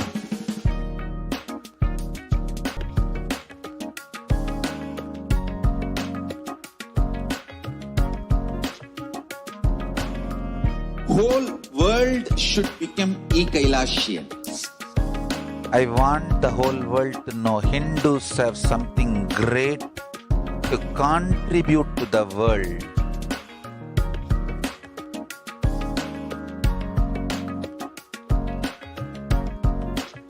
We have something great to contribute to the world. Let us do that.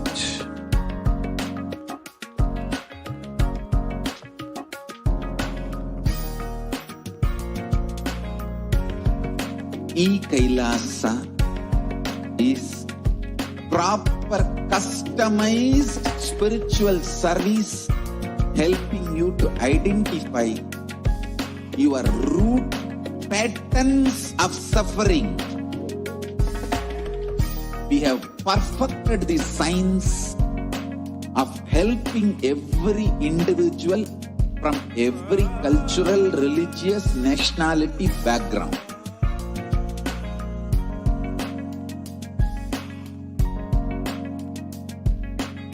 You will have lowest reactionary assumptions, highest awakened response, alive response for life continuously.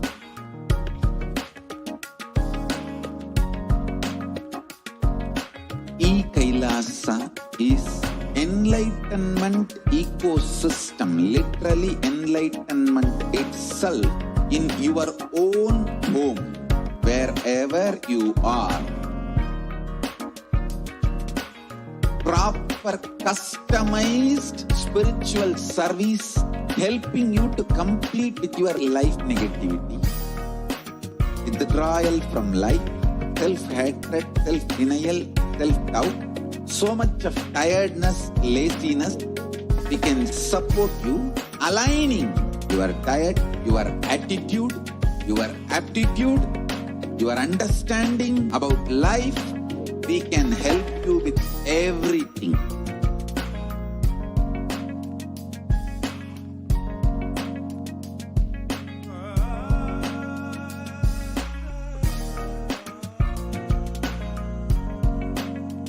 If you are interested in enlightenment, we will immediately bring this to you.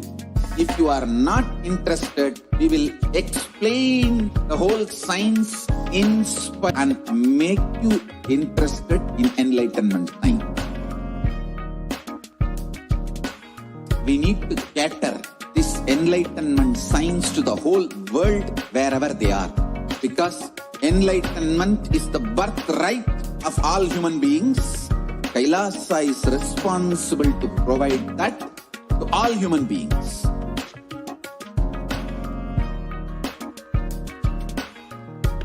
Kailasa is the totality of the knowledge I received from my gurus and practice manifested my life, perfected by teaching millions of people from all cultures, time zones, backgrounds, genders, nationality, race, from every creed.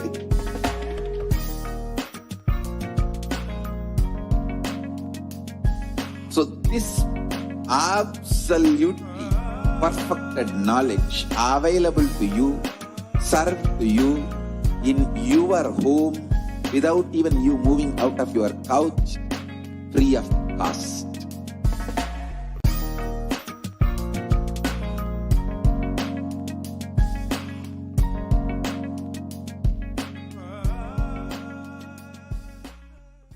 Just be alive for next 3 years. Don't die within next 3 years.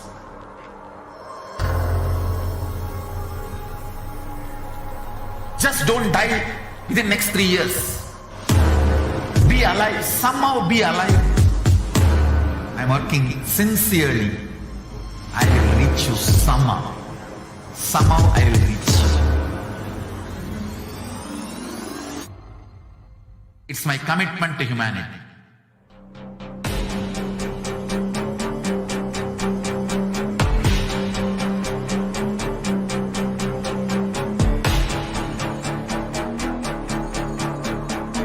Just don't die within next 3 years.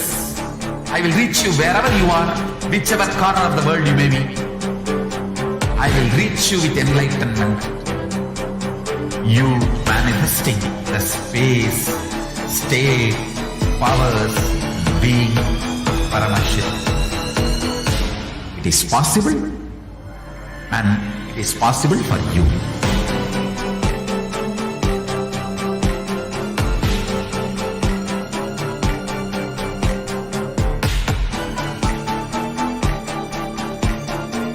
Paramashivoham will reach you with enlightenment science.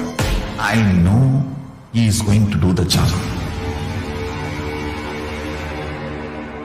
Just be alive for next 3 years. Nothing else.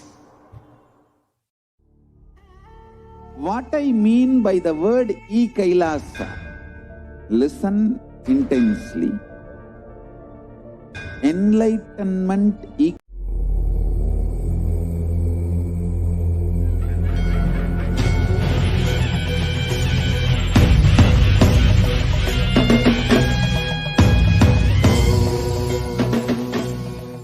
Connecting with the divine with your eyes closed is meditation. Connecting with the divine with your eyes open is darshan. Come, let us all now move from meditation to darshan. Slowly, very slowly, please open your eyes.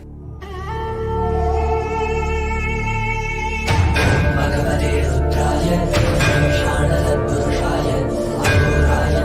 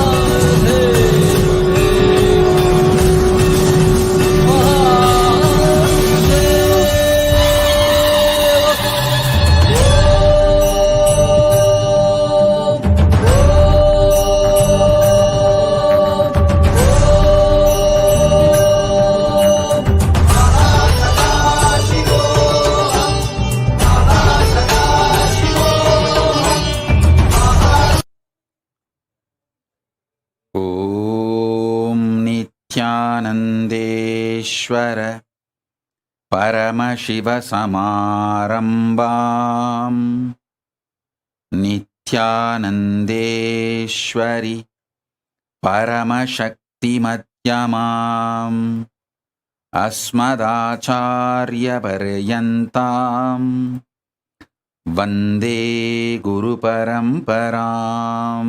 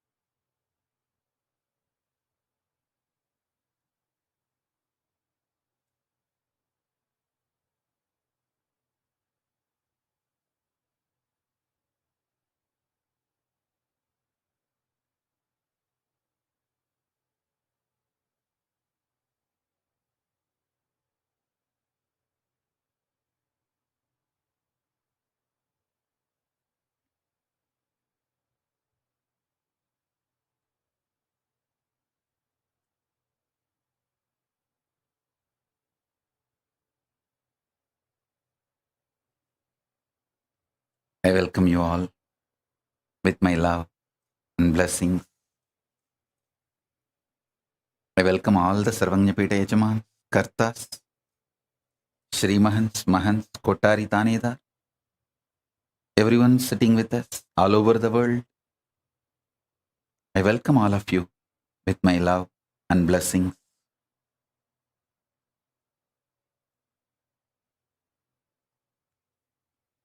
Paramashiva's message directly from Kailasa. Listen.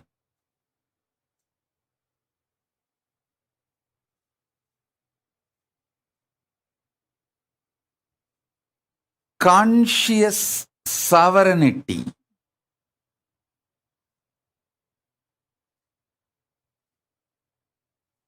is manifested by you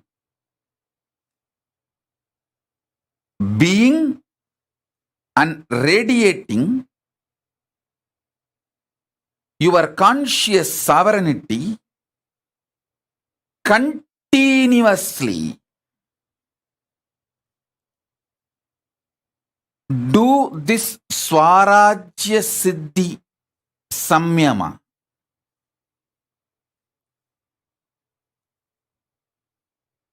This is the Samyama to achieve conscious sovereignty.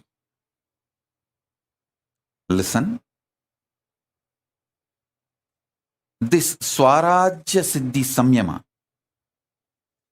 means Samyama for the conscious sovereignty I directly received from Raghupati Yogi and Isakki Swamigal. Isakki Swamigal, till the end of his life, he practiced this Samyama. Raghupati Yogi taught me from the yogic angle. Isakki Swami gave me as a Shaktipada itself. Now, this is the message from Paramashiva. Listen very deeply. I'm going to initiate all of you. Do the Shaktipada and Shaktinipada of this Samyama today. So if you want to call all your friends, family, you can call them for initiation.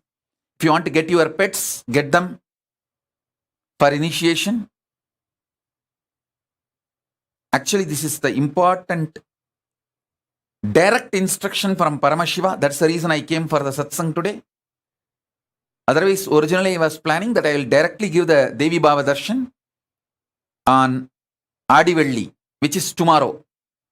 Tomorrow you are all going to have a darshan, Devi Bhava Samadhi darshan, as it usually happens in those days, with a sari and all the full Devi manifestation.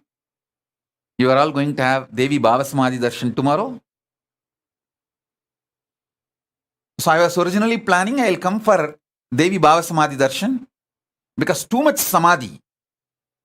But this message just got downloaded into my system so powerfully, and it need to be delivered immediately from the Akashic records.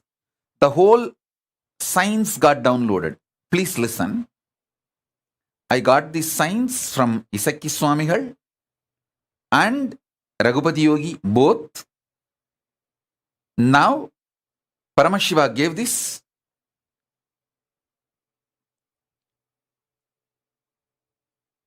Elaborately, directly from the Akashic records. Swarajya Siddhi Samyama.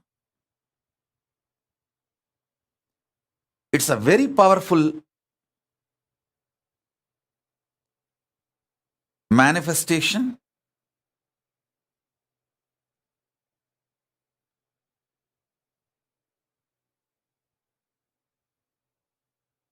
Directly from Paramashiva.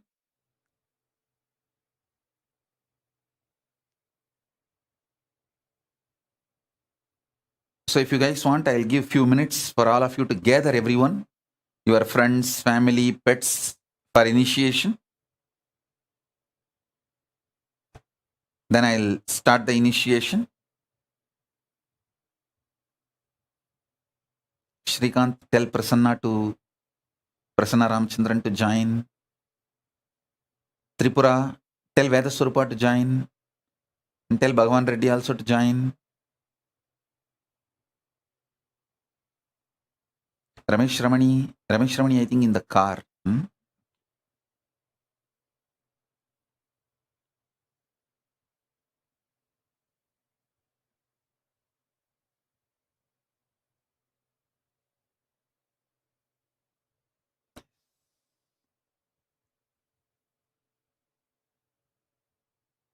Oh, it's in the house. Ramesh Ramani is in the house only.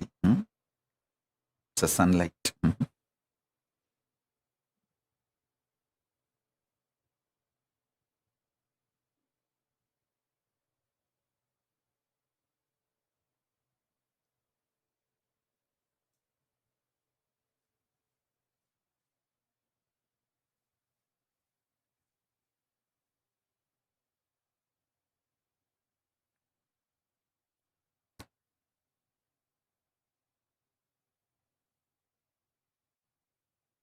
So all of you settle down with your Atmalingas. I'm going to initiate step by step. Call all your friends and family and inform them now.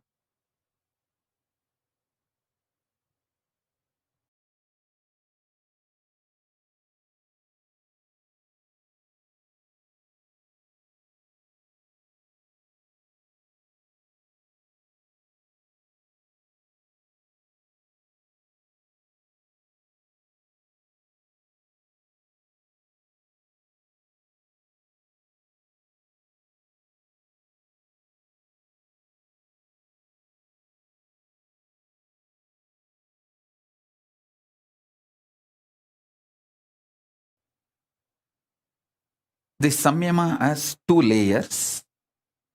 Swarajya Siddhi Samyama, Swarajya Shakti Samadhi. I'm going to initiate both the layers. So better all of you settle down. Listen. All of you listen intensely. I'll explain both the levels. Swarajya Siddhi, Swarajya Shakti. Swarajya Siddhi, listen. You are Paramashiva. Everyone with whom you are relating is Paramashiva. With this cognition, continuously,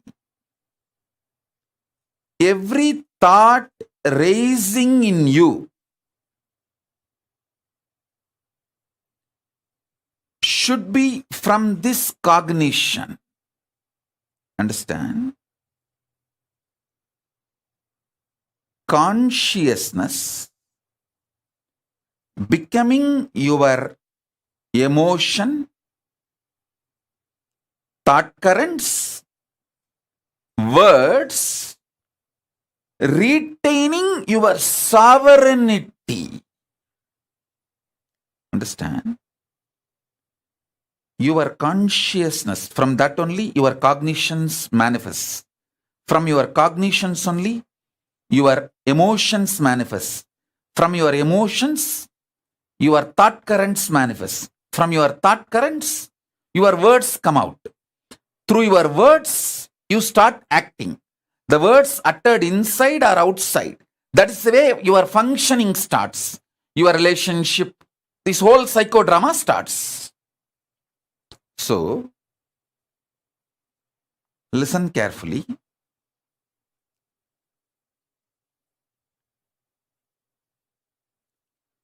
Your consciousness manifesting as your cognition, as your emotion, as your thought current, as your words, without losing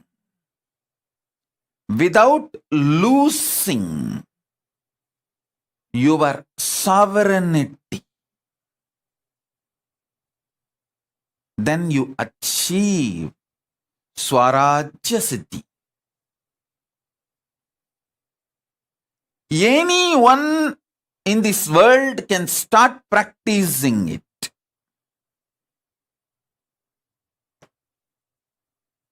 Now, I am giving you the second layer. Swarajya Shakti Samadhi. This is the Samyama. Samadhi. You need to manifest it intensely. Samadhi, which you need to manifest it intensely. For this, you need certain amount of ferociousness. Just for this Chaturmasya, please do it. Listen carefully. Mala Nadarajan, don't worry. Mala Nadarajan has messaged that Nadarajan is admitted in the hospital. Don't worry. You have taken care of my daughter, so I will take care of you all. But don't worry. Yes, let's come back to satsang. Listen.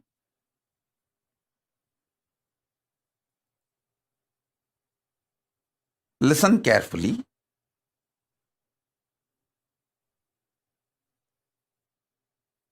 I'll describe elaborately, clearly, how my gurus used to manifest this samadhi and these powers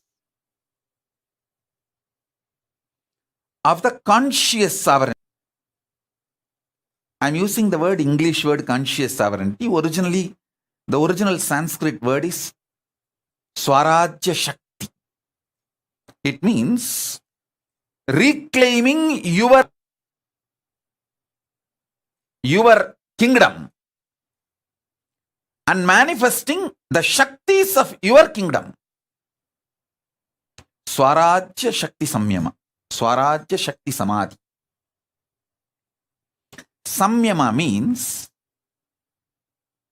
Tarana, Dhyana, Samadhi. All these three put together is called Samyama. So now, this is the way you can manifest your conscious sovereignty. Listen. listen to the instructions deeply. Only one thing. Remember, you are Paramashiva. Everyone with whom you are interacting is Paramashiva. And from this same space, your new cognitions should start manifesting. Your thought currents should start manifesting. Your ideas, emotions should start manifesting. Your words should start manifesting. It is very easy if you decide this 4 months, this Chaturmasya, conscious sovereignty Chaturmasya, you will do all the interactions from this space. I tell you, I guarantee, take this as my guarantee, you will earn 10 times more wealth. You will have best relationships. Your health will become 100 times better. Your inner space will manifest at least 100 powers. Mark all these words as my commitment to you all who are receiving this initiation. Listen, this Chaturmasya till Navaratri, decide. Your whole interaction will be only from this angle, this space. And make sure all your communication is only through writing and showing, writing and showing, writing and showing. Because when you are not blabbering, all your verbalization is blabbering. When you are not talking blah blah blah blah blah blah blah blah, you can retain the conscious sovereignty cognition. If you make your communication only through writing, you can always make sure, yes, I am from that space. I am here as Paramashiva, and here is this Paramashiva. So I am here to be ultimately integrated. No cheating, exploiting, no cunningness, strategic relationship, integrity to integrity, Paramashiva to Paramashiva, oneness to oneness. If there is a conflict, I will explain this, my conflict and insecurity and fears to this Paramashiva, knowing that this Paramashiva will not exploit me, will only support me in manifesting my Paramashivatva more and more. Listen, I am telling you, most of your deluded insecurities will melt down. All your delusional insecurities will melt down.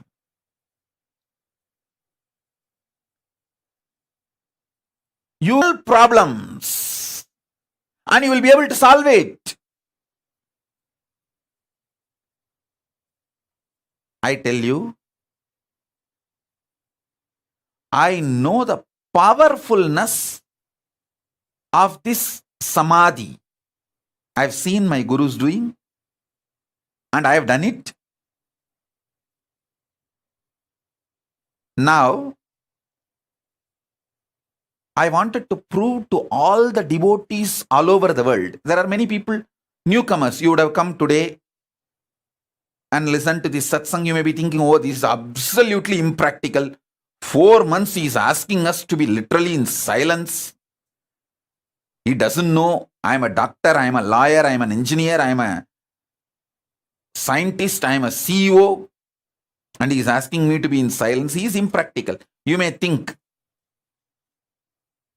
For all of you, I will prove the power of this samyama by making my Kailasa government. The whole Kailasa government will function, this whole Chaturmasya, with this Swarajya Shakti Samadhi. Means the whole Kailasa government, Biddi, Tiruvannamalai, from there I am telling, all over the world,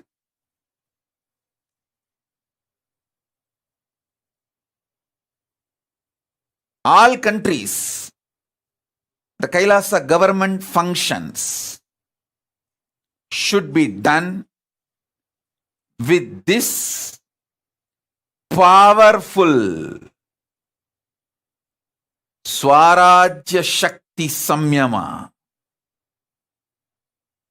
Samadhi. Swarajya Shakti Samadhi. Listen. Immediately I know few people will raise, no. They somehow want to break this samyama. They will raise, oh, what to do if we need to attend to some legal things with the outer world, if we need to attend to something. All right, maybe those one or two things, rarely you can speak. As an exemption, this whole 4 months, all internal interactions, let it be writing and showing, writing and showing. For example, if the ashram from Tiruvannamalai ashram and Biddi ashram need to communicate, come on Zoom call, both side, write and show, over. You don't know the power of not speaking and writing, because by the time you write, you won't lose your cognition. But when you speak, addicted to speaking, it has become such a natural habit of you. I will not, natural habit of you. You don't know what you speak. You don't know what you do. Actually, Skandamata does not speak. She is not speaking because she doesn't want to lose the conscious sovereignty. She knows. She wants to speak from conscious sovereignty. That is why she is waiting. She wants to be in my space. So when I initiate her, without losing the conscious sovereignty samyama, she wants to manifest. Listen. The Kailasa government, all the Kailasa-vasis, if you guys take it sincerely and do what I am saying, you will prove to the world the power of this samyama. The power of this samyama. Listen. When I am explaining, if you decide it is difficult, you are not going to do. If you decide it is easy, you may take it for granted. Whether it is difficult or not, you have to do, that's all. Guruvak is neither difficult nor easy. It's a choice. Relationship with Guru is neither difficult nor easy. It is a decision, that's all. It's a simple decision, that's all.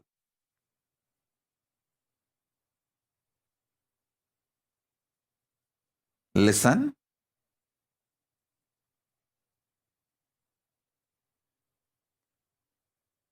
So even for the devotees, I am saying, see, in your office, you may not have convinced everyone about your spiritual path.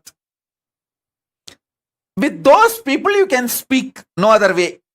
But try to retain this conscious sovereignty, cognition, and continue to speak. Keep that as an exemption. Other than those few people with whom you have not convinced your spiritual path and your connection with Kailasa and all that. With those people, no other way you have to run your life.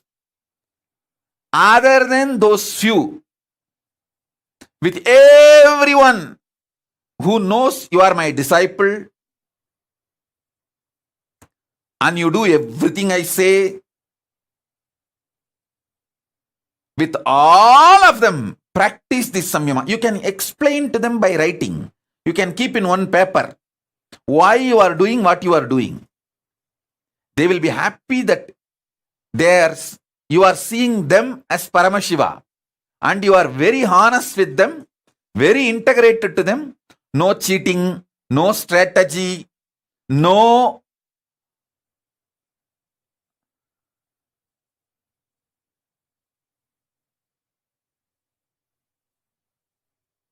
cunningness. They will be very happy to have a person like you in their life. In every part, I tell you, I really tell you,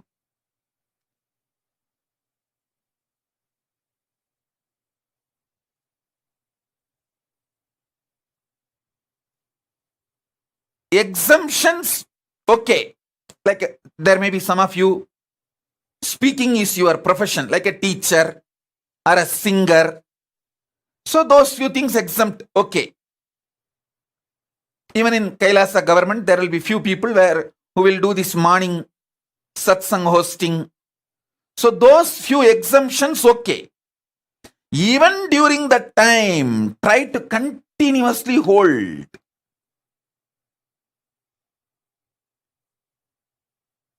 the cognition you are Paramashiva. Whoever you are relating, they are all Paramashiva.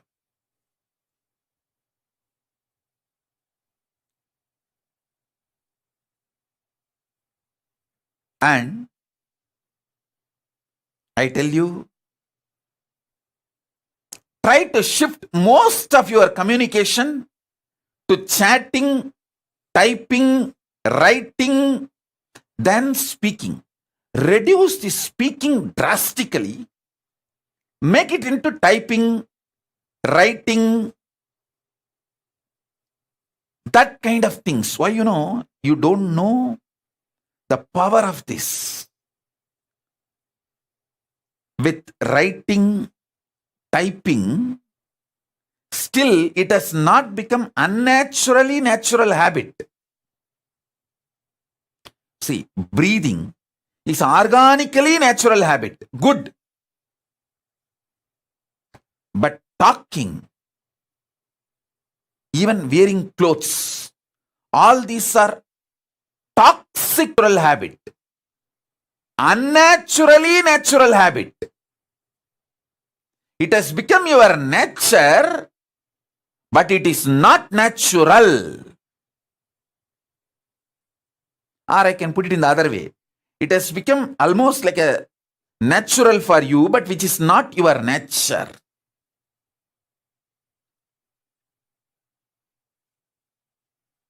Like how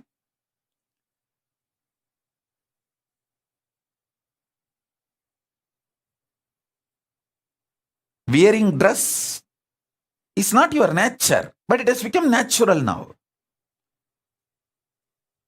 Breathing is very organically natural habit. But talking is not organically natural habit. It is forced natural habit. Forced and became a natural habit. WhatsApp, Facebook, Messenger, in everything. Typing is okay. Chatting is okay. Drop talking, because while you type, while you chat, I know the delete, how many times you delete and retype, delete and retype, reword before send button. Listen, sometimes even after sending, you wanted to verify If that person has not seen the message, if the double tick is not there, you delete it. You unsend the message. Listen.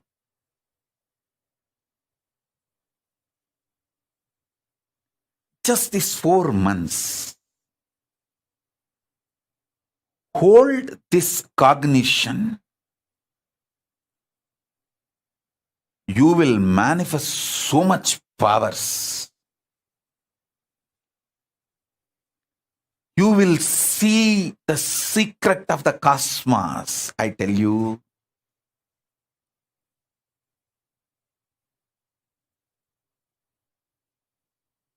Listen, Paramashiva, you decided to enjoy you, so you became many. And enjoying you, anything else, pain, suffering, fear, insecurity, due to the existence of the other, is delusion. You will wake up to this reality. You will manifest that kind of powers, personality, joy, wealth, everything in your life. I am not giving you some technique to get 1 ton gold. I am giving you the methodology to get a planet made out of gold. I am giving you the methodology to get a planet, hill, everything is gold. That is what is Swarajya Siddhi. Understand? I am not giving you one small power, one small health. I am giving you your own consciousness. As I told you, you are not human being for me. You are a conscious being.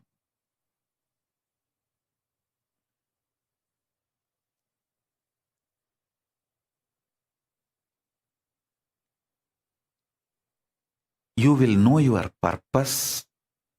You will know your life. You will feel so fulfilled, peace, joy, fulfillment. It's like you will be so grounded. You will feel so big about you. You will feel so satisfied about you.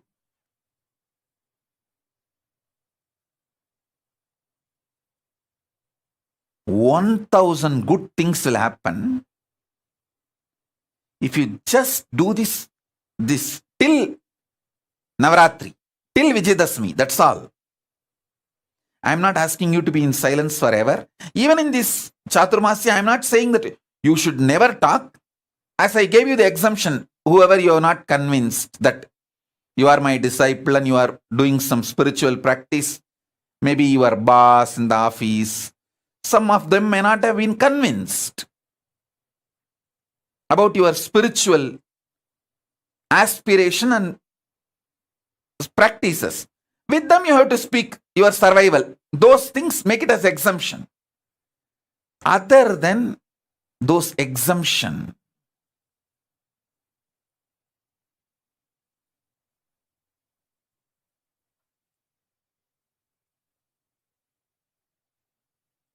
make this as your lifestyle.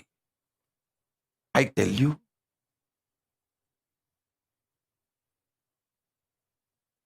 the most important truth is holding the conscious truth. You are Paramashiva,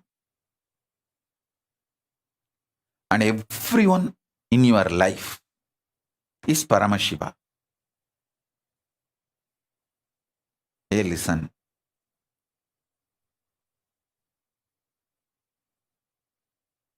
See, I am not talking something illogical, irrational, or impractical.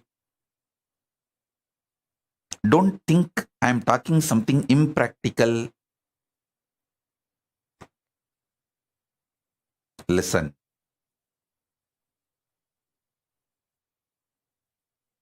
Paramashiva, by the age of 16, literally I have mastered every thought current and experiences of enlightenment sciences. Different branch enlightenment sciences. Shaiva, Vaishnava, Shakta, Vaidika, Vedanta, Siddhanta.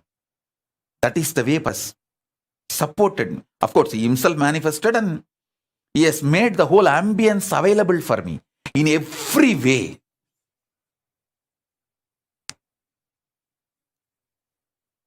He supported and made everything happen.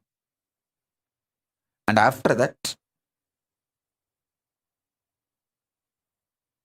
last 27 years of my public life, from the time the Yoga Pattabhishekam is done, last 27 years, with millions of people I have worked, directly, personally, initiated, guided, made them experience powers, manifest all the best things in the life. I have done everything. Listen, I am telling you all this just to make you understand. I am most practical person. I will not tell you something impractical. And I will not tell you something useless. I am highly user-friendly and highly efficient. Efficiency-oriented, focused. If I ask you to do some spiritual practice for 10 minutes, I will make sure you get the result of at least 10 years of your tapas and the time you are spending on that spiritual practice. I am a very productive person, efficient person. You can see in 43 years what I have achieved. From that you can understand. I am very productive, life positive, focused, successful person. Very practical person. If I am giving you this samyama, this samadhi, I know the power it can bring in your life. So drop all the ideas. It is difficult, not possible for me. No. Everyone will be able to do this. As I told, if talking is your profession, like teacher, lawyer has to talk in the court. So that kind of unavoidable, have exemption. So even during those moments, always try to hold the cognition. You are Paramashiva and everyone around you is Paramashiva. And this whole interaction is between Paramashiva and Paramashiva. Hold the cognition and continue to talk, but you will forget, I know, because talking has become such unnaturally natural habit. You will forget that cognition. But what to do? But all the other times, stop talking and be from this cognition and always do the communication by penning down. Then even few minutes if you miss, you can get back to this cognition and start penning down.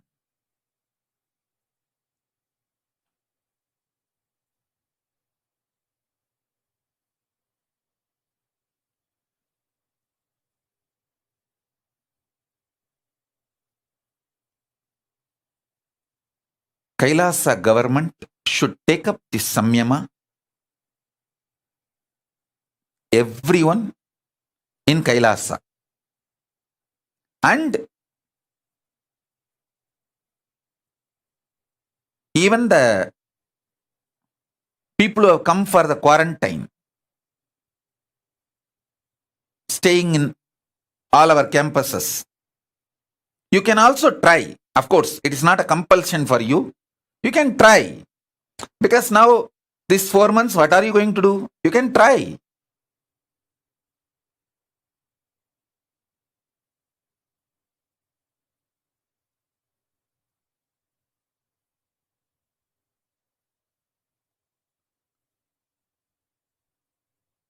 Listen.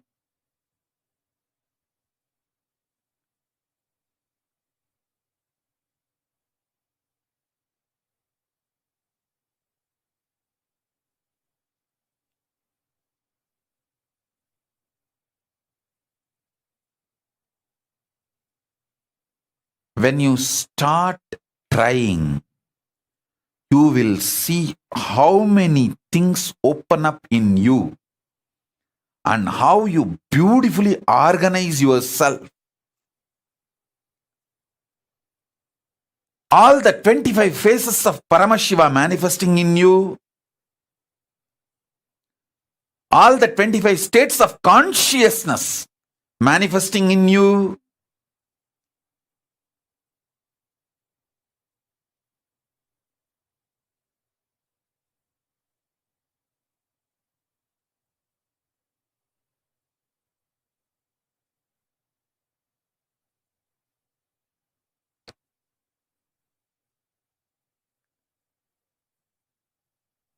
how your whole being gets manifest, the Paramashivatva manifests in you. I tell you, when that experience comes from the peace space of Paramashiva, that samadhi starts manifesting, then you will understand, oh God, wow.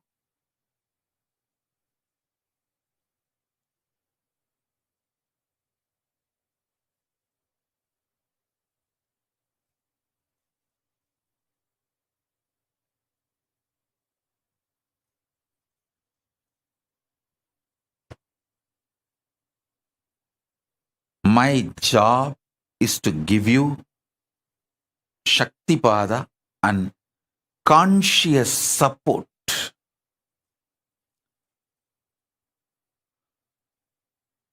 as a living Purnavatara of Paramashiva.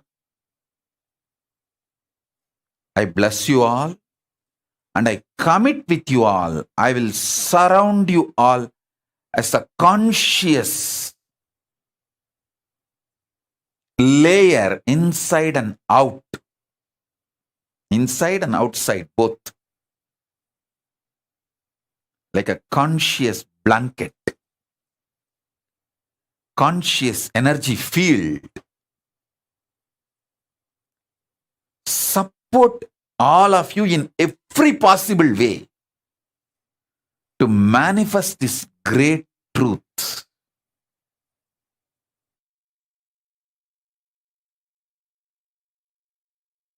See, when you start living this truth, you will see whatever you want in your life starts manifesting, like a wealth, health, relationships, everything. Then you will understand the auspiciousness of this samadhi, this samyama, and you will be so inspired to follow. You will you will simply start doing it.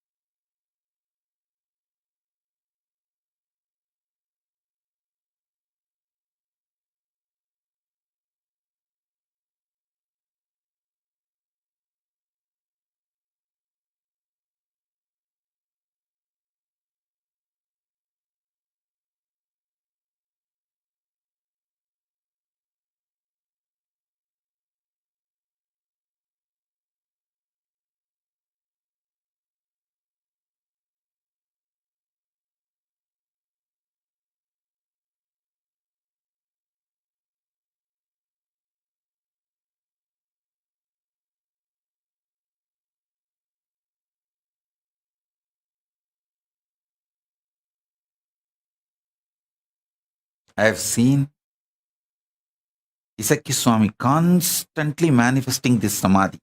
Whenever he sits in samadhi, he will do that only. He will never speak. He will have a slate, and anybody comes for blessings, support, anything, he will just write and show and clean.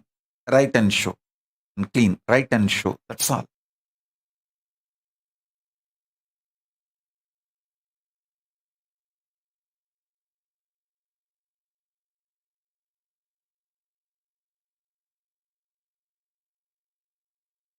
Kailasa government all over the world, start practicing this and give confidence to people that it is possible to do this and be successful in all our activities.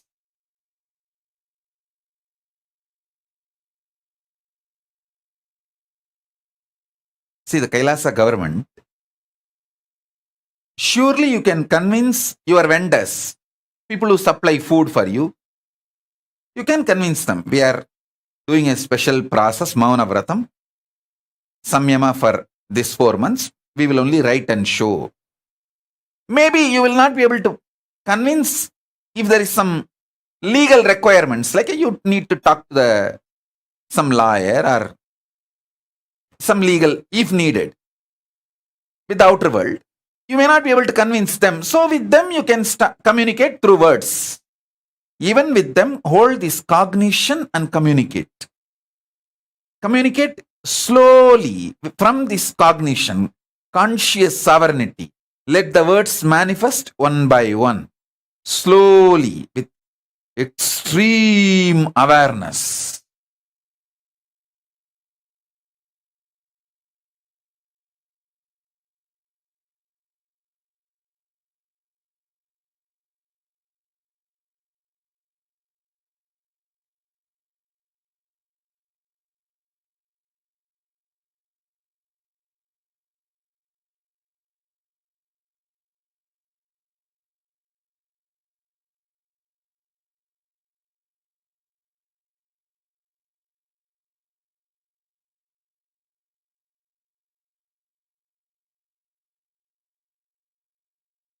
All the people who are sincere, want to manifest conscious sovereignty, powers of Paramashiva, should take up this samyama.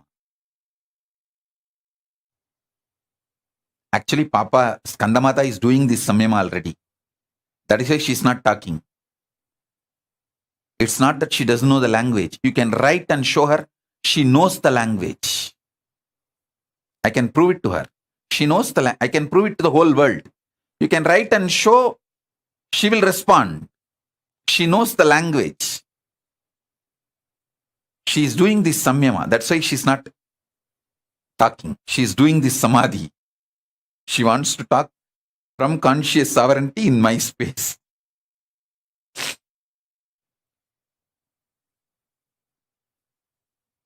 I tell you, it's a very powerful samadhi, samyama.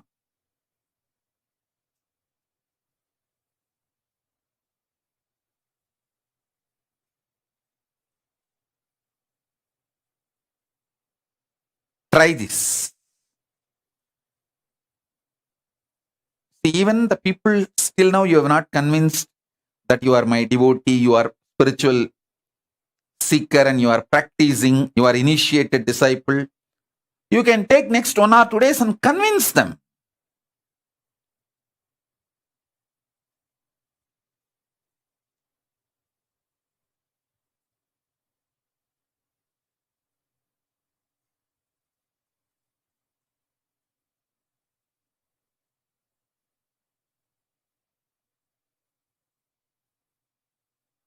It is possible.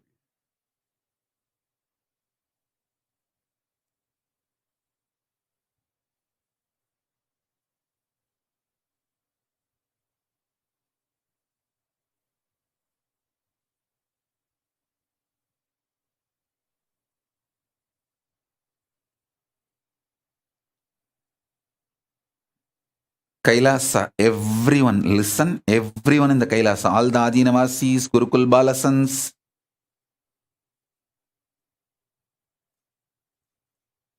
people who are in quarantine,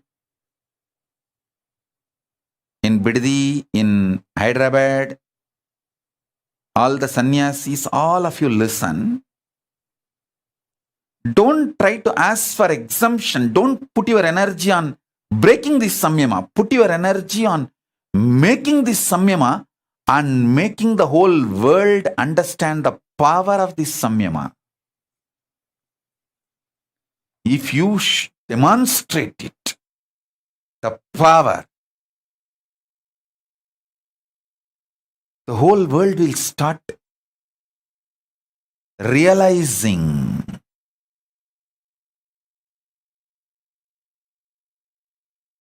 the power of Paramashiva's words. That is the best enriching you will do.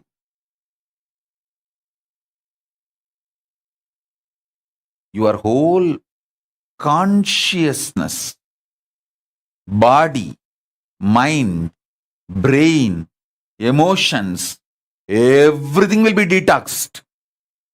Paramashiva will start manifesting. Just this one samyama,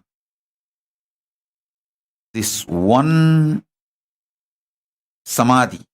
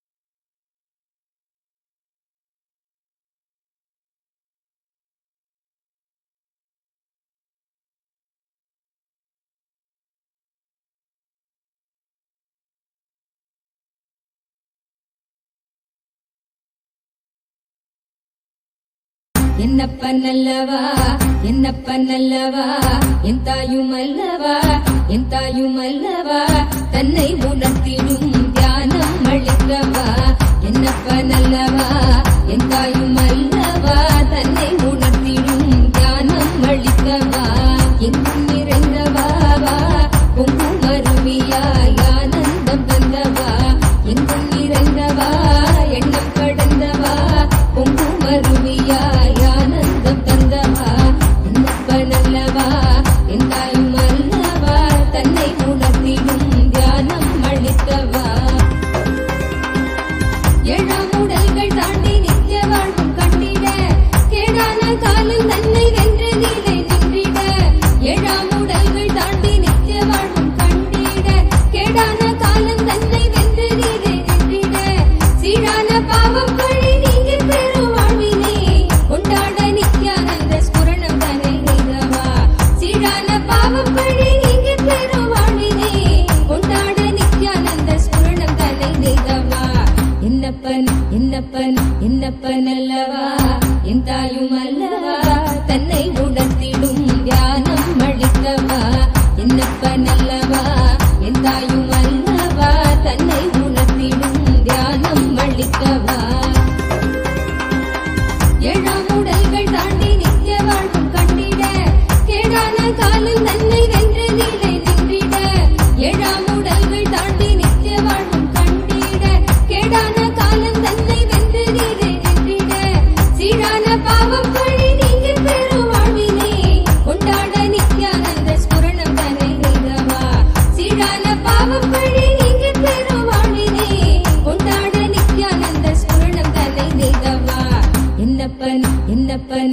என்னப்பனல்லவா என் தாயும் அல்லவா தன்னை உணர்த்திடும் தியானம் அளிக்கவா என்னப்பனல்லவா என் தாயும் அல்லவா தன்னை உணர்த்திடும் தியானம் அளிக்கவா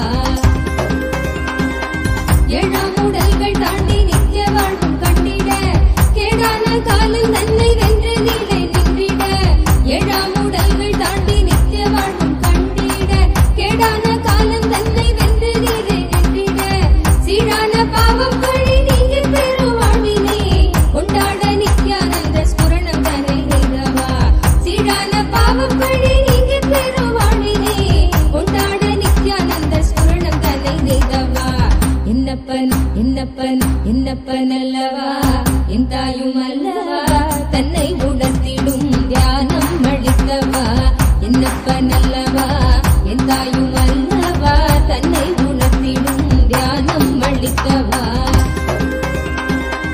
ஏழாம் உடல்கள் தாண்டி நித்திய வாழ்வும் கண்டிட கேடான காலில் தன்னை வென்று நீலை நின்றிட ஏழாம் உடல்கள் தாண்டி நித்திய வாழ்வும் கண்டிட கேடான காலம் தன்னை வென்று நீலை நின்றிட சீரான பாவம் கழி நீங்கி பெரு வாழ்வினை கொண்டாட நித்யானந்த ஸ்புரணம் தன்னை நிகவா சீரான பாவம் கழி நீங்கி பெரு வாழ்வினை கொண்டாட நித்யானந்த ஸ்புரணம் தன்னை நிகவா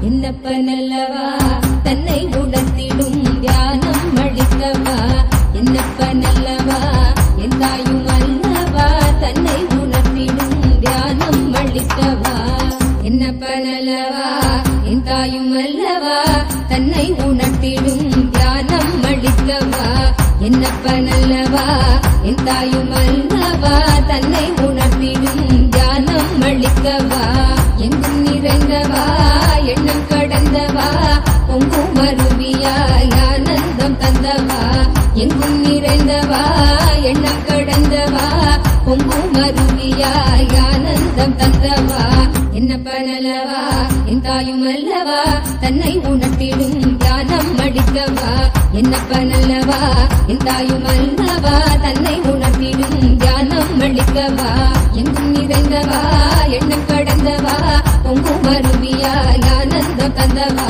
எங்கும் நிறைந்தவா எண்ணம் கடந்தவா பொங்கும் அருவியாய் ஆனந்தம் தந்தவா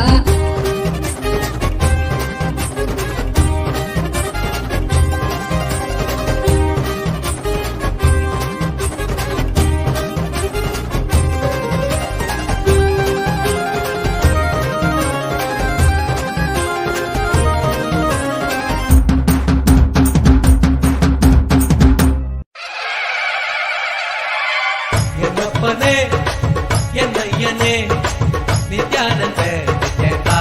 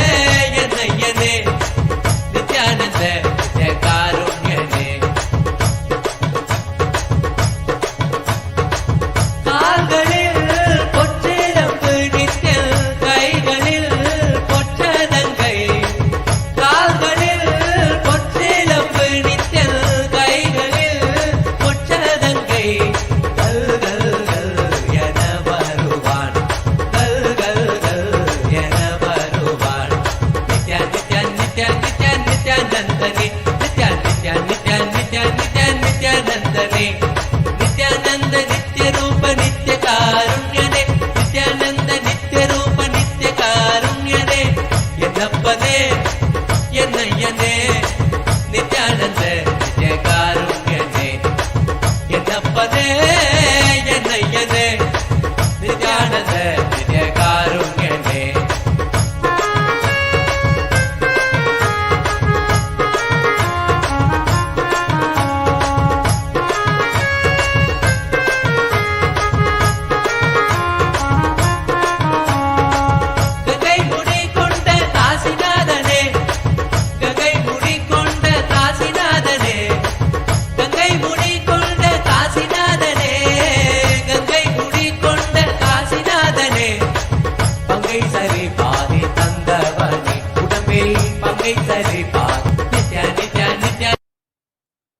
As a living Purnavatara of Paramashiva, living complete manifestation of Paramashiva, I bless you all. Let this conscious sovereignty samyama, let this Swarajya Siddhi samyama, Swarajya Shakti samyama manifest in all of our lives, and all the auspiciousness blossom. The past, present, future, all the three completely be occupied by Paramashiva. Let Paramashiva manifest in our past, present, future. Make all of us realize not only our present and future is Paramashiva, even our past is Paramashiva. There is no vase for past in the space of Paramashiva. All three, past, present, future, all is eternal. When you understand past is Paramashiva, you will understand present is Paramashiva, future is Paramashiva. All the delusions will disappear. Kalatita, Mayatita, Dvandvatita, Paramashivatva manifest in all of us.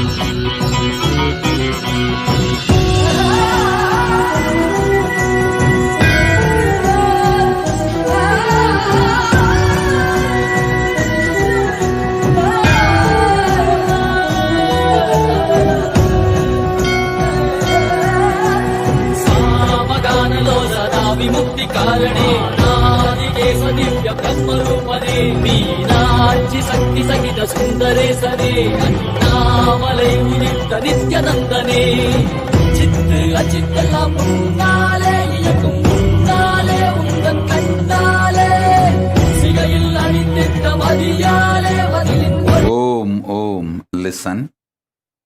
Listen carefully. The idea, perception, experience you carry about your past, when that starts changing, your future will start changing. This samyama, Swarajya Shakti Samadhi Samyama, will make your idea about your past change. Your life will be detoxed so much your perceptions appear, you will feel so much of joy, ecstasy, fulfillment. I tell you, when you guys suffer, I feel so much sympathy seeing you all, because 99% of your suffering is just delusion centric. The remaining 1% is not suffering. It's a sport challenge, joy of life.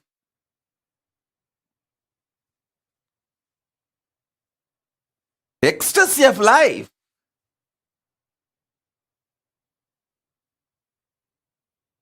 So, when your perception about the past changes, past just drops from you, it will never be a heavy load on you. It will no more be a toxic around you, making your present and future toxic.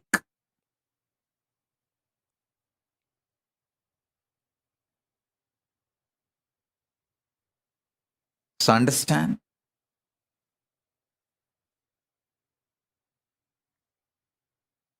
I bless you all.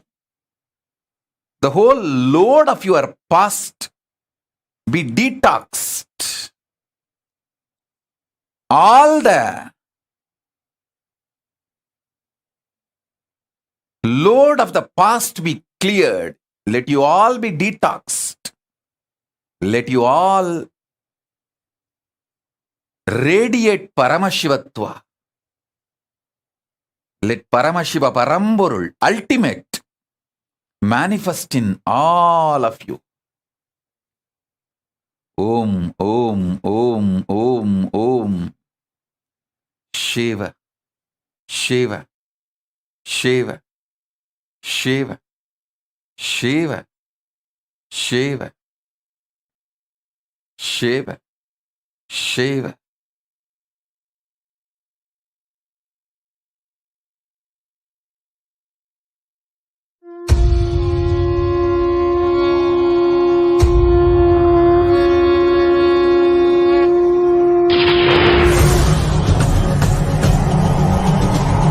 Mother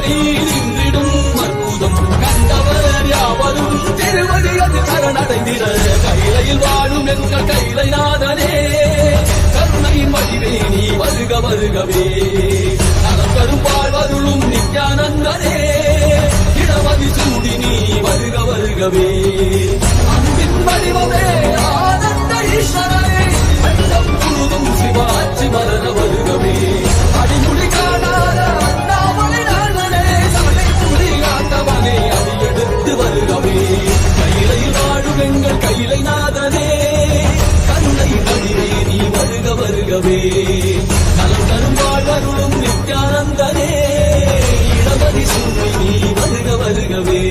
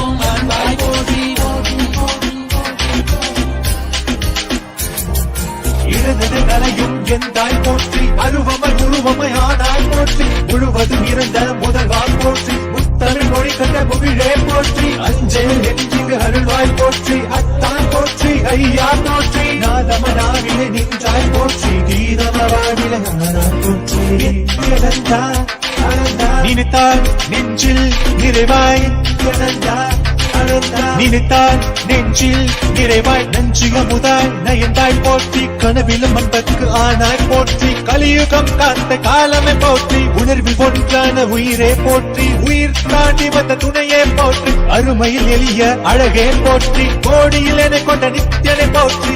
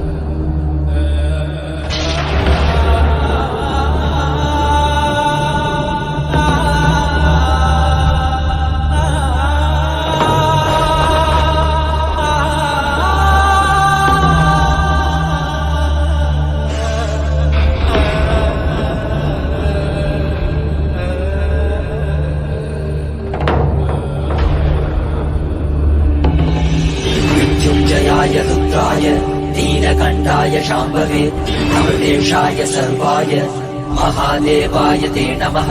मृत्युञ्जयाय रुद्राय नीलकण्ठाय शाम्भवे अमृतेशाय सर्वाय महादेवाय ते नमः।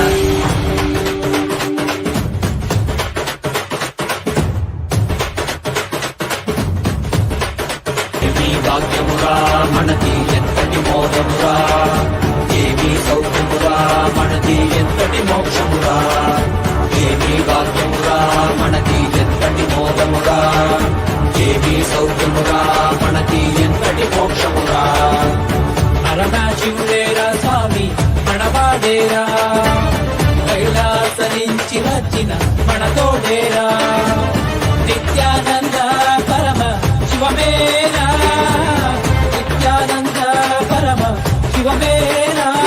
మనవాడే మనతోడి మన స్వామి వచ్చాడురా, మనవాడే మనతోడి మన స్వామి పాద కమల శరణం. ఏమీ భాగ్యమురా మనది ఎంతటి మోదమురా, ఏమీ సౌఖ్యమురా మనది ఎంతటి మోక్షమురా, ఏమీ భాగ్యమురా మనది ఎంతటి మోదమురా, ఏమీ సౌఖ్యమురా మనది ఎంతటి మోక్షమురా.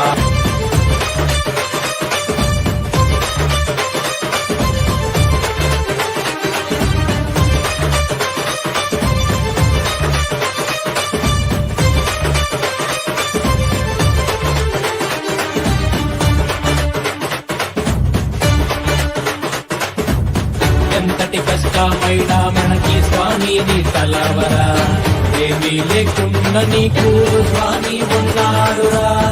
ఎంతటి కష్టమైనా మనకి స్వామి నీ తలవరా, ఏమీ లేకుండా నీకు స్వామి ఇచ్చాడురా. స్వామి దివిలో శరీర స్వామి మన భాగ్య విధాతరా, దర్శనమిచ్చాడురా స్వామి దివిలో నీకెల్లామురా.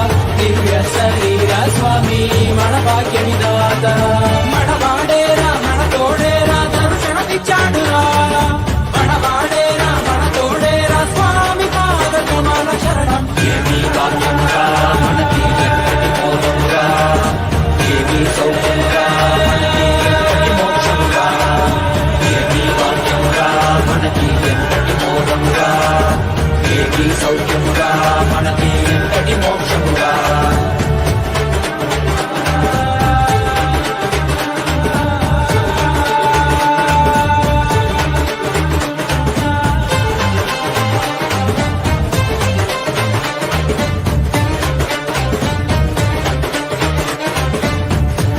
తలుపుతోటి స్వామి శక్తికిచ్చాడురా, భూమిలోని అంతరికి శక్తికిచ్చాడురా.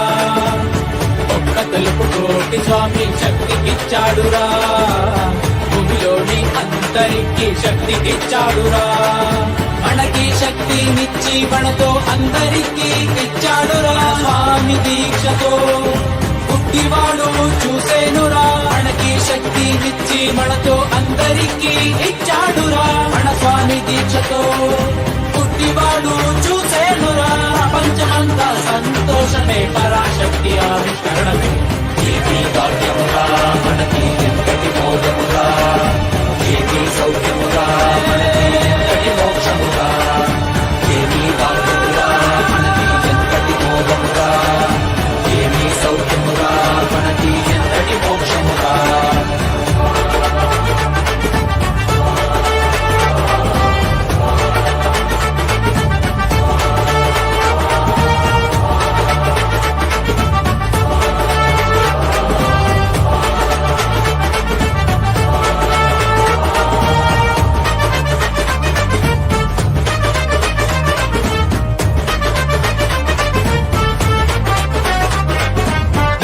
భాగ్యమురా మనకి ఎంతటి మోదమురా, ఏమీ సౌఖ్యమురా మనకి ఎంతటి మోక్షమురా, ఏమీ భాగ్యమురా మనకి ఎంతటి మోదమురా, ఏమీ సౌఖ్యమురా మనకి ఎంతటి మోక్షమురా.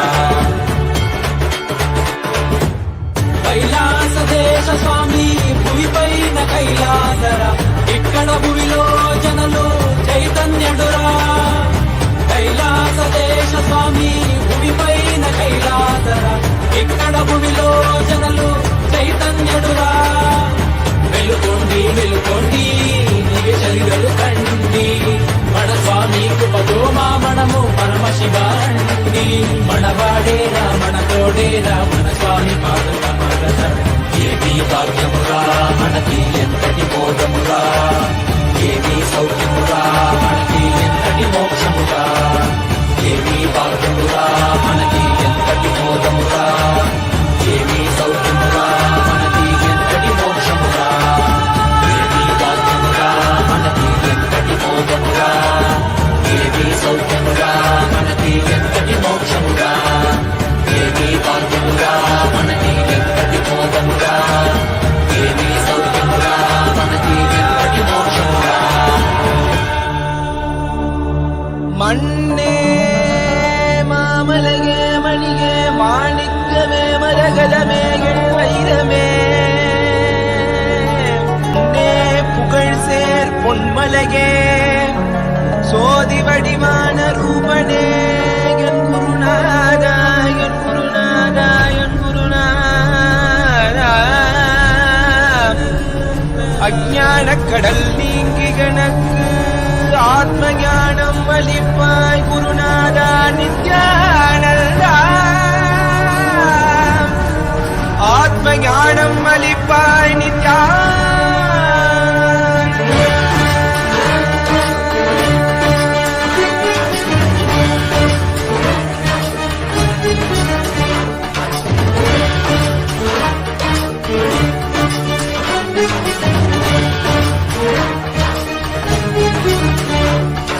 மங்கதிடம் கொண்டு கங்கை முடிக்கொண்டு நர்த்தனம் புரியும் ஈசனே சுடலை புடி பூசி புடுக்கை தனையேந்தும் பாலனே புலிதோலனே வீடு பிடியால் உள்ள முறைகின்ற மதுரை மாநகரின் ராசனே இன்னல்களை கலைந்து இன்பங்களை அளிக்கும் சுந்தர வடமணி நேசனே ஞாயிறு திங்கள் நித்த முறைகின்ற செவ்விழி கொண்ட செல்வனே சொற்களே எந்த சோமனே ஐயா சோதி வடிவான ரூபனே அடிமொழி காணா அண்ணாமலையே அகிலமும் போற்றிடும் ஐயனே நாதாவரணனே நால்வர் போற்றிட நயமுடனாடிடும் நாதனே ஆழகாலம் உண்டு ஆழம் காடுதனில் ஆனந்த நடமிடும் ஆதி செய்வனே மங்கையிடம் கொண்டு கங்கை முடி கொண்டு நர்த்தனம் புரியும் ஈசனே சுடலை முடி பூசி உடுகை தனையேந்தும் காலனே புலிதோலனே மீனின் விழிகால் உள்ள முறைகின்ற மதுரை மாநகரின் ராசனே இன்னல்களை கலைந்து இன்பங்களை அளிக்கும் சுந்தர வடமணி நேசனே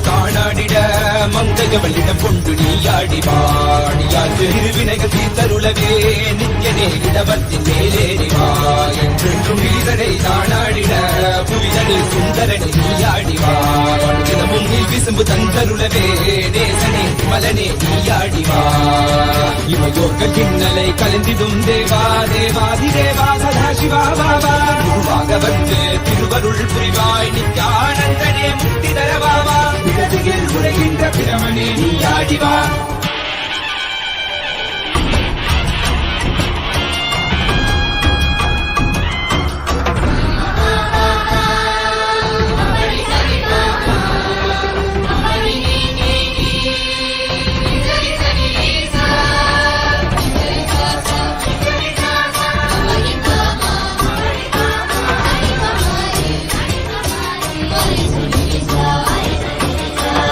வணங்கிடவே சிகில் மண்ணாய் உரைபவனே அப்பாய் காட்சி தரும் எங்கள் ஆணை காவலசே ஆதிகதியாய் அருணகிரி உரைநாதனே உலகைய கிடும் வாயு வடிவே காலகத்தி ஈசனே திடத்தில்லை நகர்தனி வானில் ஆடும் கூத்தனே பஞ்சபூதமும் நித்தம் பணியும் பரமனே பரமேசனே நித்ய ரசித நித்ய வைபவ குப்த கைலை வாசனே ஈசனே சர்வேசனே ஈசனே பரமேசனே ஜெகதீசனே நித்யனே ஆனந்தனே என் ஜீவனே குரு சேவனே நித்யனே ஆனந்தனே என் ஜீவனே குரு சேவனே நித்யனே ஆனந்தனே என் ஜீவனே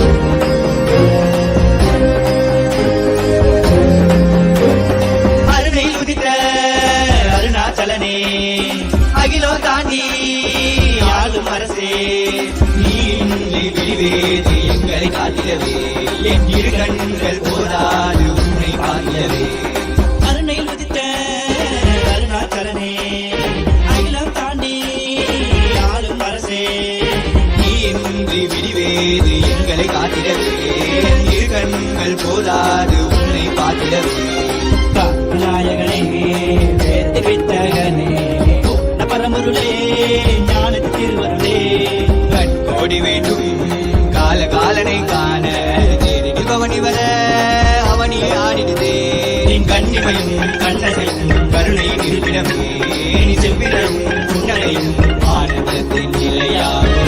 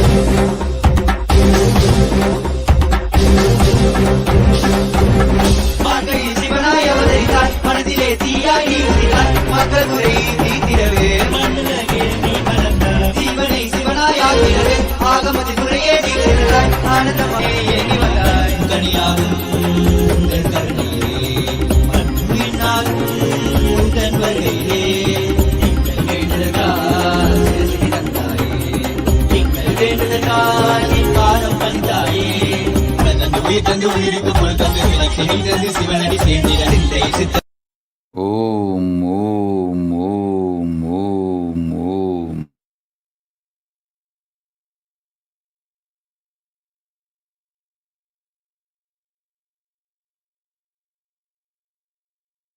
ஓம் ஓம் ஓம்.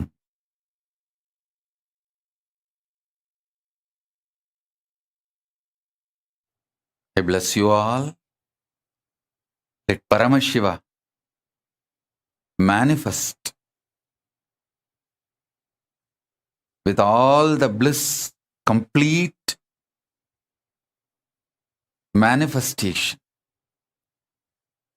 as a living Purnavatar of Paramashiva. I bless you all.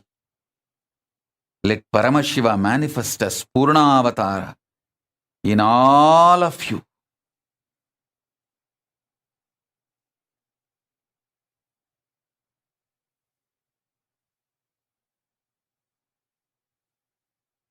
Om Om Om Shiva Shiva Shiva Shiva Shiva.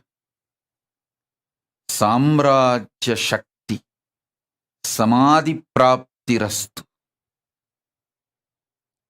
Anandamayi Bhava Sarvamangala Praptirastu. Om Om Om Om Om Om.